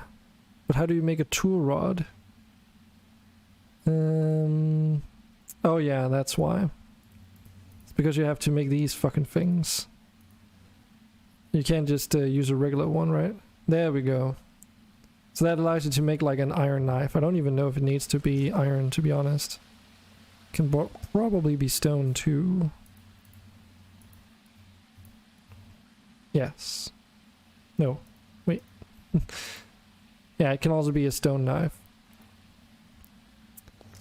So that's like the basics. So once you have that, now we're rolling, because then you can start making these templates out of logs and the knife. So just chuck those in there and you get these templates. And then these are used for making like the templates for whatever it is you want to make. So if you want to make like a pickaxe template, then it's basically like a regular Minecraft pickaxe, but the template boards instead. Like so. And here is where it gets interesting. Let me just get some more cobblestone, I suppose, just for demonstration purposes. So if you press U on these, you can see how to use them. So it will require the blueprint itself and then up to 3 different materials. What these tags mean is not too important right now, but for the most part, it's like if you want to make like a pickaxe head, you know, just 3 types of stone or 3 cobblestone in there. But you can make this a combination of any materials you want. So now this is a stone, iron, stone pickaxe head. You can also move it over there, and now it's an ironstone, stone pickaxe head. Which means that depending on what materials you put in there, it obtains some traits. So when you look at its stats, its durability, for instance, its harvest level, its harvest speed, attack damage, all that depends on the materials you use, right? So if it's just a plain stone pickaxe, it's less, it's not as good as an iron one, right? Similarly, something that's made out of halfway stone and halfway iron is worse than something that's made out entirely of iron. So that's how you make these components, basically. So let's just make this as an example. And then these in turn, you can also press U to see what you need in order to make the actual tool. Which, in this case, is a tool rod. Which can be either like a stick, or you can also use these rough rods, but they have different stats as well, so now we've got our quote-unquote iron pickaxe here, which is made out of iron, stone for the pickaxe head, and then we've got a wooden tool rod. And we can start using this, just like regular. Now, when this pickaxe breaks though, instead of it going away, it becomes broken. And that's where these repair kits come into play, because you can repair your tools. So I've got like a shovel here, which is made out of a diamond shovel head and then a bunch of upgrades onto it. So if I want to upgrade this, I take my repair kit that's also got diamonds in it at the moment and chuck it over there, and then use some of that diamond to repair it with. And you can put any material in these boxes. So if I were to do this, I would add like 3 units worth of stone in there. Though that can only be used to repair stone tools. You can have multiple things in there. And the fact that these tools don't break has that added benefit that, you know, you're not going to accidentally lose them. But what's really cool is that, as you might have noticed and guessed, you can also enchant these suckers. Right? So if you chuck that in an enchanting table, you can enchant it just like any old tool you would have in vanilla, and there you go. As a matter of fact, you can also combine enchantments like normally with an anvil. It's a bit more flexible though. But here's the quick and dirty way to get started with the tools, at least. So here we have, and this is the tip I wanted to give you. So here's a regular stone pickaxe from Minecraft, which is just that, the vanilla pickaxe. And you can use that to mine stone, whatever, you know. Oi, oi, oi, oi. What the fuck? Fucking creeper. Good thing we've got this area claimed. How did I hear that all the way from over here? What? Okay, we'll get back to that in a moment. But yeah, we've started using this pickaxe. It's lost some durability. You can actually take vanilla Minecraft tools and straight up convert them into Silent Gear variants by just chucking them into your work area, into your craft area. So if we do that, this becomes a stone pickaxe head made out of stone with a wooden tool rod. Pretty simple. Now, what makes I guess we could. What makes Silent Gear really cool is that, let me just take out my blueprint book and make another pickaxe head just for the sake of demonstration again. So if we take just some, I mean, this doesn't really make much sense to do this, but we can make a pickaxe head made out of wooden material too. Okay, ammo. So here's where it gets really cool. So we've got our stone pickaxe or whatever, right? And we've put maybe some enchantments on it. Let's just use our enchantment. We've got our iron pickaxe here. We've put an unbreaking enchantment on it. We want to exchange some of the parts on it. Well, you can take this pickaxe head into the crafting area and then swap out the pickaxe head for whatever other thing you want. And you can do this as many times as you want, and for every pot that you want too. It also works with the handles, right? And that's why, and that allows you to like make heavily enchanted stuff and then upgrade them with other materials as you go along. So you can basically make like an early game tool out of silent gear, out of whatever you have available, start enchanting it, and as you get like more diamonds and emeralds and get to the end and the nether and so forth, you can start swapping out those parts without having to ever re-enchant your tool.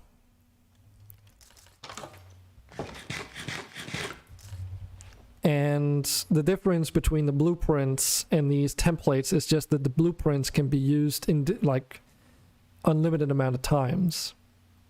The templates are just consumed upon use, basically. Delete all this demonstration stuff. So yeah, I hope that was of any use to you.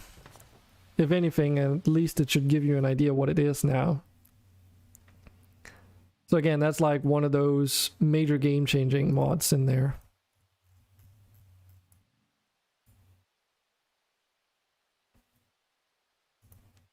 And of course, like, if anyone in chat has questions, feel free to post them in chat, because there's a good chance that I can answer them.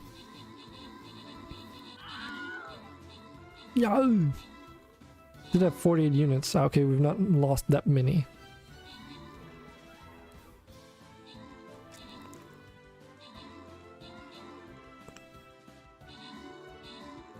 It's going pretty well, I would say.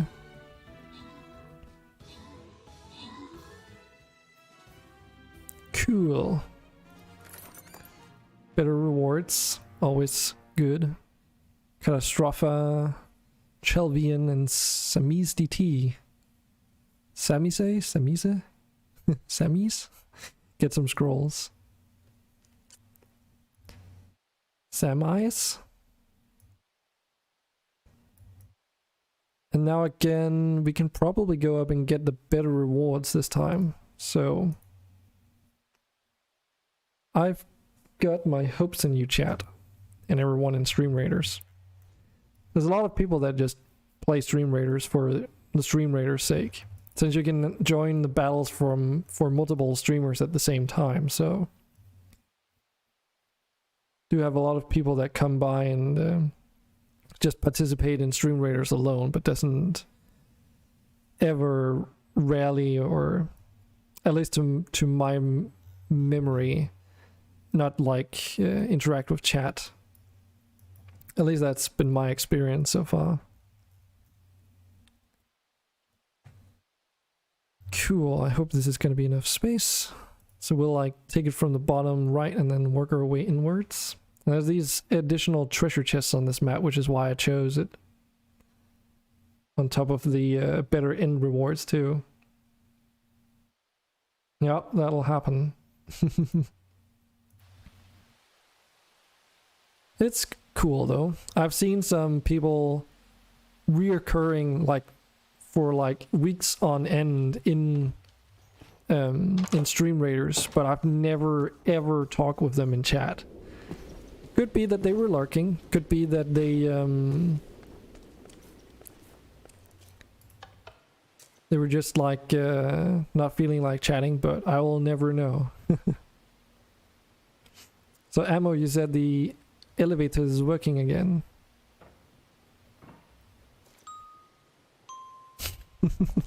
I fucking love that sound. See. So yeah, this is currently Amopeka's magnum opus, or rather the hobby project that I've just sort of forced upon him. Which is this freaking elevator here, which wasn't working for a while, but it does now.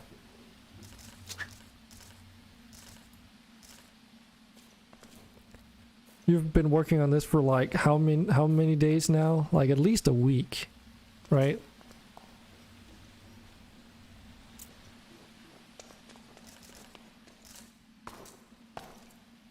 Ah shit, I forgot to put down the lapis. Oh well.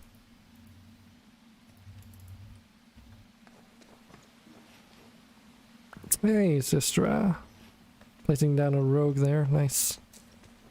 I am the German engineer of the facility. Wow. Getting a lot of iron along the way. Yeah, I'm not entirely sure. We're using that, it's the first time I'm trying it. Is the ore stone variants mod here. Which is supposed to just inherit the traits of the original ore, and then it generates different stone backdrop variants of those ores, so that when they generate in biomes that are heavy on, like, you know, stone types that aren't smooth stone, the ores first of all look correct, but also I have a hunch that it means that ores will spawn in areas where they normally might get overridden as well. And that's currently my suspicion as to why it feels like you're getting more iron than in a normal modded playthrough. Which is why I'm unsure if I'm just biased or whatever, because I'm so used to playing modded. Plates for what? Oh, phantom membrane. Actually, not yet. Let's add it to the shelves. Also, ammo, I might accidentally, without knowing it, have delete. I've already added it. I might already have. I might have accidentally deleted some stuff by accident when I made that extraction contraption in the back here, because it was like running the wrong way, the belt, at some point, and I don't know, for some reason some items were extracted and then they've just completely disappeared. Like, we don't have any of these purple picker eel weeds anymore. So we need to get some new of that if we want to grow it. There were also some mob parts that got voided by accident. And there's vitric cactus here too. Oh, and all our berries. But as far as I can tell, nothing else seems to be missing. So we didn't lose, like, you know, all our diamonds or something ridiculous like that. By the way, Ammo, have you been to the church yet?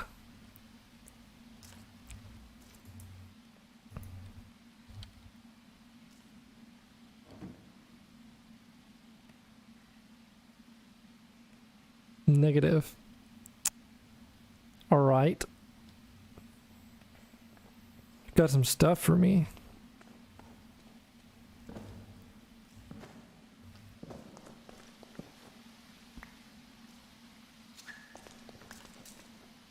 The fuck?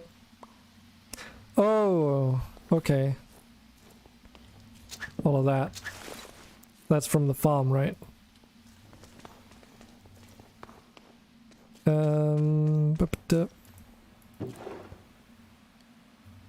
Yeah, I'm just gonna, like, I'm putting all the storage blocks in this thing here. It's because we both have magnets on, so it's like if we drop something, it's yeah.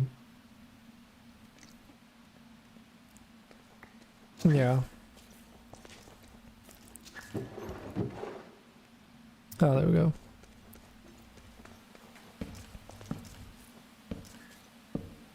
Why is there...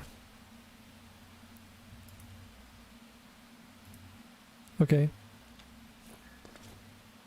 I mean, there's only one of them that had stuff in them. Or do you mean like, oh, it's because you don't... Okay, so here's like a quick guide for you, by the way. These upgrades, you just shift right click to access them and you just pull them out.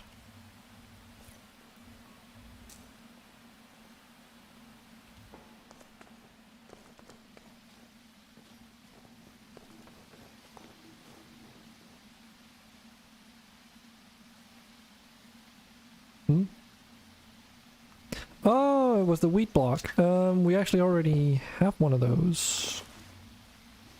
It's just over here. So that one, you can just chuck that box onto this slot in the orange thing and flip the lever.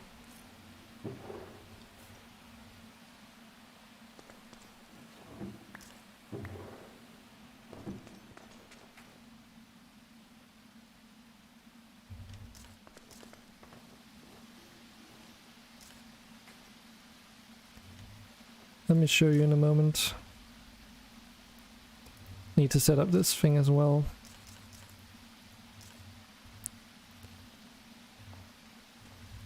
Just take the storage drawer and put it into this opening here in the middle.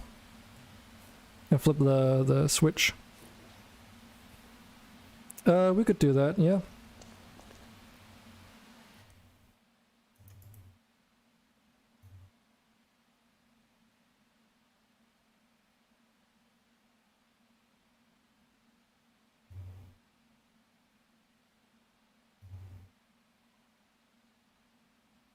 It's the hello. Hola. Hola, ¿cómo está? Smooth, smooth. No habla español. Espanol.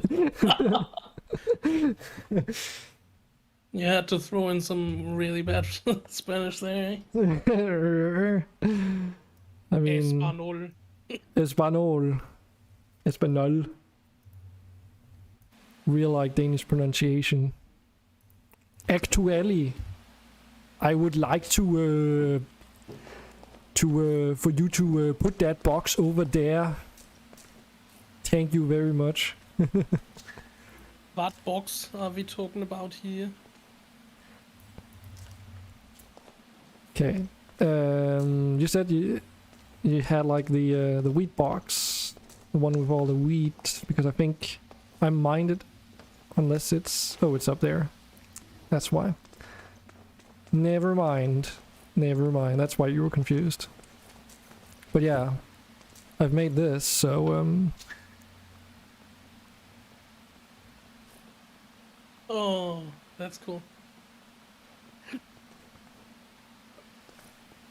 As I thought it was like to request things. Nope. And here's another thing. You might want to make these keys. They're not really that expensive. I have the keys. Oh, okay.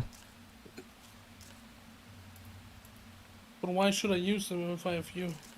I knew you were gonna say that. Why should I use them if I have you? Fucking asshole. Do you have the engineer's goggles and the wrench yet? Yeah. I've got a dedicated backpack for that stuff. Well then I'll put my stuff in.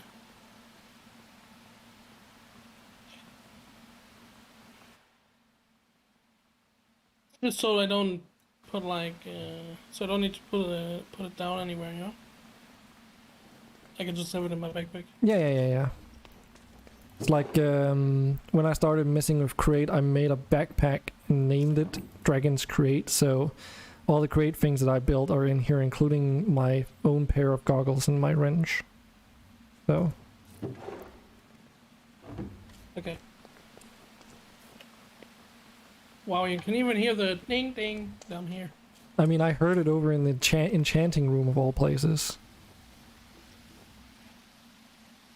Like, that's how far away you hear it.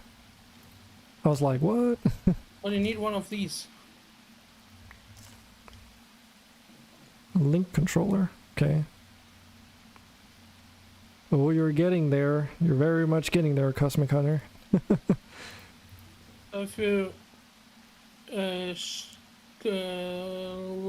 control and right click with Control? it in your hand. Control and right click. Yeah. Or it might be shift for you. Oh, it is shift. Oh, and then you set the frequencies for it? Yeah, exactly.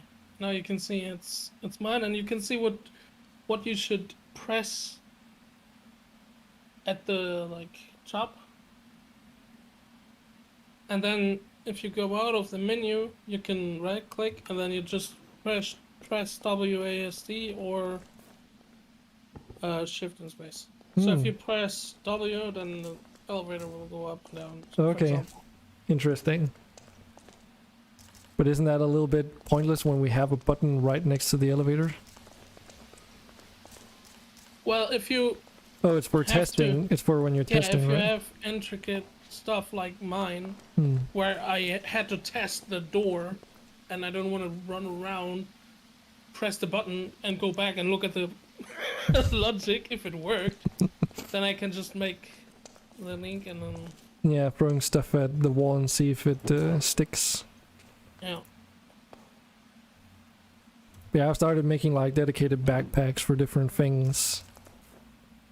But you're very much allowed to give it back. That's not a problem.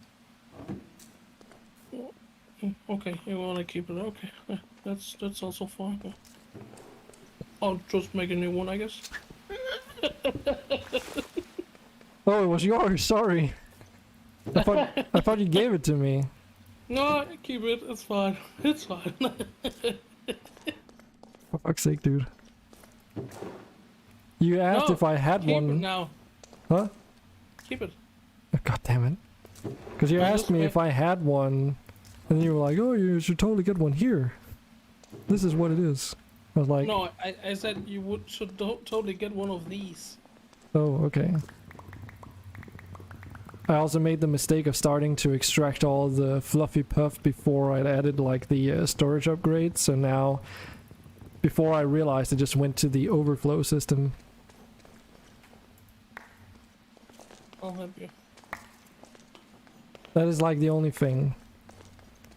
So even though you can extract from over here, if it's not in the system, it just gets put into the overflow chests instead.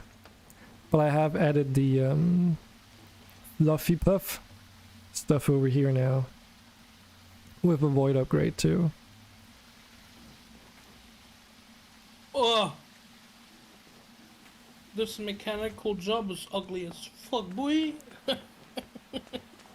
Well, I made it look like that intentionally. And I mean, this is a gear shift just to speed it up. That's why the belt is running so fast. This is what you forgot to implement, unless that was intentional. When, No, I didn't know. I didn't really realize when I yeah, took it down. that's fair enough. I didn't expect you to do that either, so I was like, okay. It's cool. Whoa, And that's to a be lot of- honest, like, I didn't have the goggles when I built the whole place. So, like, the fan for the washing facility didn't really run at max capacity. And that also means that some of the other things are definitely capable of running much, much faster.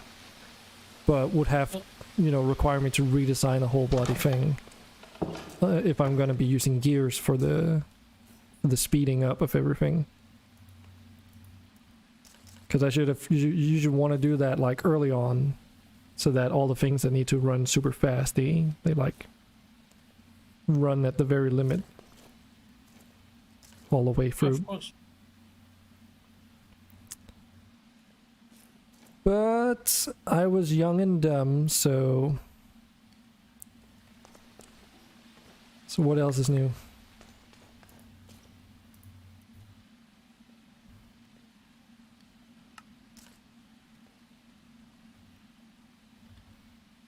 Cheers.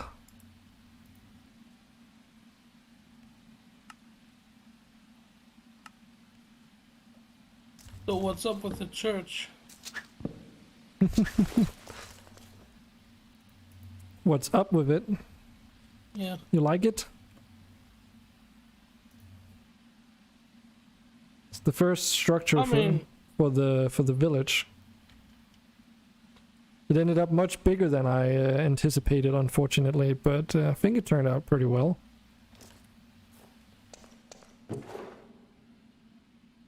I mean,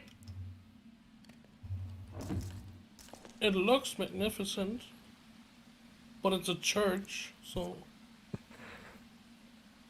I don't exactly know what you want me to say. So it's for Do the I village, like right? it? Yeah. Do I like it? No. You Does don't. it look good? Yes. You don't like it. What? Okay. Well, it's a church. Okay, so that's just I'm a Viking. I don't like churches. okay.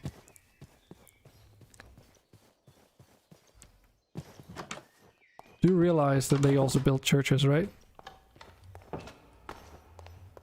Eventually. Yes.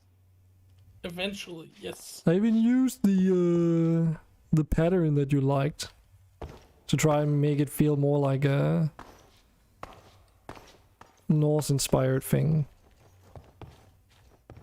or whatever you want to call it. Didn't quite like I based it off the church in my hometown a little bit more than off referencing images from like a stave church or something, which would have been completely different. But See, you're saying, well, the Vikings built churches eventually, right?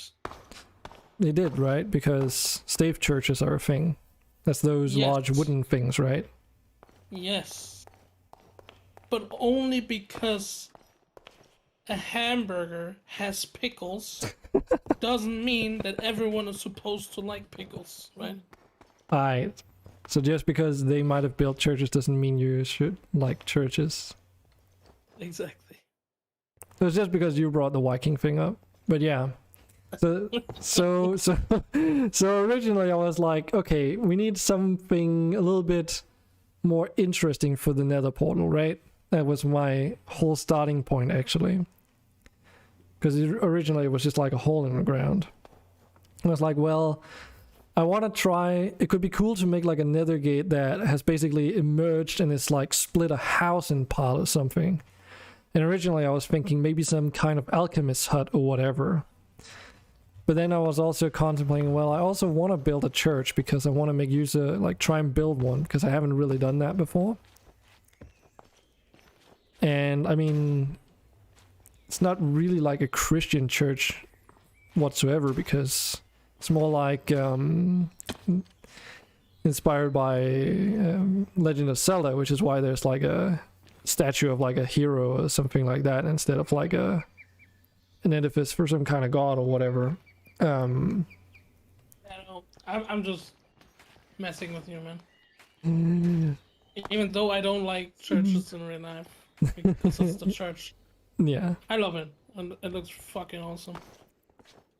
And I also wanted to add a graveyard, and I was like, well, why not combine the Nether gate and the ruptured apart house and church in one build? So that's why the Nether rack is like creeping out like tendrils, engorging the statue and all that stuff. Even like breaking through some of the window panes on one side. Yeah. And hey, we got to have a broken church. Everything is lit up as well, so and mobs shouldn't spawn around. I tried to be...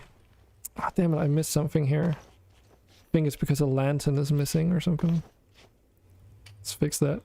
This church shows me exactly why I hate to build. Because I'm so bad at it, and I look at your stuff and I'm like, holy fuck. Well, I also took like an entire day building this fucking thing. Oh, have you seen the pipe organ yet? Well, and you have like a master in meteorology that is like, and you're like level designer, kind of. So yeah, maybe it's that. Oh, that looks fucking cool. It's like, it was a fucking bitch to build though, because these pipes, they just want to connect with each other whenever you put them next to each other. So unless you use the wrench to turn them like see-through, they'll just connect as they please and then be all over the place. But I think this worked out pretty well. I don't know if I should add another loom there too, Oh, but missed opportunity here, right here. hmm? So you can sit in the chair, right? Hmm? And with the link controller, you can activate links. So you could place note blocks in the bag and then activate them via the redstone links with the controller in your hand while you sit here. I mean, I would probably put any kind of note block thing in the floor of the building, maybe, because it's like supposed to be out throughout the whole thing, but While you can still hear it throughout the whole thing, most likely. I was also thinking, like, you know, there's that tower, like we can actually access it, right? So I was contemplating, like, oh, it's supposed to be like for a clock tower, but making like an actual clock on this is kind of gonna be a bit wonky with Create, because it's, you know, equal distance in width, so unless you can, God damn it. yeah, exactly. So it's like either it's like off to one side, or if there's like some funky way of centering it. I also want to add like an Assassin's Creed kind of like, Yeah, I was about to say we need a haystack down there. yeah, and then like a stick poking out or something so you can jump from it. Yeah. But yeah, I'm fairly happy with how it turned out. It's got like all the features a church needs, and there are, you know, priest villagers in the game, so that's why there are gonna be some bits in here. So, I'm not. You said it has everything that church needs. I mean, there's not enough fire, but yeah. Other than that, Not enough fire. There's literal fucking brimstone or magma blocks emerging from the floor.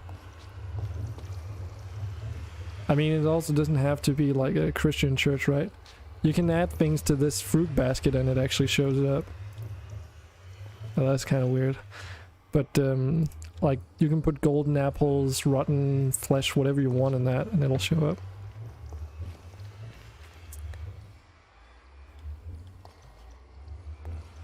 Just a reminder, though, I haven't gone to the Nether and actually built up on the other side yet, so it's, since Nether was reset, it's a similar thing to last time, where it's like, oh, you walk like 5 blocks and you fall off. Ah. So just like a heads up. Yeah, I'll check that out really quick just to make sure that I don't fall off. And surprise, surprise, it's still a basalt delta. Yeah.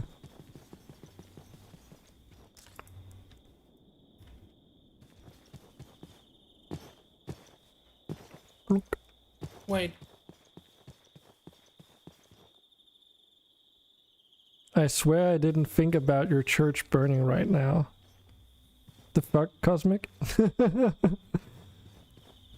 I mean, I'm feeling him on that one.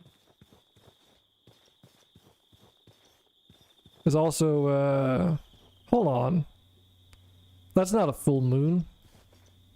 That's like, a lunar eclipse, right? Is that what it's called? It is nighttime, though. Yeah.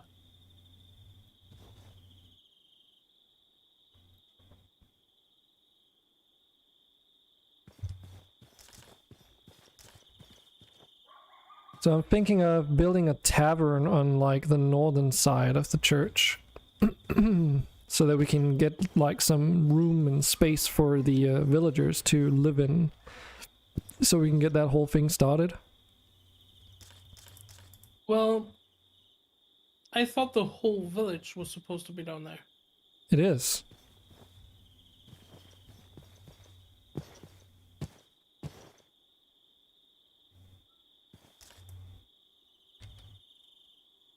So, Is your next question going to be to ask where down here? Because the church takes up like 50% of the whole lot. Oversized, maybe a bit. Nah, it's No. gonna be fine. Yeah, just like the elevator. What do you mean? By the way, like there was nothing really broken. Sometimes the circuit just doesn't work as expected. Okay. Because, like, the input is too short, you know?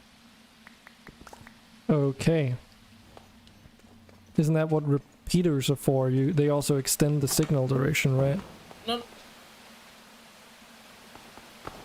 Really? Well, I'm not quite sure why exactly that happened, because I removed the repeater thingy and I put it back and then it worked. So the pulse repeater, that's the modded one. So that just gives you a pulse, right? As expected. Yeah, I got the adjustable pulse repeater in there so that it doesn't block the signal when the door is closed. It just sends one pulse to send the elevator down, right?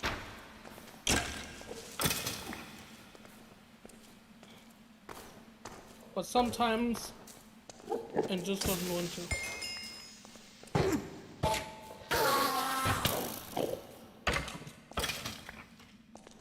Why are there so many Endermen down here all of a sudden? The fuck? There's like just 3 dudes chilling down here. Freaking bastards. Oh shit. Yeah, I was supposed to put that in there for now. How do you make a regular repeat again? No stone. Only playing until like 8 o'clock tonight. Because I want to see the Counter-Strike Major. Else. Just so you know. Just so you know. Just so you know. I think that'll be okay. I think we'll survive. Dude, 41 units? Okay. 41? Yeah. What in the world? People have been putting down a lot of units. I think the highest I've ever had is around 60 or 80 units about. Which is also a lot. And this is not even like a high value chest. I think there's like some kind of thinking of discoverability on stream raiders if you're doing well on Twitch as well. So if you have viewers on Twitch, that also goes into putting you forward in stream raiders. Could also just be because it's Sunday, I don't know.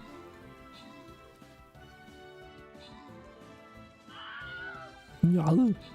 Maybe a bit of both. Yeah, I mean, it's probably both. It's probably a combination of things. Hey, do you want to build my house? Really? I mean, it's a ruin, so, or at the moment it's a ruin. Yeah, I looked at it and I was thinking, that looks like a rampart kind of situation. Yeah. I could eventually, but I mean, you also need something to do in the game, right? Well, I do the mechanical stuff, yeah. Sure, but I mean, if you have enough to do with that, then that's cool and stuff. But you know, of course, you should do whatever it is that you feel you get the most out of.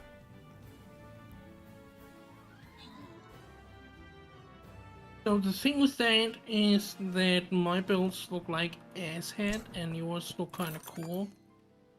All And then right. it would be pretty bad if mine looked like asshat and yours look kind of cool in the same village, you know? Mm.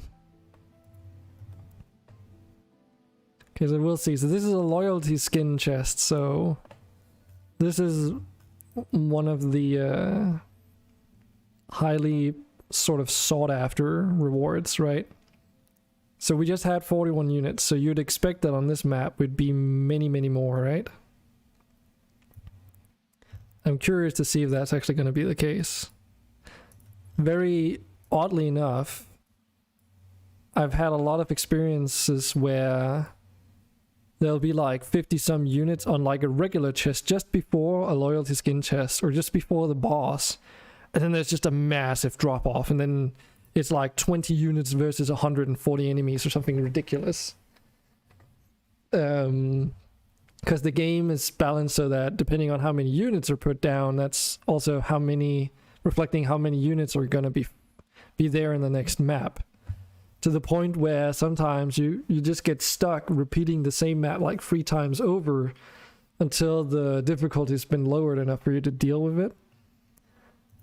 And that's all like a side effect of how the balancing works. Pop it up. And we need a button. Button.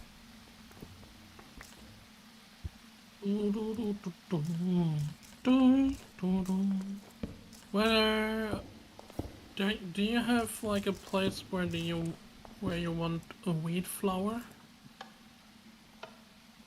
A what now? Wheat flour? Oh, flour for wheat. Yeah, we don't even have bread on this, do we?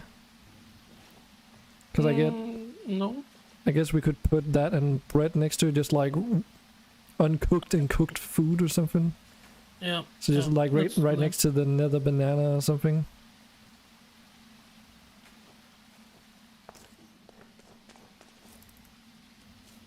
Oh.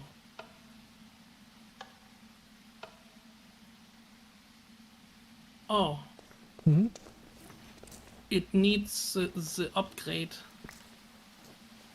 I've got one. Hit it.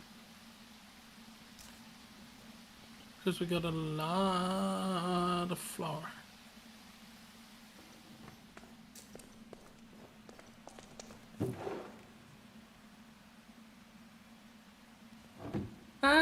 Actually, we might need one more slot for flour and bread because there's also dough. Hmm. That's true. Well, we can just put it in the same box, right? Yeah. Because then you... Just so you know. Yeah, that's... I didn't consider that. I totally forgot about it. Yeah, me too.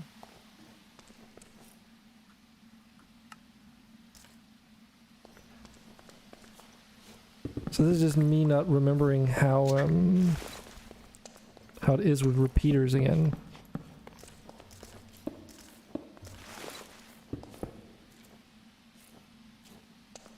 So repeaters, of course, can delay the signal,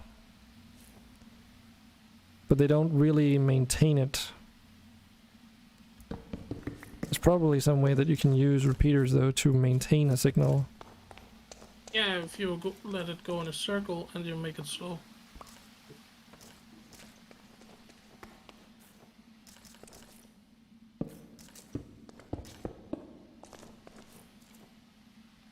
Or what do you mean?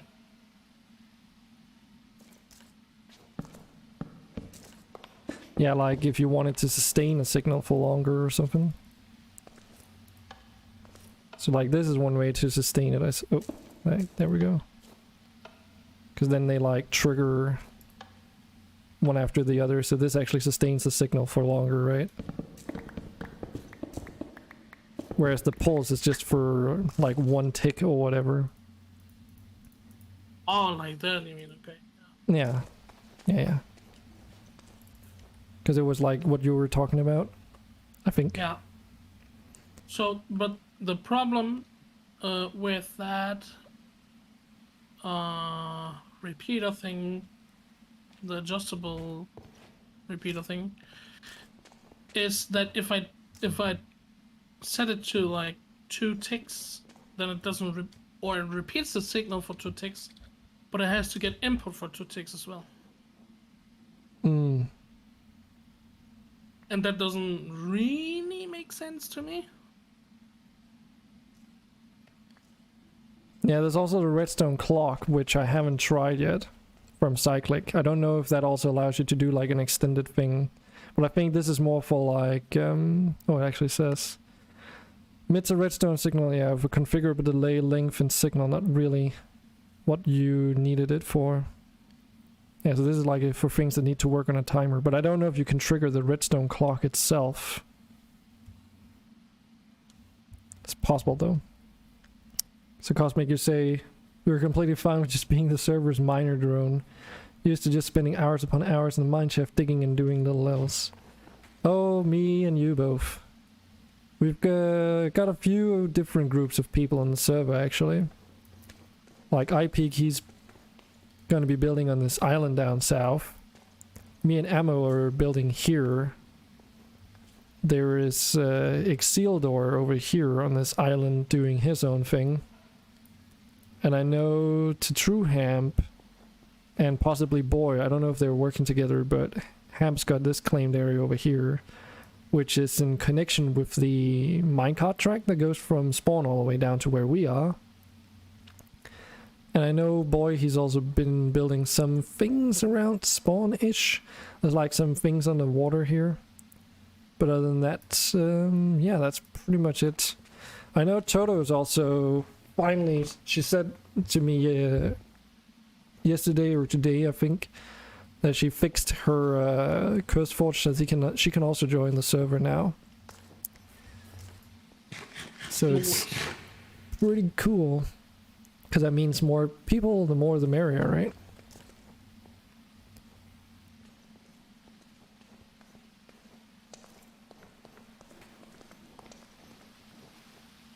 Want to try making one of those redstone clocks. Not getting distracted or anything, don't think that at all. Actually, I found out that we can do trading stations ammo. Trading stations? Mm-hmm.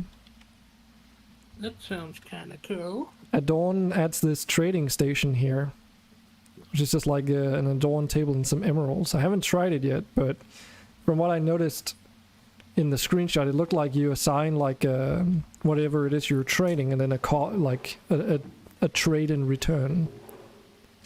It's kind of cool. I'll try that.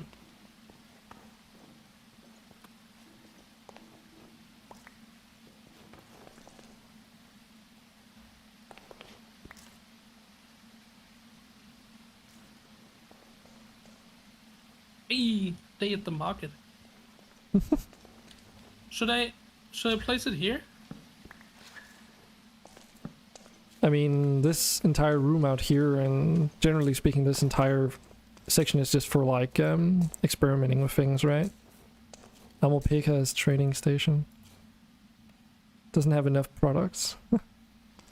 It's not Wait a selling minute. anything. Selling, price, and I put it in. Selling 1 spruce table for 1 dough. That's pretty neat, though. Oh, I thought it would be like trading with like trader, like traveling traders or something. And then you No, can no, set up it's what you for want. player in between player trading. Okay. Then we have to place it like at the Yeah, we would need to make like a market somewhere. yeah. That's like a whole build in on itself. Oh yeah, for sure. We could use the upper floor for the storage area actually for it. We've got that entire room up there. If we wanted to sell something, that is. Mm. It might be good if it would be like close to the track, or if we build tracks here, you know, if it would be close to the tracks, so people can like hop off and then trade and drive back to where they came from.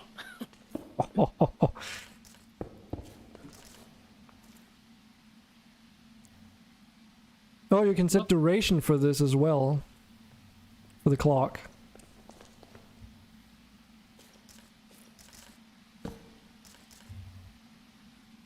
It's kind of cool.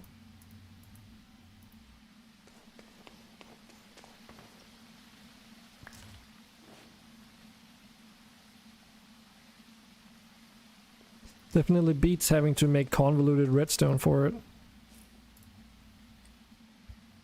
And the power, of course, is like how far? Oh yeah, of course it would do that. Yeah, so you can't toggle it, I guess, at least not that way. What if you chuck it straight on the thing? Oh, then it's just gonna power the... Yeah, so you can't trigger it, I guess. You would need a separate, like it would need to connect up to some other redstone to be able to be triggered. Triggered. Nope. Oh, and you can use the scroll wheel too to assign this. It's pretty cool.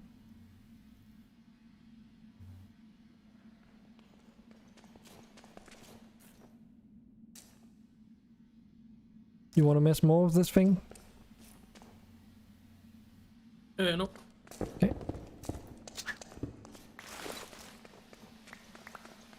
Triggered. Oh yeah, we do have a redstone chest over here. There we go.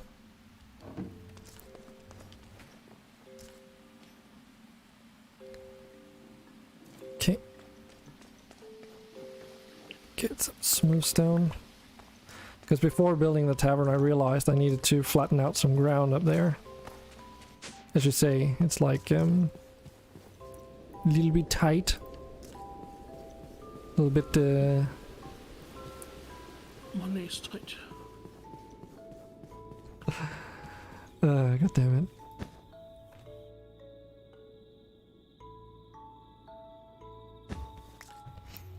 Before doing that though, I need to take a quick break. Be right back. Yeah.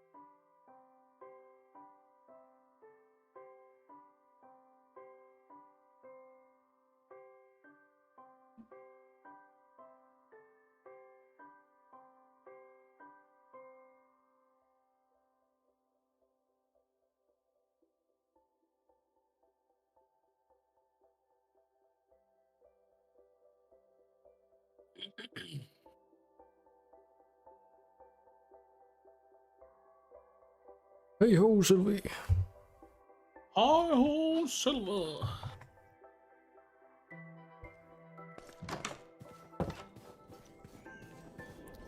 I also changed the lantern design, but I assume you already picked up on that.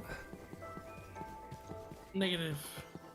Okay, well I completely changed it. Before it was just like a post going up and then a lantern at the end, so now it's like stone pillar and some posts and then using these seats actually. So yes, you can also sit on the lampposts, by the way.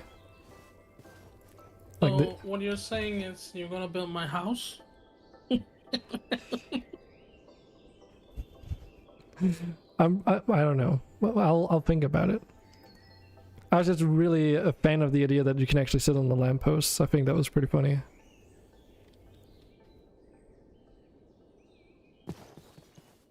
Think about it. Think about it. I'll think about it.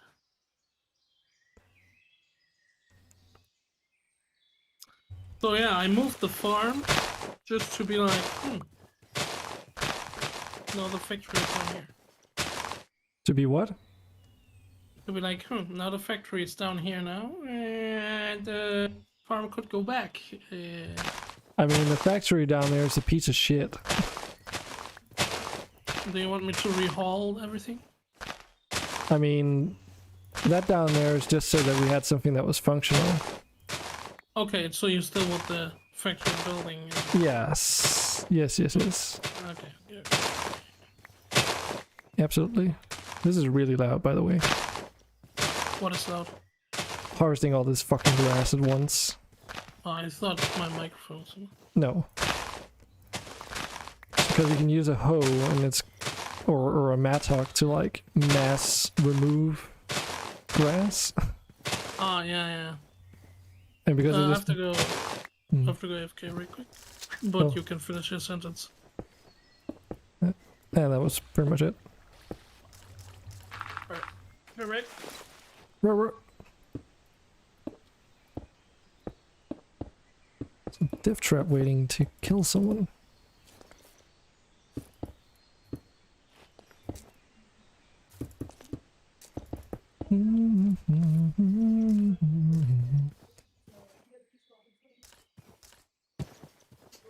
So I already did this with like the graveyard over there, but I basically like, because we used to, the whole island or archipelago used to have like a more smooth of a slope to it, so we'll be making that a little bit steeper.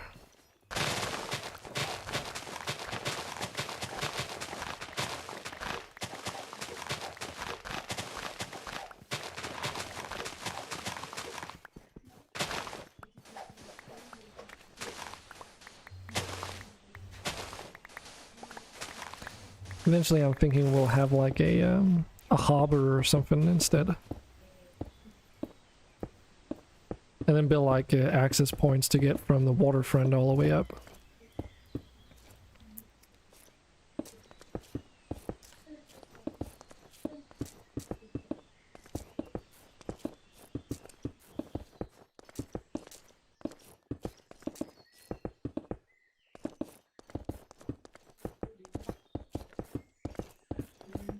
So, Cosmic Hunter, you've got like... oh my god, here comes Alex. I was just about to ask someone something. Hello, Alex. How are you doing today? What were you playing? Darkest Dungeon. Ah, I see, I see. Doing quite well. Alright. Did you guys experience something interesting over there? Did you get your ass beat? How am I doing? Oh, I'm doing just fine, actually. I'm just chilling out with some Minecraft and Stream Raiders today on this Sunday. Surprisingly easy sailing. That's good. It's like a Darkest Dungeon is like a roguelike, right? So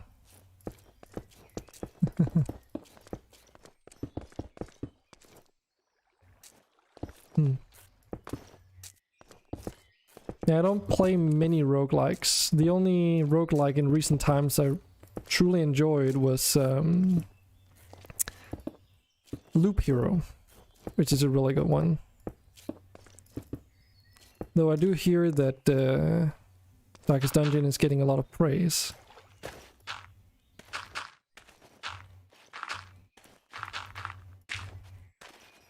And they just had like Darkest Dungeon 2 come out not too long ago, right?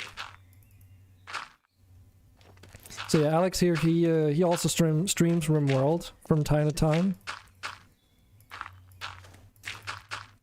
But you've also been doing like Crusader Kings and Pathfinder. What else have you done in recent times? Came out on early access. Okay. I'm back. Lots of other things. Oh, welcome back, Ammo. We just got raided by Alex Roosterfield here. Ooh. Cool. Hello, Alex. Thanks for the raid, I guess. Ammo is like talking with me over Discord. He's a moderator and good friend of mine. Yeah, I'll say hey in chat. Oh yeah, Warhammer 2 Total War. That too. Project Sunboard, right? Yeah, Project Sunboard. So, Dragon, I Yes. might lay a little low in Minecraft right now. Because I actually have something I want to do while I just sit here and talk to you a bit. Oh, okay. I actually just before you left, I wanted to show you something really cool. Oh, which relates to the shader that we're using. So I found out if you go to the shader set, and it's not the thing I showed you the other day. This is something else. It's related to water. So if you go into the water thing, like for water type, you can switch it between realistic, vanilla-ish, RTX-ish, whatever. Now the cool thing is that when you switch it to the vanilla-ish thing, it says like it uses the vanilla texture and color in subtle waves, but I don't really like the vanilla texture. But I wanted to get the watercolor there, because if you go to like a swamp, the water is still like blue and stuff, right? But I found out that if you press on, click into watercolor, there's actually a slider normally set to 0% in the shader. And if you turn that up and you go to a swamp, the water is actually the correct color as it should be. Similarly, if you go to something like these coral reef oceans over here, the water is more cayenne, which is kind of cool. Oh. But it still looks like, you know, this, basically. It just actually inherits the color. So, just thought I'd mention that because I found it a little bit weird why that was not enabled by default. Floating block. Oh yeah, I know. I want to get like clear out some of that forest on the other side of the river because it's causing lag. But is it for real? Is it the forest over there? Submit! yeah, at least looking in that direction, I have noticed that my FPS dips significantly as opposed to like looking in the opposite direction. No joke. Yeah, I changed my shader to like potato or just above that because it still looks really nice. It's just not that demanding, so I have like 120 FPS. Yeah, I've also contemplated switching the shadow map away. And thanks for the follow, Nut and Cider. Wow, what a name. But yeah, I've contemplated tuning down the shadow map. What? What a great name, dude. I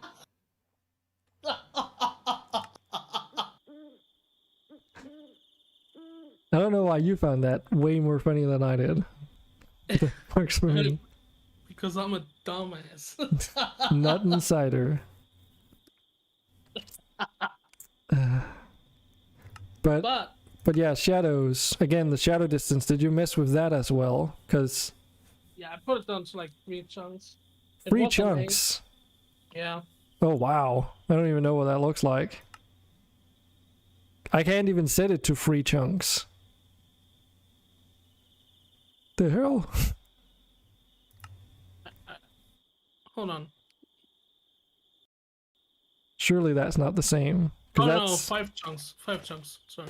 yeah, because that's like the distance for like realistic shadows and stuff, right?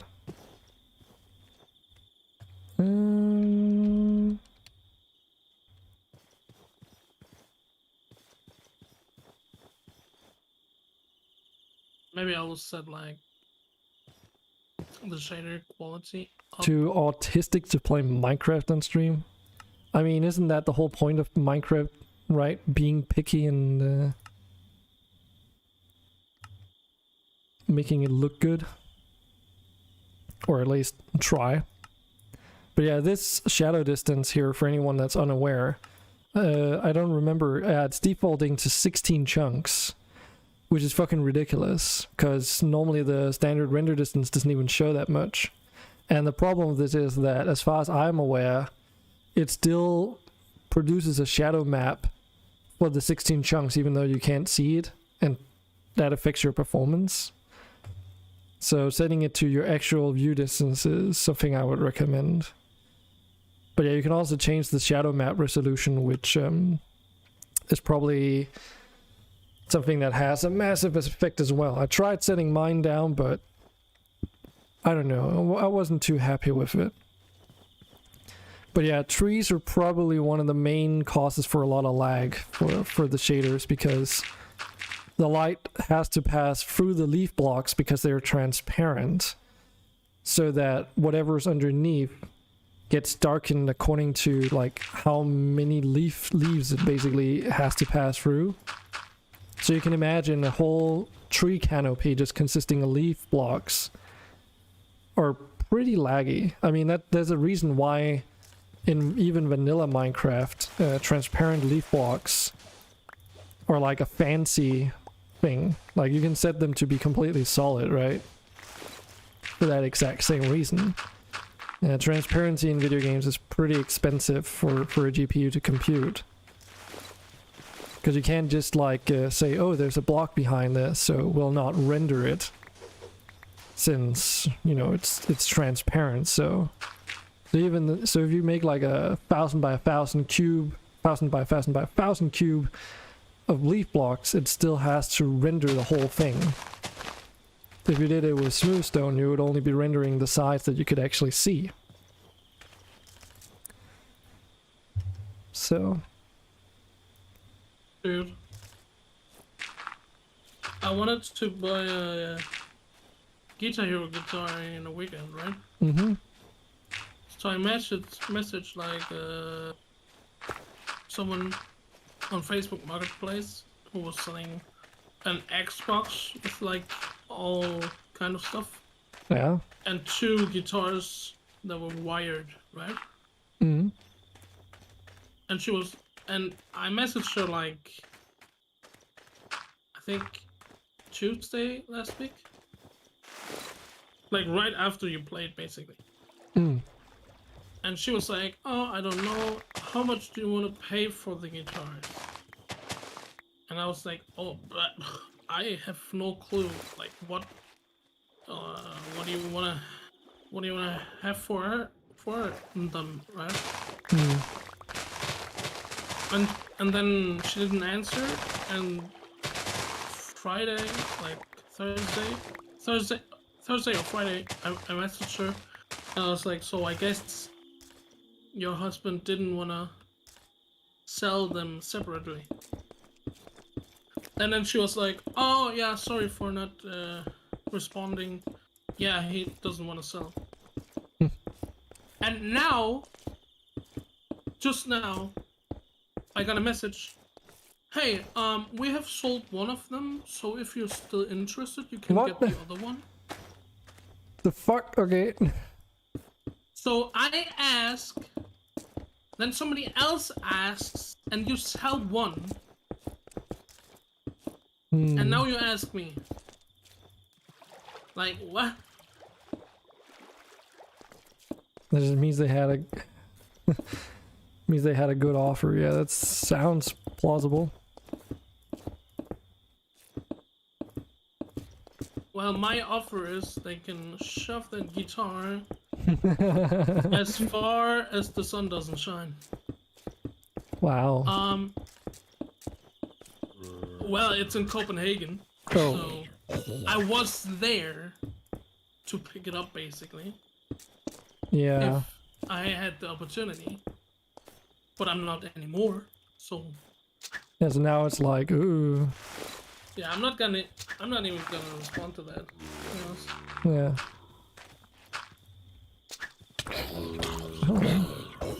And they wanted $250 for it.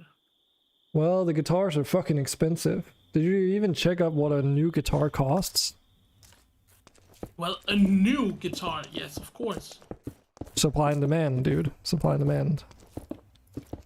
Okay, Alex. I can just I'll just buy it from Carsten, I guess. Yeah. If it actually works, right? Yeah. Yeah, like says he's off. Need to feed the beast. And the dog is probably hungry too. Alright. Make sure you do that. Wouldn't want to unleash the beast. But yeah, Alex, it was nice seeing you. But to come back to what I was saying, why I need or why I am a bit like AFK in Minecraft, it's because, well, I got my birthday is tomorrow, right? Mm-hmm. So we were celebrating today with my family-in-law, and my girlfriend gave me my birthday present already, Okay. which is actually quite fucking cool because it's the bonsai made of Lego. A what now? A Lego bonsai tree. Okay, I was hearing that correctly. Cool. Yeah. Yeah, they did like they started doing like a decorative flowers thing and stuff like that too recently, where you could like build flowers. I assume that's like in the same like spirit as that, I suppose. Oh, we're getting our ass handed to us. Rip. How many units did we have? 37 units. Yeah, so that's a fucking balancing issue right there.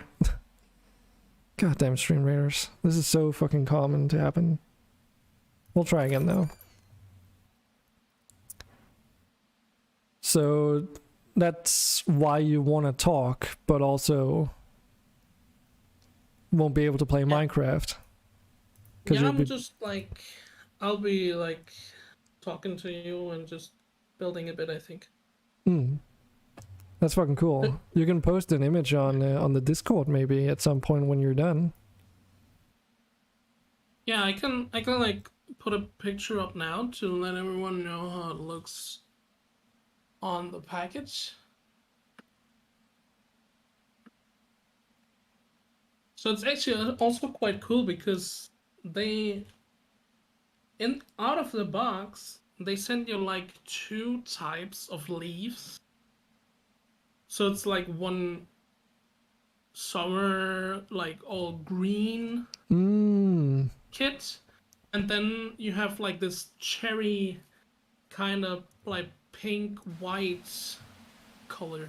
So you can make it like a more like a sakura or like a cherry like blossom tree. Yeah. Right. That's cool. Was it for the... I can't remember if that's what they did. Was it for the... Shit, now I have to look it up. Because that does ring a bell. Put it up in Dragon's Inferno if you wanna. Yeah. Take a peek. I'll mute myself real quick so you don't have to listen to me opening the bag. Right. Yeah.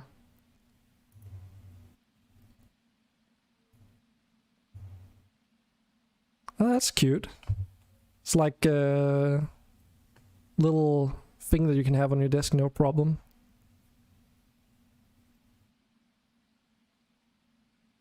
Cool.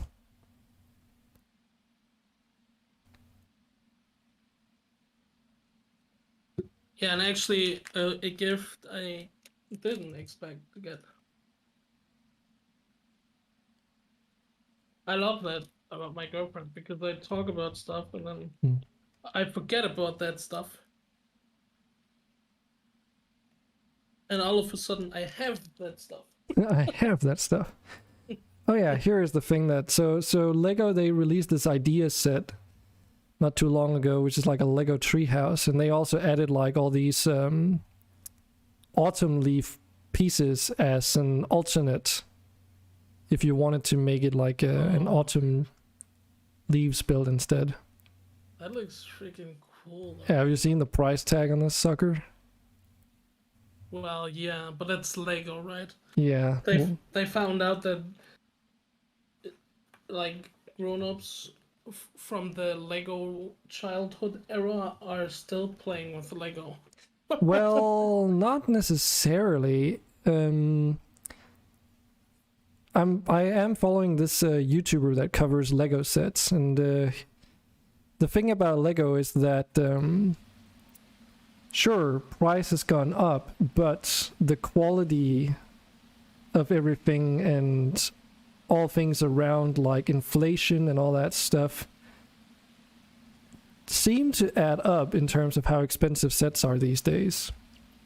So you're actually, relatively speaking, for the most part, that is, paying, you know, the same as you would 10 years ago, but the quality is just so much better. Oh, hey, Lon. Interesting seeing you here. How are you? You're in here at a late time. I'm doing pretty well. We're just talking about Lego sets. How about you? But yeah, Lego sets have pretty much, quality-wise, just gone up, while the price has sort of been staying around the same. The only main, like, deviations to this are licensed things. So, of course, there's a Disney tax on everything that's a Disney set, as one example. And then there is the odd set here and there that is a little bit overpriced. But, you know, if you were to buy a Lego set that is either an idea set, I suppose, or something like Lego Ninjago or whatever, you don't, like, you get more bang for your buck because they don't have to pay licensing fees, is one thing. And yeah, I also follow this, like, German YouTuber who's like all in on Lego and other types of Lego-ish sets or brands, let's say. And well, where it is true that it's maybe not gone up that much in price. Like, it's still relative, right? Yeah, well, when, like, back in the days, you got, like, stuff that was made for kids. Now it's not really that much made for kids. For, like, for example, the bonsai tree, it's 18 plus. Right? Yes, that's because Lego's also been moving into the trend of making Pro Builder series stuff and 18 plus things, and there's a good reason for that. But are you sure, Lon, you can't just buy a little police car and stuff like that? It's all licensed stuff. I mean, the Lego City stuff is all non-licensed, so like literally every year they release a new fire station that's non-licensed. There's like so much. I though. 100% agree with Lon of that. Like, and like, the price tags are just getting out of hand. Like, I'm even with inflation and all that stuff, like, Lego was supposed to be a family-friendly brand, right? And for example, and I'm not saying that they are not at all anymore, right? But for example, the German YouTuber, he had a brick that could have been a Lego, could also have been another branded brick as his logo, right? And where back in the days they were like, and he sells that stuff in his store, right? So they know who he is. It's not like they don't know who he is. And all of a sudden, they don't even, like, talk to him. They just, like, removed his license and sued the shit out of his ass because of the brick. And then he was like, okay, I'm gonna remove the brick. So he did that, and they just keep on suing him for all kinds of shit that he is supposed to do, or supposedly did. You know? But that's got nothing to do with the quality of the build set, so that's a completely different discourse, right? But that might be because of a change in management, right? But of course. But telling me, well, you smell and you're an asshole is still you telling me, right? Yes, it's two different things, but it's still you and me.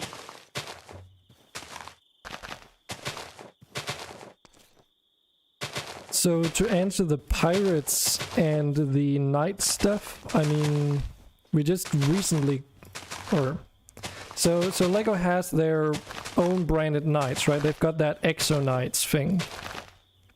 I don't know if it's a theme they're running anymore, but there's of course that. They also just recently released a whole castle, so very much actually in tune with some of the older Lego castle sets that you'd expect from the days of yore. But so here's the hot take on the whole Lego making more sets for, let's call it sets for adults, basically, because let's face it, that's what it is. So we all know Lego Star Wars, right? And not too long ago, Lego decided to make this interesting move of putting play features into all their sets. And some of those play features, as you would imagine, of course, has an impact on the visual representation of those same sets, right? So namely for Lego, we got all those spring-loaded shooters and the stud shooters and all that stuff. And that was intended for kids, right? But then the more grown adults and stuff started complaining that, hey, now we have like these really ugly stud launchers and these spring-loaded shooters in our build sets that we can remove, but requires like extensive remodification of the whole thing. And we're basically complaining that Lego, which is a toy originally intended for kids to play with, and also, I guess, to some extent have some kind of appreciation from the side of grown-ups, is now getting like blasted because they're implementing play features for these sets that are, for the main part, made for kids. That's part of why we probably got those 18 plus sets now. Because in the same sort of sense, Lego's also started making cheaper license sets because people were complaining about the price tag. So now, for instance, you can buy an X-Wing fighter, which is a Star Wars licensed brand thing, right? Which is why it's owned by Disney, which is why it becomes so expensive. But it's like a junior version of this build. So there's not as many pieces. The pieces are usually larger, that kind of stuff. So that's kind of how they're trying to cater to this sort of situation, if you will. So it's not because they're not trying, but change does take time. And especially when it's all like factory related things, right? Someone needs to design it. They have to settle on the idea, and this can take, you know, a very long time, as you'd imagine. But I would not, like, I don't see why I see why people are like noticing these changes and like a little bit concerned and stuff, but there's like so many moving parts that it's not like a simple matter to talk about. And even, you know, I'm not well educated on it either. I just happen to know a few things because I watch and follow a YouTuber from time to time that covers these topics. So, but yeah, 1,000-year Millennium Falcon. That's clearly not something that was made for children whom don't really have disposable income, right? Whoa, what the hell? But that's why you get like... Okay, something is causing a lot of lag. What the hell?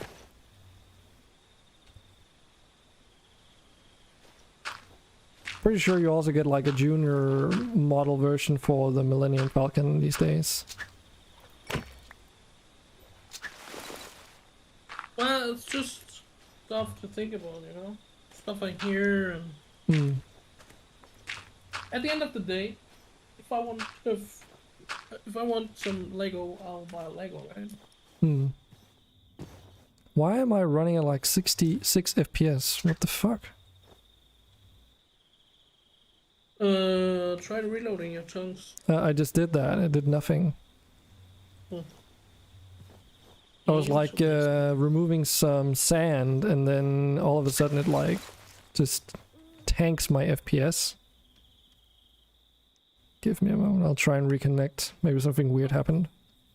Just bug you that the stuff available for kids is mostly licensed, or like you said, new fire station area. Yeah, but I mean that's what the that's the things that sell, you know, cars, police stations, fire stations, ships, that kind of stuff. I mean, one of the things that other people complained about not too long ago as well was that Lego was shifting way too much over into like more specialized pieces. You know, those builds where it's like, oh, if you take it apart, you can't really rebuild it into a lot of things because 50% of it is like pieces that only go together in certain ways. And then, well, you know, Lego wants to do licensed deals, which means that they have to comply with whatever sort of things that those licensed deals entail, which is like how probably something to do with like likeness of the model to the in-universe thing and all that stuff.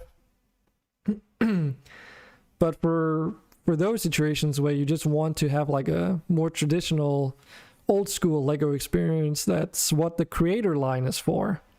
You literally get like a box full of like universally applicable bricks for a lot of use cases, with a few build versions in there that you can make out of those bricks. But for the most part, from what I've noticed at least, the creator sets were made specifically to cater towards that whole creativity thing.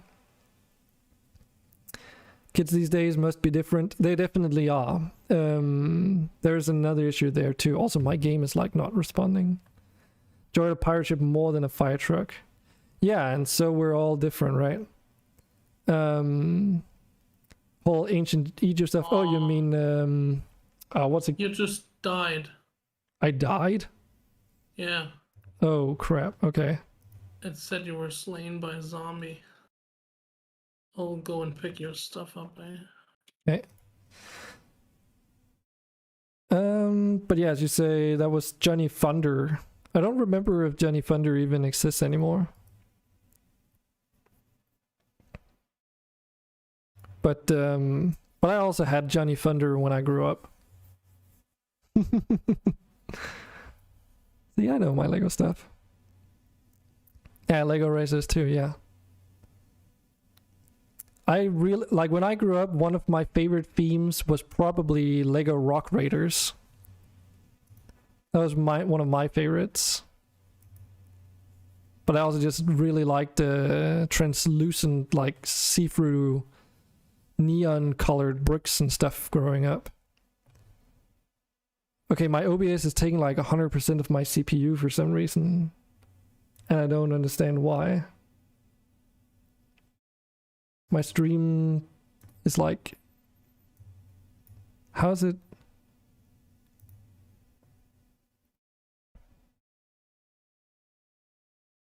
Okay. Maybe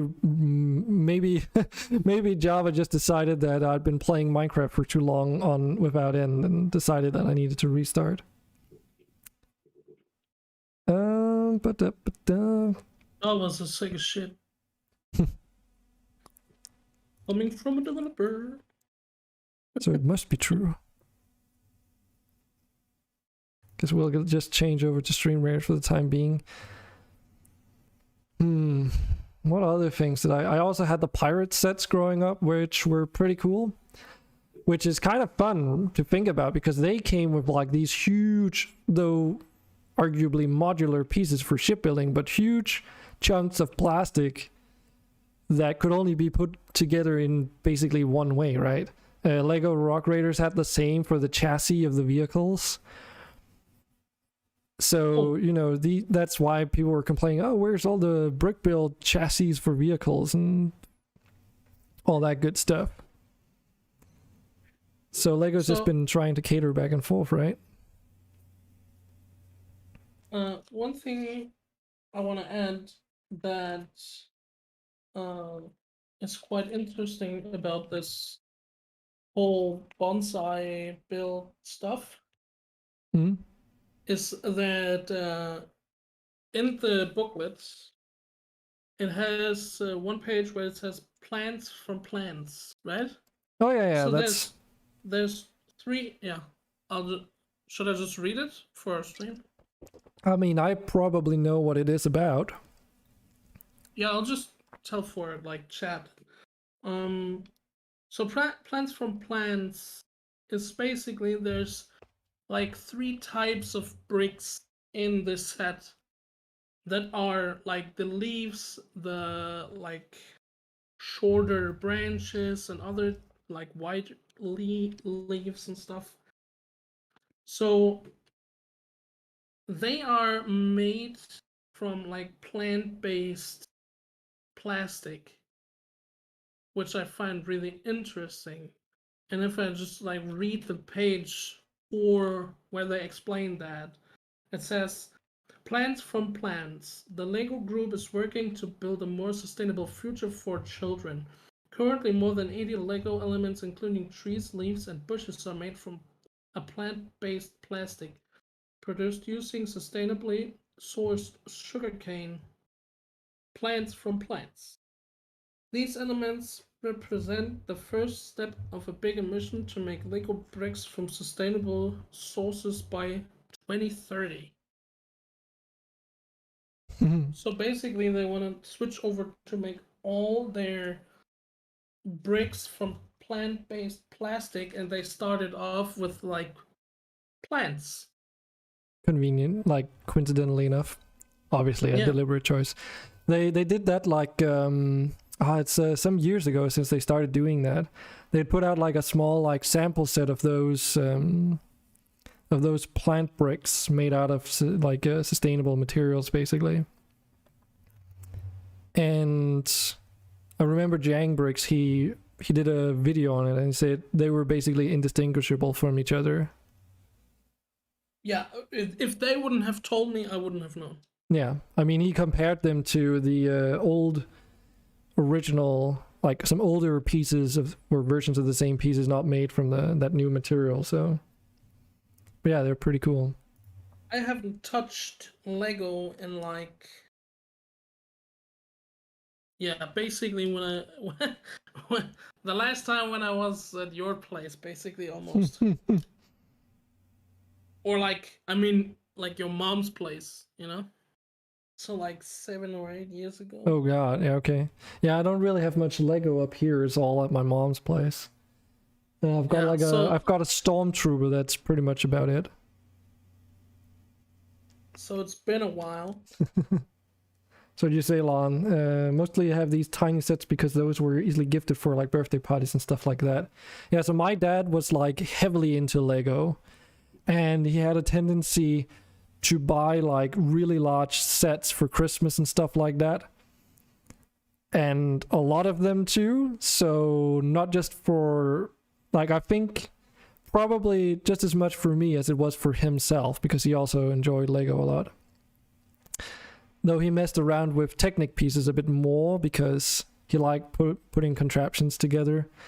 I do still remember he made like basically an entire theme park, which were like a carousel, a Ferris wheel, and I think a seesaw or something like that, which all ran like on one engine, like on one Lego motor, just connected through like shafts and gears all the way through. Pretty cool stuff.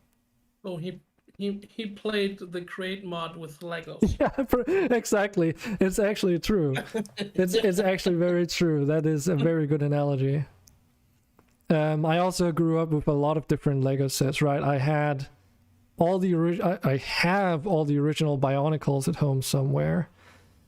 As one thing, which was also like, it's a line where, you know, buildable action figures, but you can't really use them for much else.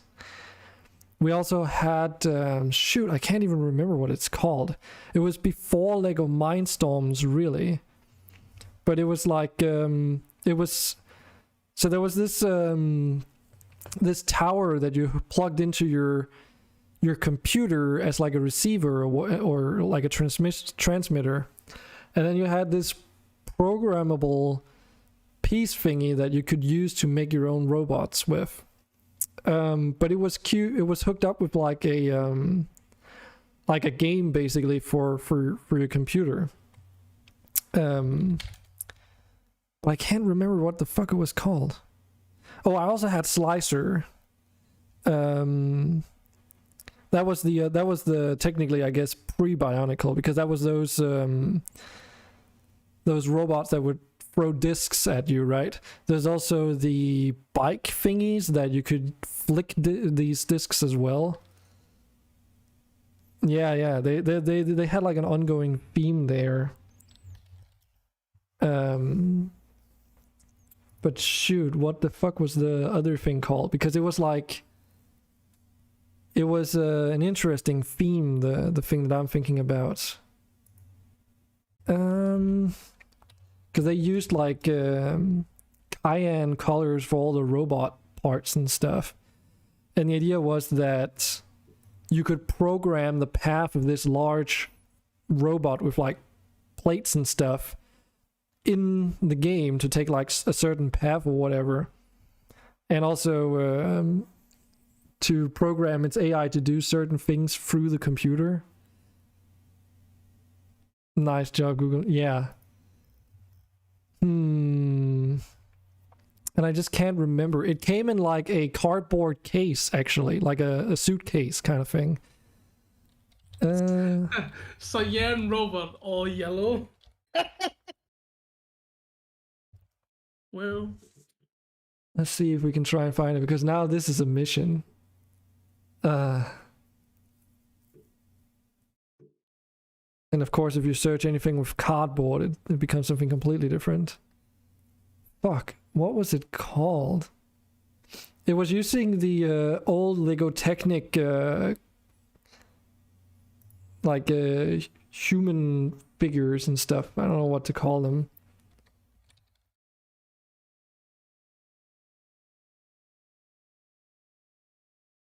Crap. What was it called again? It was like a really wacky theme, and I just cannot for the life of me remember it. And that box has been like sitting around for ages. Bricklink, that's just the website which people use to resell old Lego and new Lego, as well, just Lego in general. So someone will like maybe buy a set 3 times over and then sell the individual parts off on Bricklink for people that want to do custom builds and such. Jeez, why is that so hard to find?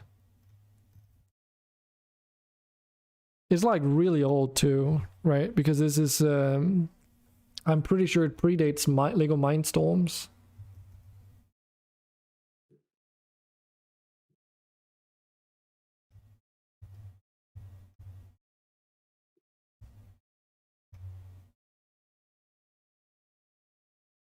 Dude, why is that so hard to find?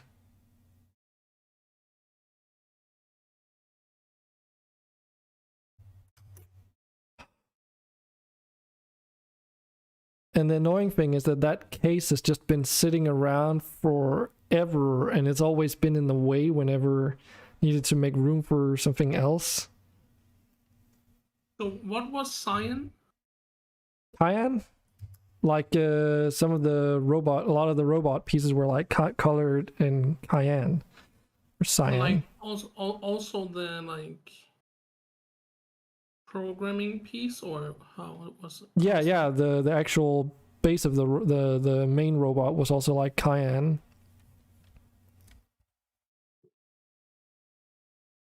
Hmm. Looking like this.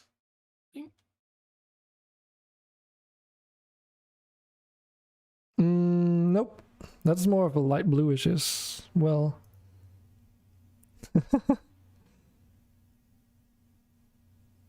Like if you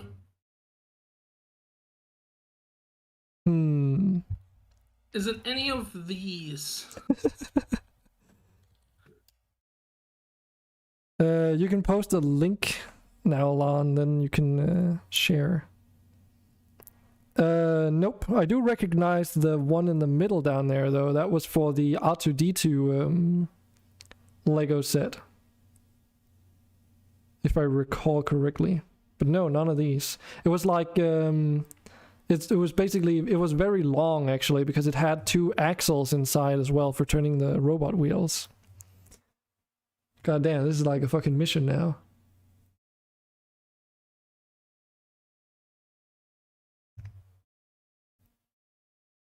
Okay. Oh man, that is ancient.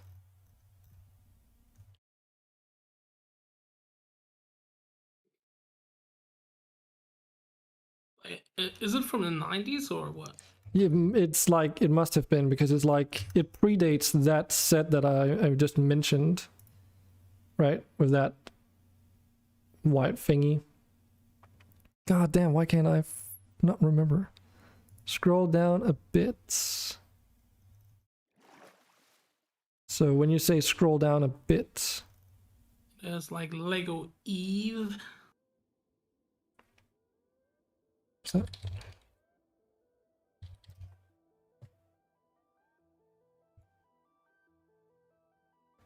was also futuristic theme, like a cyber town or something.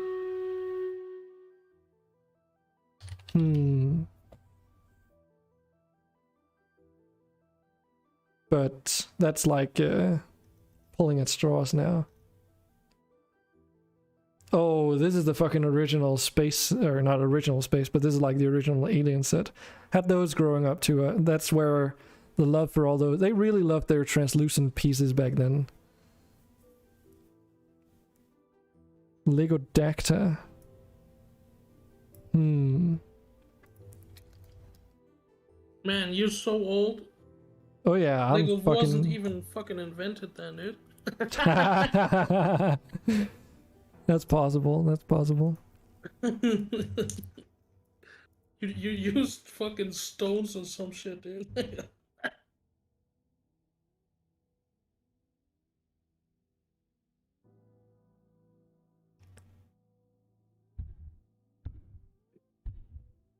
No, Lego Dacta, that's like old. That's so it must have been between this and then whatever else is out there. Dude,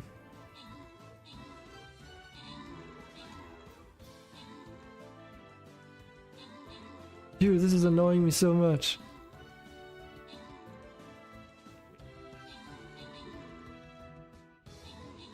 Oh, I fucking found the controller. Cybermaster. Damn. Like, for some reason, Cyber was just like, I found it.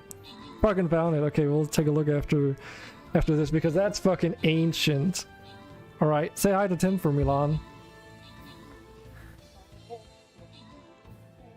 Jeez, come on. We've got 10 units. Why are we keep getting, like, fucking curb stomped? What the fuck?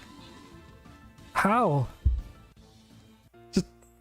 This is just Stream Raiders in a nutshell. We'll try again though, because this is not, like, not trying again would be fucking ridiculous.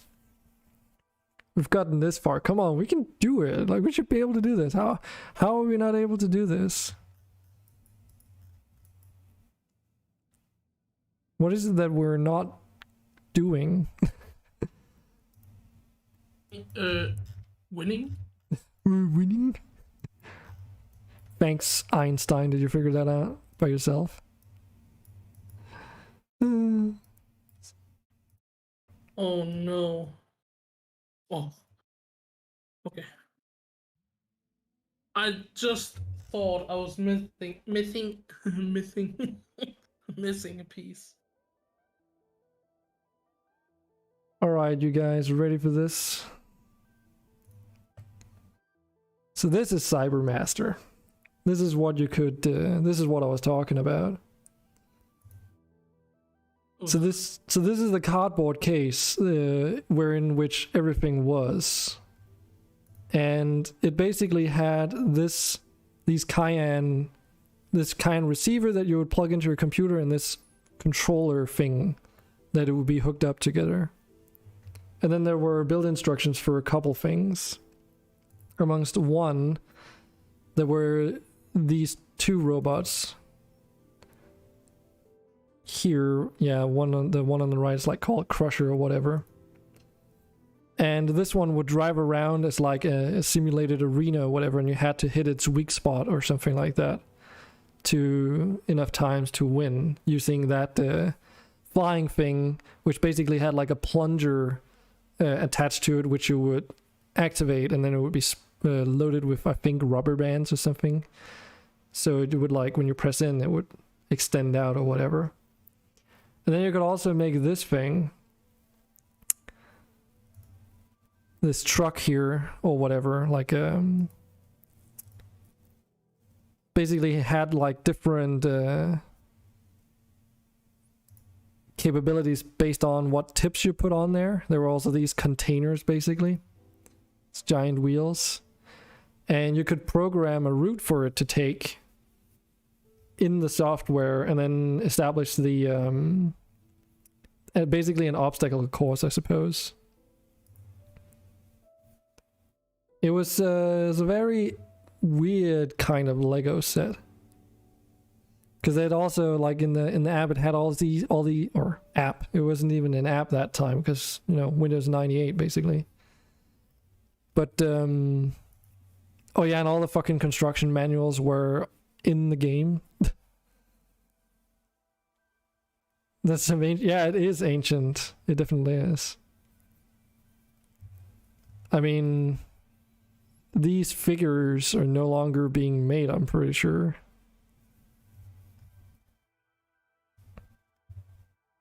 But yeah, that was some fucking weird ass stuff. Half of the time was spent just getting this fucking program to work, basically. Basically. Basically. Don't mock me. You know I do that a lot.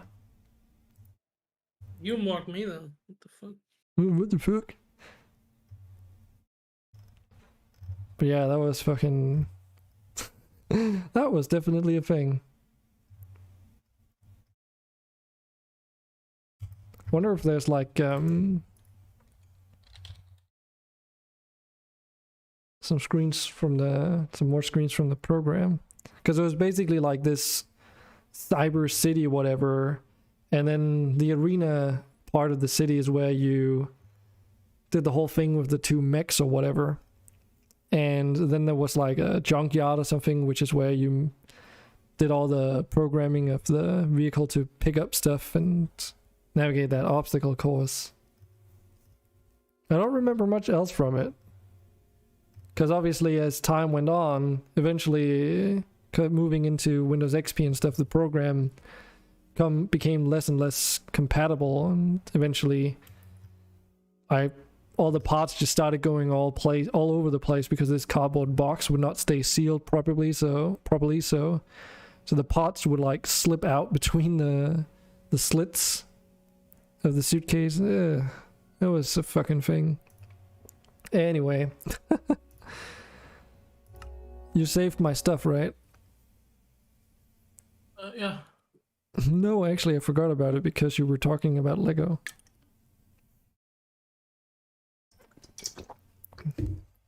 So, the first thing for my thing is finished. It's like a small pedestal. Hmm.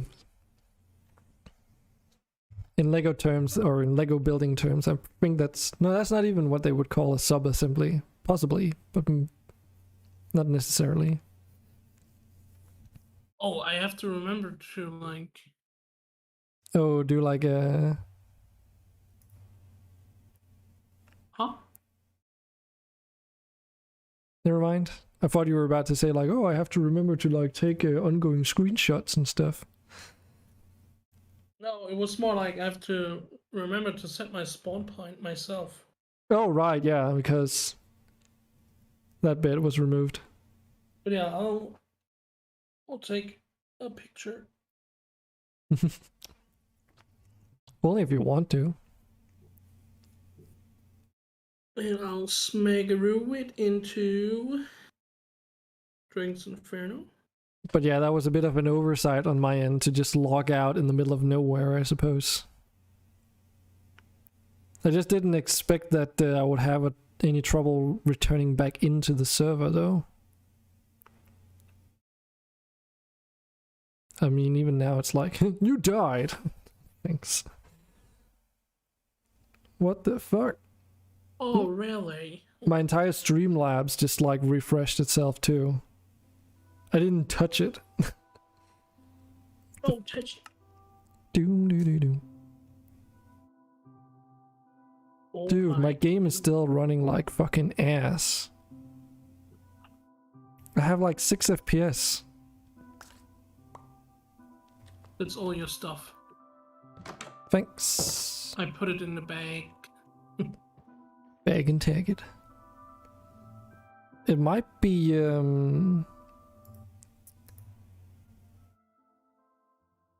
could be Streamlabs that's just like yeah, my entire computer is just like fucking, even opening up Task Manager takes a hot second. And OBS is like using 20% of my CPU according to this. And system's also using a lot. I guess that could mean that Windows is updating in the background. Yeah. That would kind of be annoying if that's the case. Yep. Because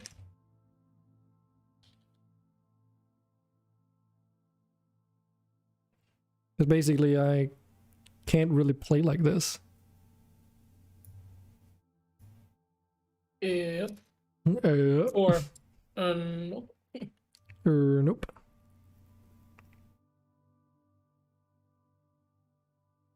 There's really never enough desk space for Lego, is there? No, not really. This PC, doesn't currently meet all the system requirements for Windows 11. Really? Oh boy. PC health check. Yeah, that. Oh. What the fuck? Hey, your PC is choking right now, so Like, what? I mean, am I the only one who thinks that's weird? Because you kind of know my build, right, Kevin? yeah. So, Well, I think for me it says that I'm good. Let me check. it might just be my computer that's having a freaking aneurysm or something.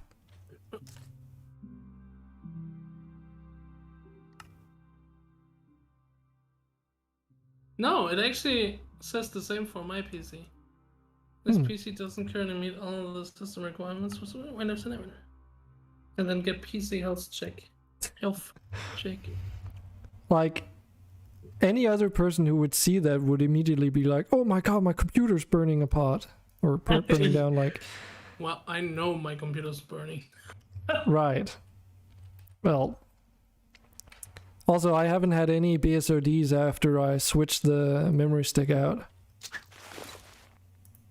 Or switched it out, but took it out. You know.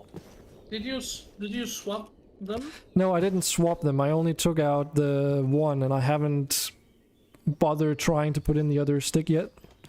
I should probably do that for an extended period of time to see if it's actually that or if it's the motherboard. Yeah, exactly.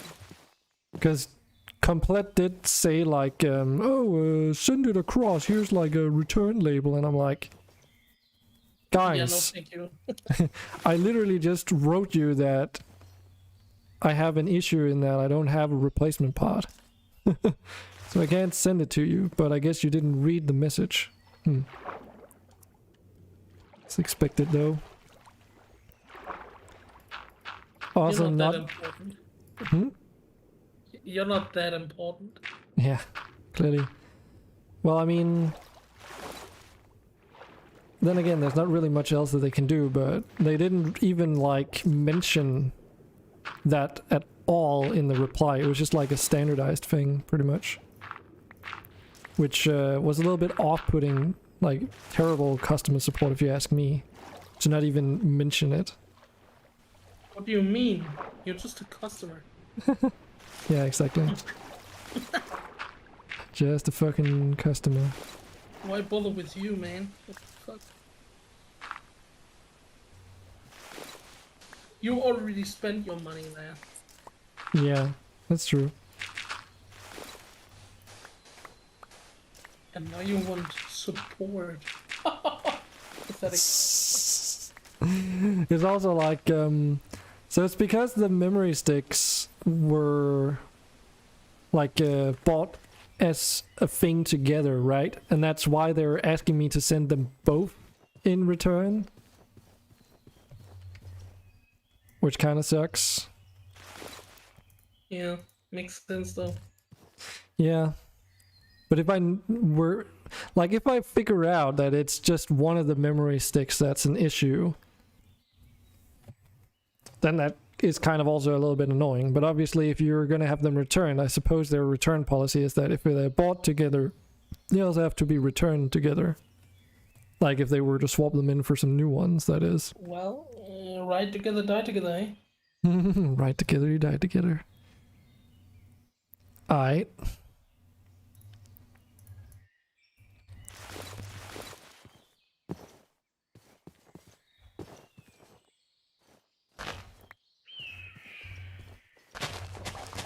I suppose there's something to that.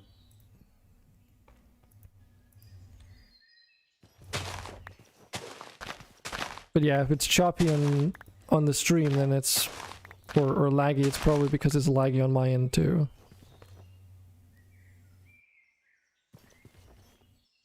So usually I get pretty decent performance if not looking over into the forest of fucking lag.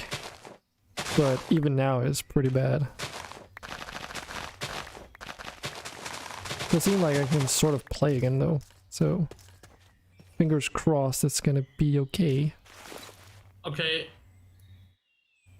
The PC health check, right, says that my CPU is not supported. How old is your CPU? It's a 7700K.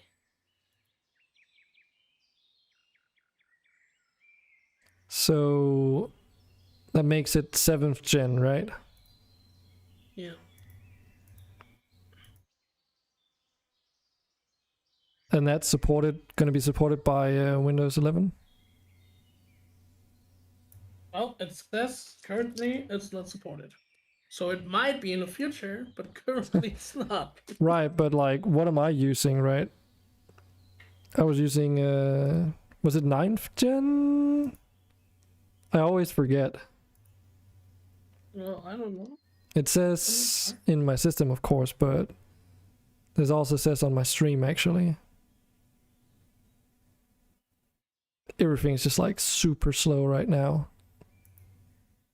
Loading web pages is just being choked. Should probably just have checked the system settings, to be honest. Oh well.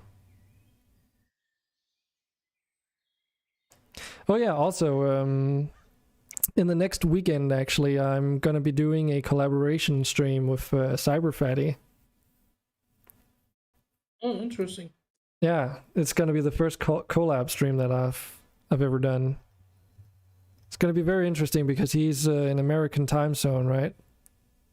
Yikes. So it's like he's gonna be up early, and then I will be streaming from evening time, my time. Yeah. So it should work out. 9700K. i7. Yeah, so yours is like 2 generations younger than mine. Yeah, and if it says that the same thing for me, right? Yeah. So I would probably take that with a grain of salt for the time being. Oh, I do. It's Windows, dude. It's Windows, dude. Yeah. Can't be that bad. Who's bad? Who's bad?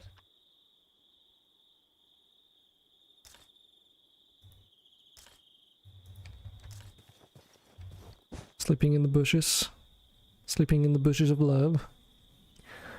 Well, Cosmic Hunter, you're pretty much getting there. Just 1 more hour to go.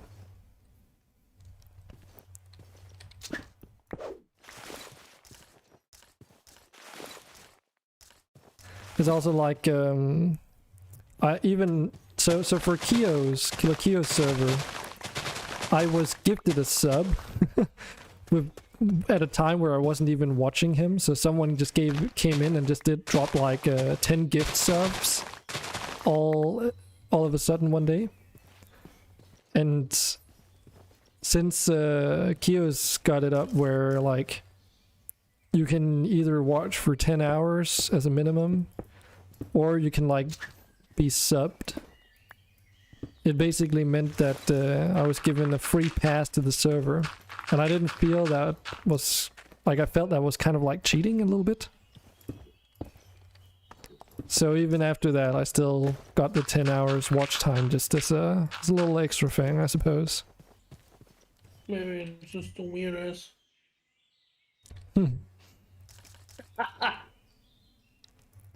Call it what you will. I'm going for weird ass. Alright, weird as it is then.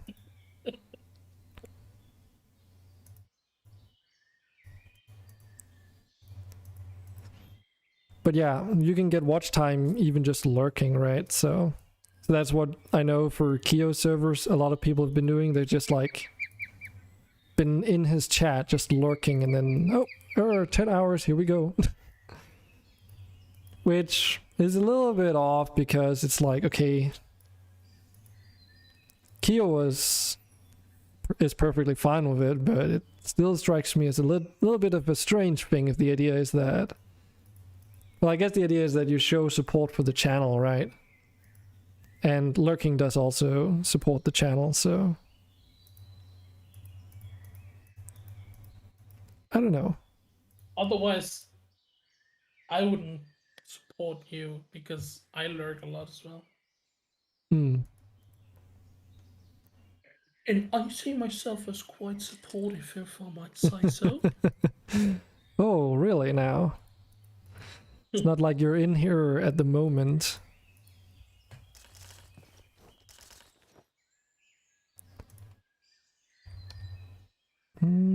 Yeah, dark oak. Even though you haven't like added my sound. Oh right, yeah, I forgot about that. I did like iPeak sound, and then I must have forgotten about yours. But now that you mention it, yes, I need to do that as well. I'm just a close friend. It doesn't matter, I think it's because I had to redo my entire chat overlay the other day as well. Been having some issues with that. Yeah, as I said, I'm only a close friend of yours. I don't mind,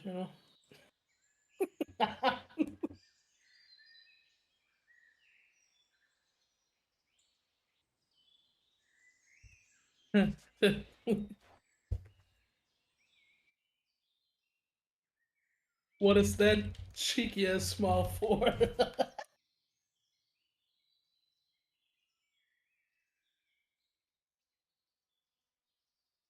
Damn it, I don't remember the redeem. Is it just think? Yes. Think about it. So the problem with what you just did is that I only watch your stream. I don't hear your stream. Hmm. Otherwise, I would hear you and me twice. That makes sense.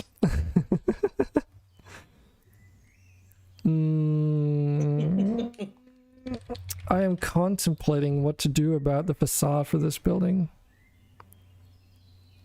Hmm. What building? Oh, the new building. Yeah. Because preferably I should avoid using the half slabs as much as possible. I kept seeing... Now I said it again, not half... They're just slabs. Fucking slabs. Don't...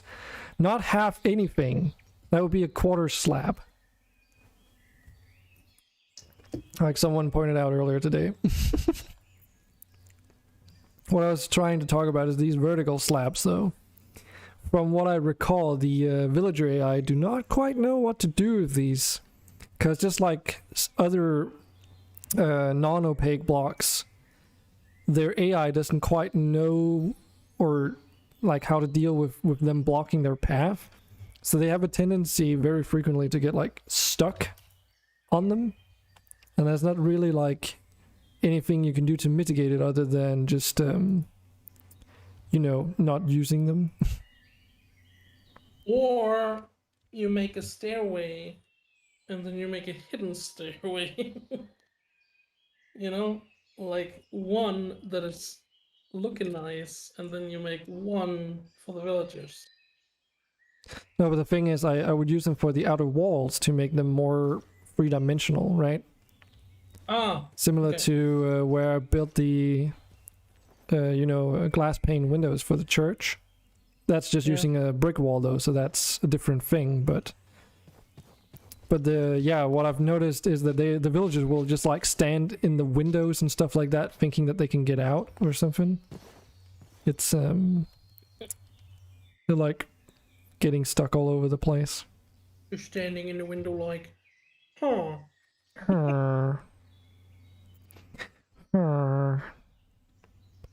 Maybe we should just make the foundation out of bricks and then the rest out of like...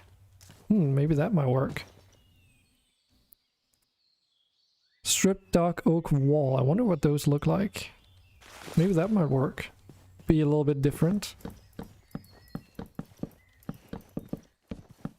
It's gonna take a fucking eternity to build though, because we don't have like a what's it called? A create saw yet. I saw we can actually strip logs with create. But this... Yes. Let me see... Crap, I can hardly even tell them apart in here. Oh, there.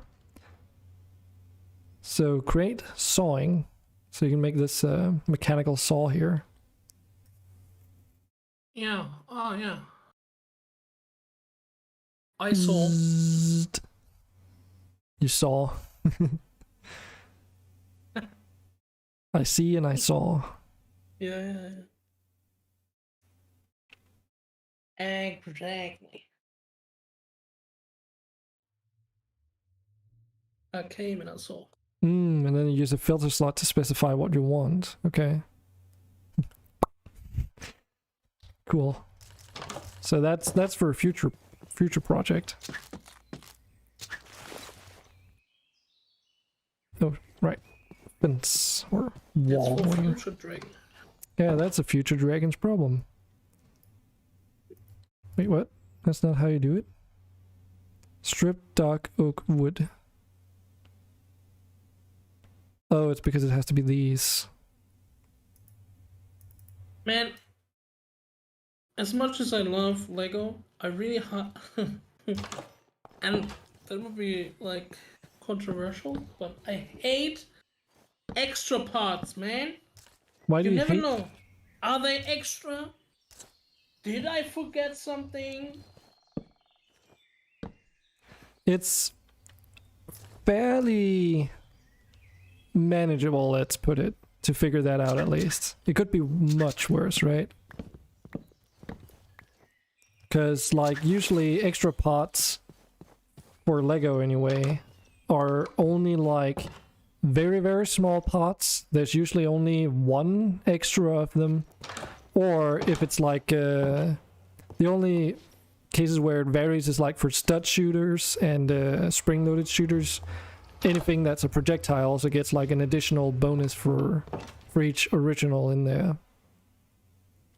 But for the most part, like, small 1x1 printed pieces and stuff like that, they tend to have duplicates. So if you're basically sitting with a 2x4 brick, yeah, that's probably missing somewhere. No, it's a white 1 block, like round 1 block thing, and a green like a cap for where you put the tire on, you know? Or like, yeah. Yeah, what are they called? Rims? I suppose? Rims for a wheel? Or Well, what? yeah.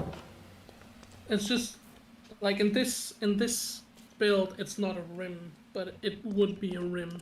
Or Yeah, it could yeah. be used as a rim, yeah? You know what I mean. I know what you mean. Think about it. But yeah, I've posted the next picture. Let's see how your progress is going then.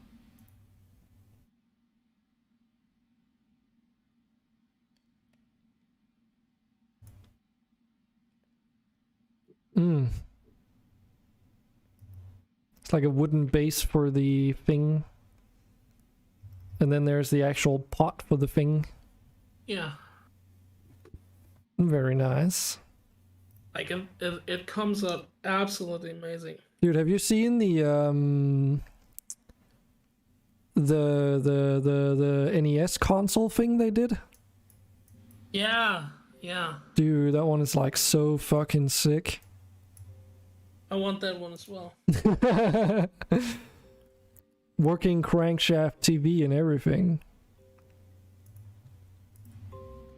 It's kind of crazy. And it's also integrated with those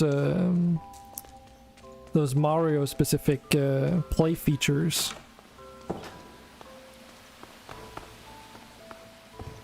In case you know what that's about.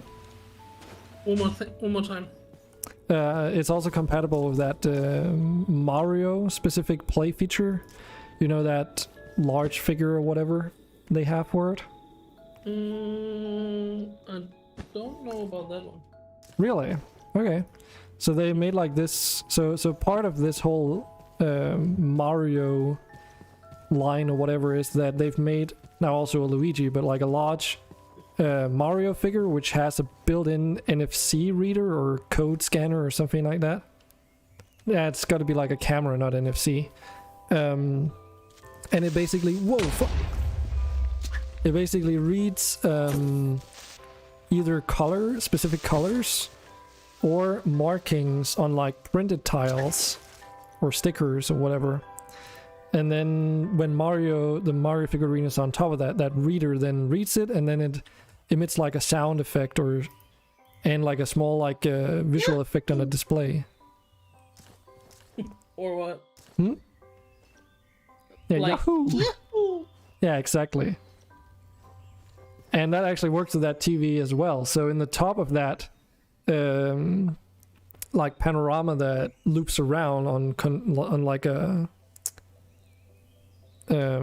chain link thingy, there's different colors, so you basically can put the Mario figure up on top, and then as you rotate it around, there's like sticker pieces on the top that pass by the underparts of Mario there to like fit with whatever's going on the actual TV, if you will. Yeah, that's cool. And don't get me wrong, I wasn't talking shit about Lego, right? Yeah. It's just the fact that I am grown up now and I get grown up money, but I still can't afford that shit, you know. Mm. And that is, like, to me, an absolute miracle. Okay, third time's the charm. Still got 39 units, so I appreciate the tenacity of everyone in here. That is definitely appreciated. Hopefully we're gonna do it this time though. Got so many epic units as well. They're still like level 10s and 5s. What the actual fuck? And I mean, there's still units out there that are just sitting. So it's not necessarily because there's a lot of enemy units, it's just because they're so high level. Like these wardens here are just kicking our freaking ass. But I think we might have it this time. Dude.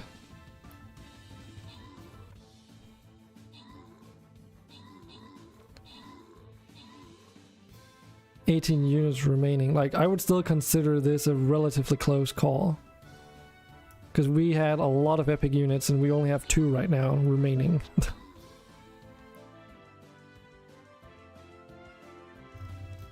Dude. At least we got it this time. God damn, dude. This build is intricate as hell, dude. Hmm? Oh, the Like- Lego build. Yeah, now I'm building the actual tree. And it's so, like, if you build, like, a car, let's say, right? Hmm? You can see, okay, this goes there, because then it makes a bumper, and this goes there. And I'm, like, building a route, and I'm like, what the hell is going on, dude? I assume it's also got like stud on the side construction, right? Which is basically, as it implies, that you're building like sideways, if you will.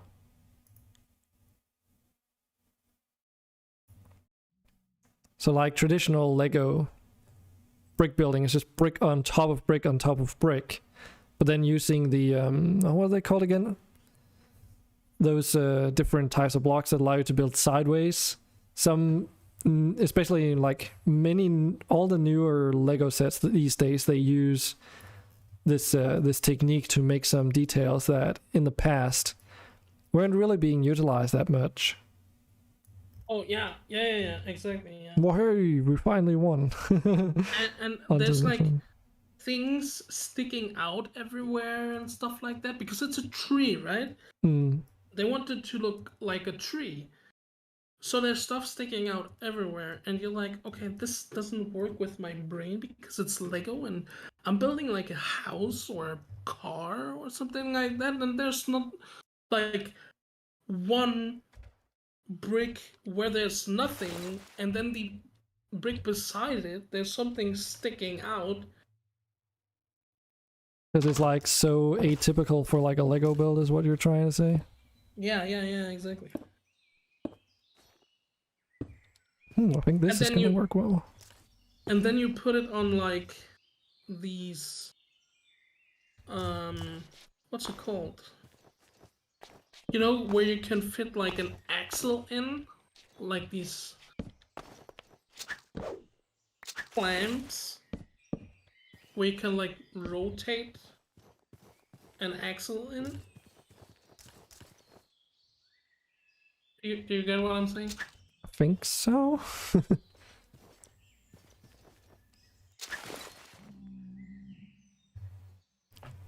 Like a one by one brick with like a what do you call it? A hole in it? No. No. Okay. I'll send you on Discord. I am very strongly considering if we should use a different type of wall block here.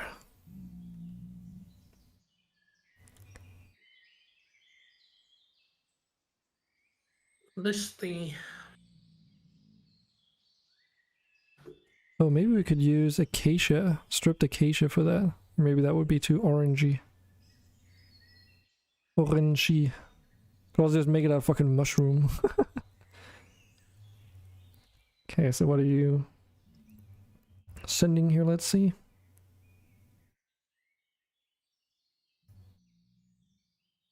Oh, those are called jumpers, I'm pretty sure.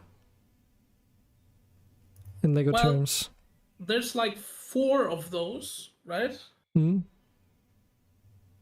And then you build like a base, and then you build something else, and then and the other thing you built looked like a shoe, and you put it on those. You know? Yeah, you clip it onto them, so it's like a sub-assembly, and then you put it on.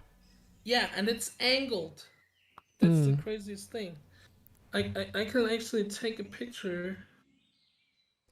I'll put in. And that's the thing, right? Like Lego didn't do that in like in the old days as much as they are today, right? Building weird angles and stuff like that. And those jumpers or whatever, or clips, no, they're called clips. I think the jumpers are the one with a hole in the side. I don't remember. No, now I remember what the jump. Never mind. I remember. It's not called a jumper. It's just a clip.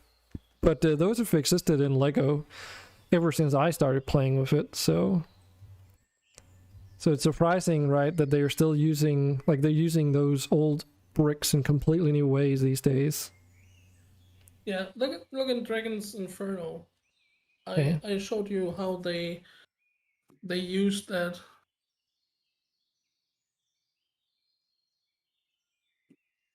And then you can also see what I mean with like things sticking out everywhere and stuff like that. Oh, we've got some new people join the Discord. Ah, there we see. Hey, Cosmic Hunter. Oh, there. Hello, this is joinable modded server. It is, Buster. Currently talking about a little bit of Minecraft. Lego, not Minecraft. We're talking about Lego. Yeah. Same difference, just a different format. Oh yeah, I see what you mean. Right? Dude, that is like super tight though. It's also like if you look at the Star Destroyer sets, like the first one they did, compared to the newer ones, it's such a massive difference too. But yeah, it's a modded joinable server, but there is like a small caveat, of course. There you go. Dude, I'm like trying to figure out what to do with this building and you keep distracting me. Listen, man, that absolutely 100% sounds like a you problem, my guy. So you sounds like a you problem, not a me problem. Sadly though, it does seem like we can't do these walls out of modded wood blocks. So either... Oh, hold on a second. Hold on a second. Wait a minute. I was never supposed to use those out there to begin with. I was supposed to use freaking... Ah, there we go. That's the solution. I was wanting to use ebony blocks, or logs, all along.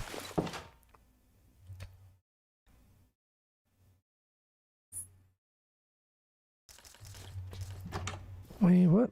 Oh.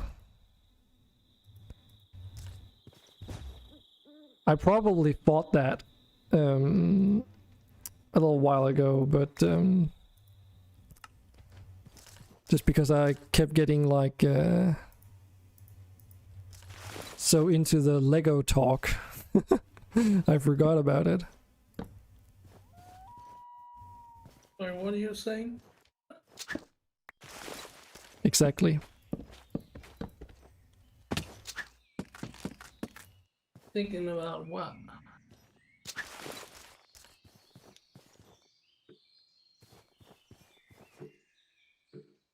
Huh? Hmm? Thinking about what? Like what to do with the build. But we were talking about Lego and I was getting so much into the talk that I kept getting... Like my mind wandered off and then I forgot what I was like doing and... I'd completely forgotten that I was planning on using ebony logs for the build. I was like sitting here, oh, can I get like a darker wooden walls thing or something? And I didn't need to, I just needed to make the pillars on the outside out of ebony instead.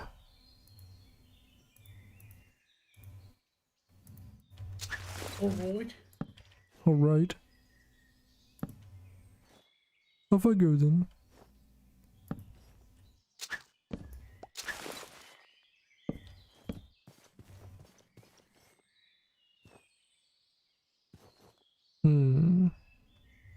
Can you make stairs out of stripped logs? Probably not.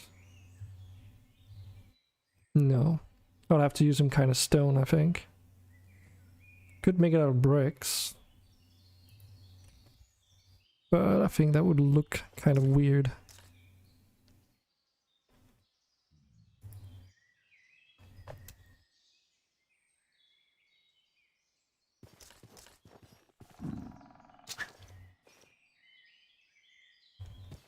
I think we've got a visitor from another dimension. I keep hearing a zombified pigman somewhere. Is he just like wandering around? No, he is. It's a zombified piglin nonetheless, okay. So a piglin must have wandered through the portal somehow. And been like, oh, this is fucking cold. Oh, this is fucking cold. Well, when the piglins are in the overworld, they start freezing and, you know, shaking, basically, or they start shaking soon. Really? It's because they were freezing. And then if they stay for too long, they turn into zombified piglins. Dude, this build blows my mind, dude. Submit! Thanks for the follow there, Buster. You'll get that watch time in no time. You can also try out the modpack as well to see if it's something you know, you want to invest your time into. And if you type exclamation mark watch time, you can see how much you've watched. Yeah, I actually did put it into the description for the MC command. Yeah, just to make sure. Nah, not really. Cosmic Hunter, he got it pretty much throughout 2 streams, I think. Because you can also lurk and basically be AFK. Like, you can even have the stream muted if that's what you want. And get the watch time. It's basically because of a couple reasons. The server is whitelisted because we don't want, you know, everyone and your grandma basically joining the server to try and reduce the risk of anyone coming in here with malicious intent. And similarly, it's also not my, or not similarly, but also it's not my server, so we didn't want to overflood the server with a lot of people.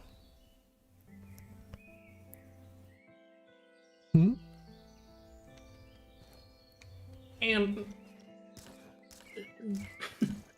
last but not least, we hate humans, so Wow.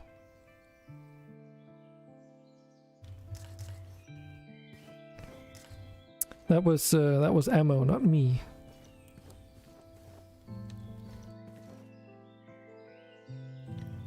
we're all gamers, dude. What the fuck are you talking about? And we're playing Minecraft. lag. Shut up, ma'am. I'm playing Minecraft. It can't get any worse.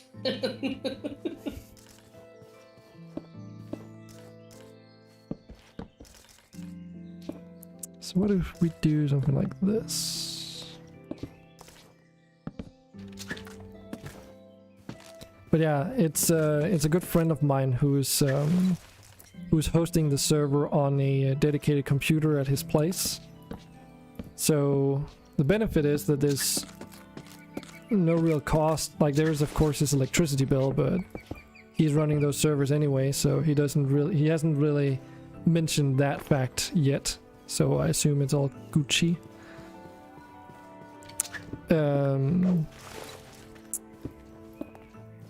What was I thinking? Dude, my mind slips so easily at the end of my stream. But yeah, he's basically been hosting these servers. And then the deal between him and me is usually just that I help set it all up, doing all the configuring to a certain degree for what I can on my end. And then he has the actual servers and does the rest that he needs to do on his end, of course. And this time around we decided to open it up to the community in the hopes of you know, getting some more people to join. Being some fancy ass builds. Fancy as builds. Exactly. Like mine. Gonna nap for a bit, alright. Don't think the stream's gonna last for too much longer either. Because I also need to get some food sorted. It's getting pretty late.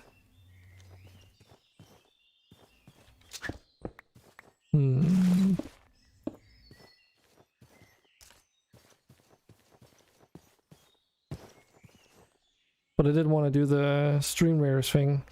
I was hoping that we could like have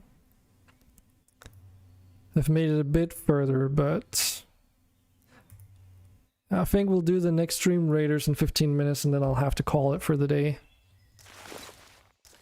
I'll still be playing Minecraft afterwards though. Actually, I should be careful with saying that. I'm probably gonna. Knowing me, I do want to go and get my Genshin Impact fix for the day. It's possible that I'll just be so wasted afterwards anyway that it's like meh. That's fair. All right. Have a nice nap though, Cosmic. Sleep tight. Sleep tight.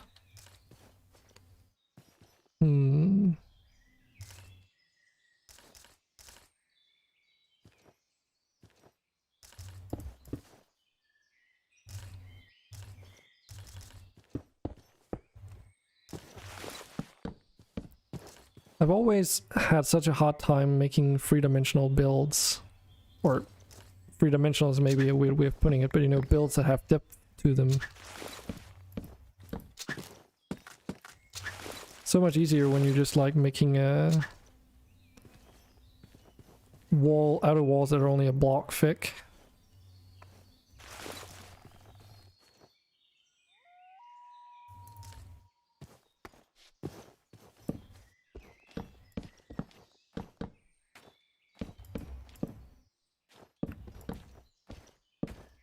Hey, Shadow Walker. Saying you're new here. How's the stream going? It's been going pretty well today. Had some lovely people pop in here and there.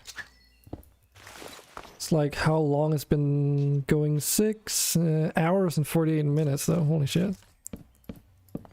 So we're just in here chilling. How about you? Dude, I've taken like so long to get started on this build.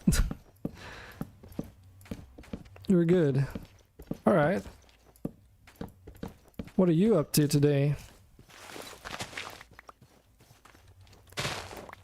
Been playing Minecraft over here, talking a little bit about Lego sets. and just normal life and stuff.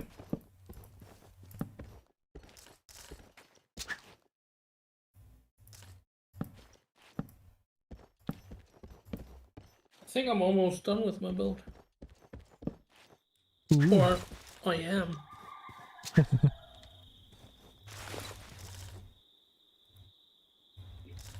And Ammo is on my Discord, hang out with me, building a Lego set in the background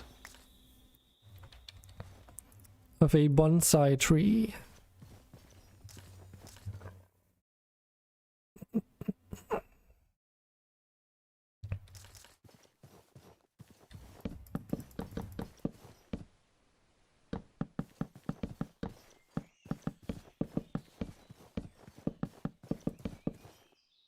Just trying to find someone to play with. Minecraft or something else?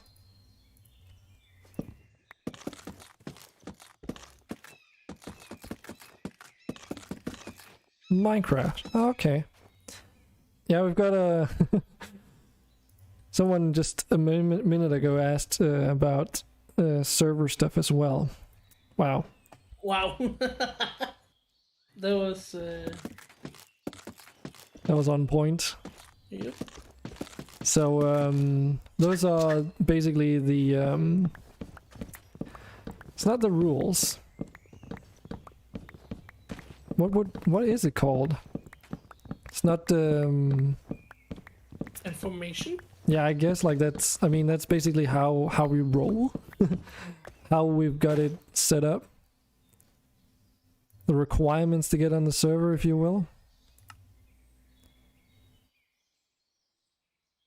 Oh, right, you can make these oak beams. I forgot that was a thing.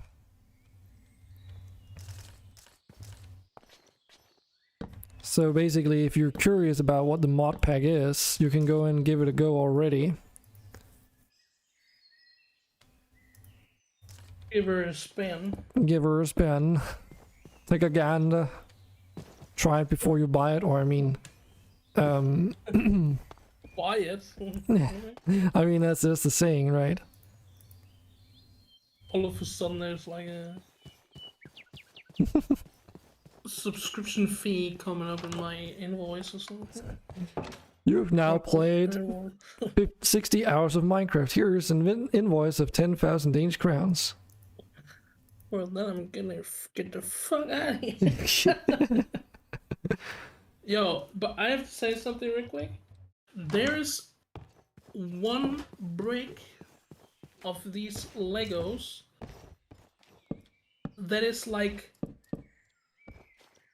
a 1x1, right? Shaped like a frog. Oh yeah. That's like an ancient brick. I think that appeared I think that appeared in like one of the older castle sets. It's like a sort of like a joke or spoof on the whole Princess and the Frog kind of fairy tale. What version of Minecraft did you start with? Are we talking about like when I started playing? I assume that's what you mean, but I'll just give you a chance to clarify. Yeah.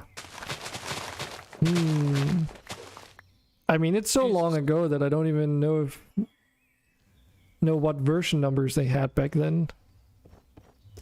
Because I played before in-dev was a thing. So basically since Minecraft started, I mean before cave generation was a thing, before you had world generation, just period, where you could only load up like a small, I don't remember how big they were they 16 by 16 chunks or something? Like they weren't really that big. Were crafting even a thing? I don't even remember. It's basically just creative mode, but in like a very small small map. So that long ago, basically. I hope that gives you some idea of how long ago. He started playing Minecraft when there was dinosaurs around, basically. Yeah. I'm an ancient Minecraft player. I was basically one of those people that introduced it to all my friends. For example, me. Yeah. And I would consider myself an ancient Minecraft player. Well, 1.12.2. I mean, I'm such an ancient Minecraft player. That's such a weird thing to say.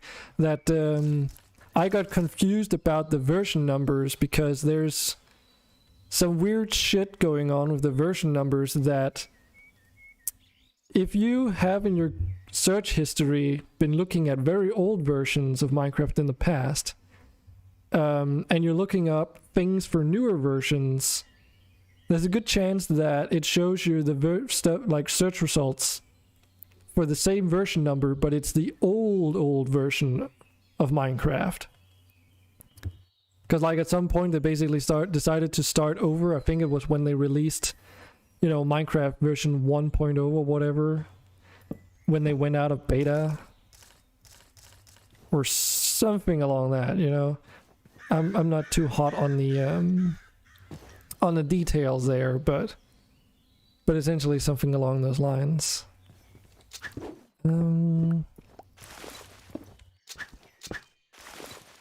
So that's how old. Submit!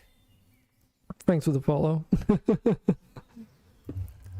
So yeah, I've been around, and I've been messing with servers, both unmodded and modded, for a very long time too. Back in the day when you didn't have Forge yet, you were messing around with Bucket, and then eventually we got Bucket, but wanted Forge stuff with it, so you started using something called Cauldron or whatever, which was like a weird mix of Bucket and Forge that allowed you to do both at the same time, and something Mojang wasn't too happy about it licensing wise, so it was kind of like almost like a dark web kind of thing in order to try and acquire a version of Cauldron that worked. It was a fucking Wild West, dude. It's good times.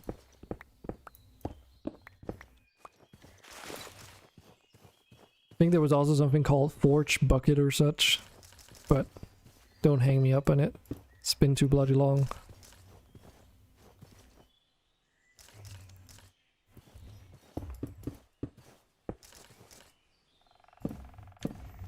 But these days I'm more of like a modded Minecraft player.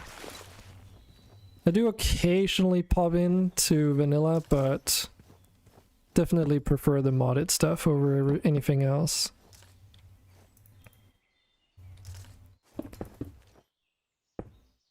And in this server actually is the first time in a very long time that we've made our own custom mod pack too.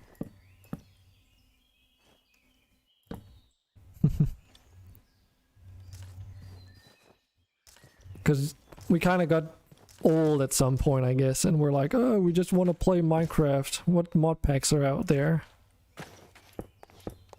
But I guess we were also playing like Skyblock mod packs and Stone Block and stuff like that, which, oops, kind of was like a gotta play a pre-made mod pack anyways, because no way in hell am I gonna make a Stone Block mod pack myself. That's way too much work. But yeah, we wanted to mess around with the Create mod. So that's what this mod pack's main focus is. But then there's also a billion different other mods there that just add more content with the intent of sort of playing around with Create. So as to expand that experience to some degree. And yeah, if there's any other questions, just feel free to ask. Then Amopika can answer all of them.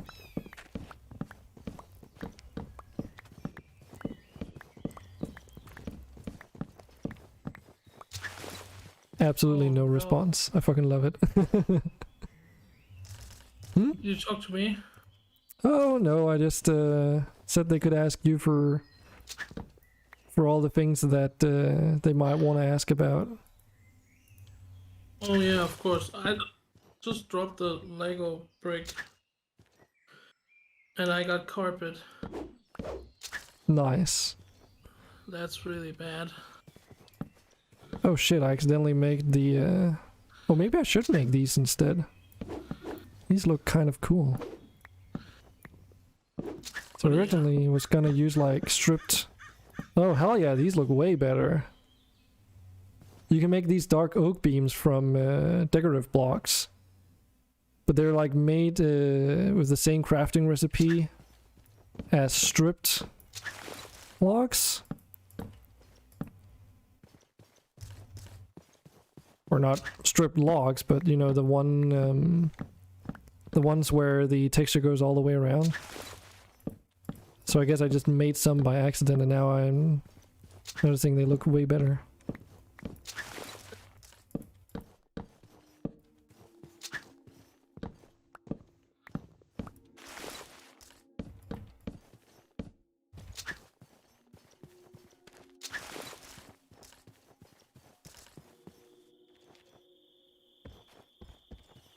Freaking darkness.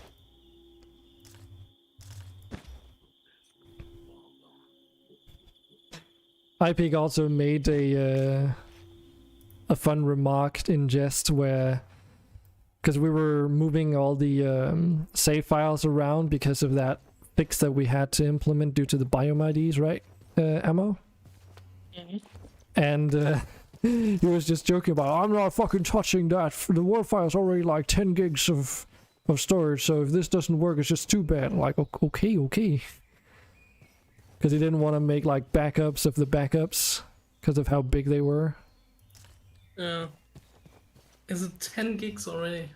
Well, it's probably not 10 gigs. I think each save is 1.2 gigs, hence why the... Because when the server backup says, right, 1.2 gigs and then a cross line or whatever you call it, and then 14.2. I think the 14.2 is the total storage used right now. Because it keeps only a certain amount of backups. Then again, maybe we should configure that, because I don't think he touched the configuration of that whatsoever. And I remember when we were doing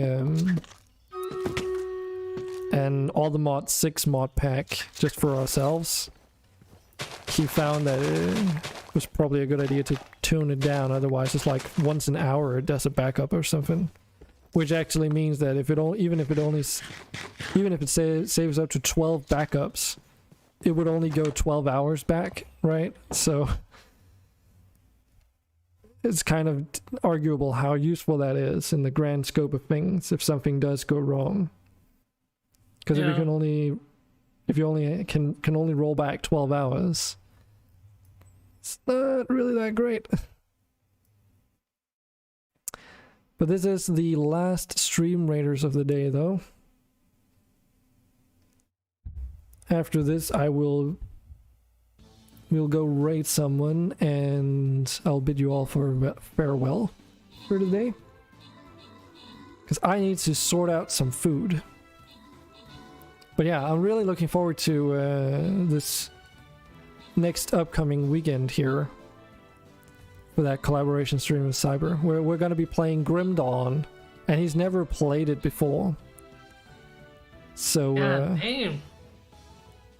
So yeah, and he's played like way too much Path of Exile and Diablo 2 recently, because, you know, Diablo 2, the remaster came out and stuff. Yeah.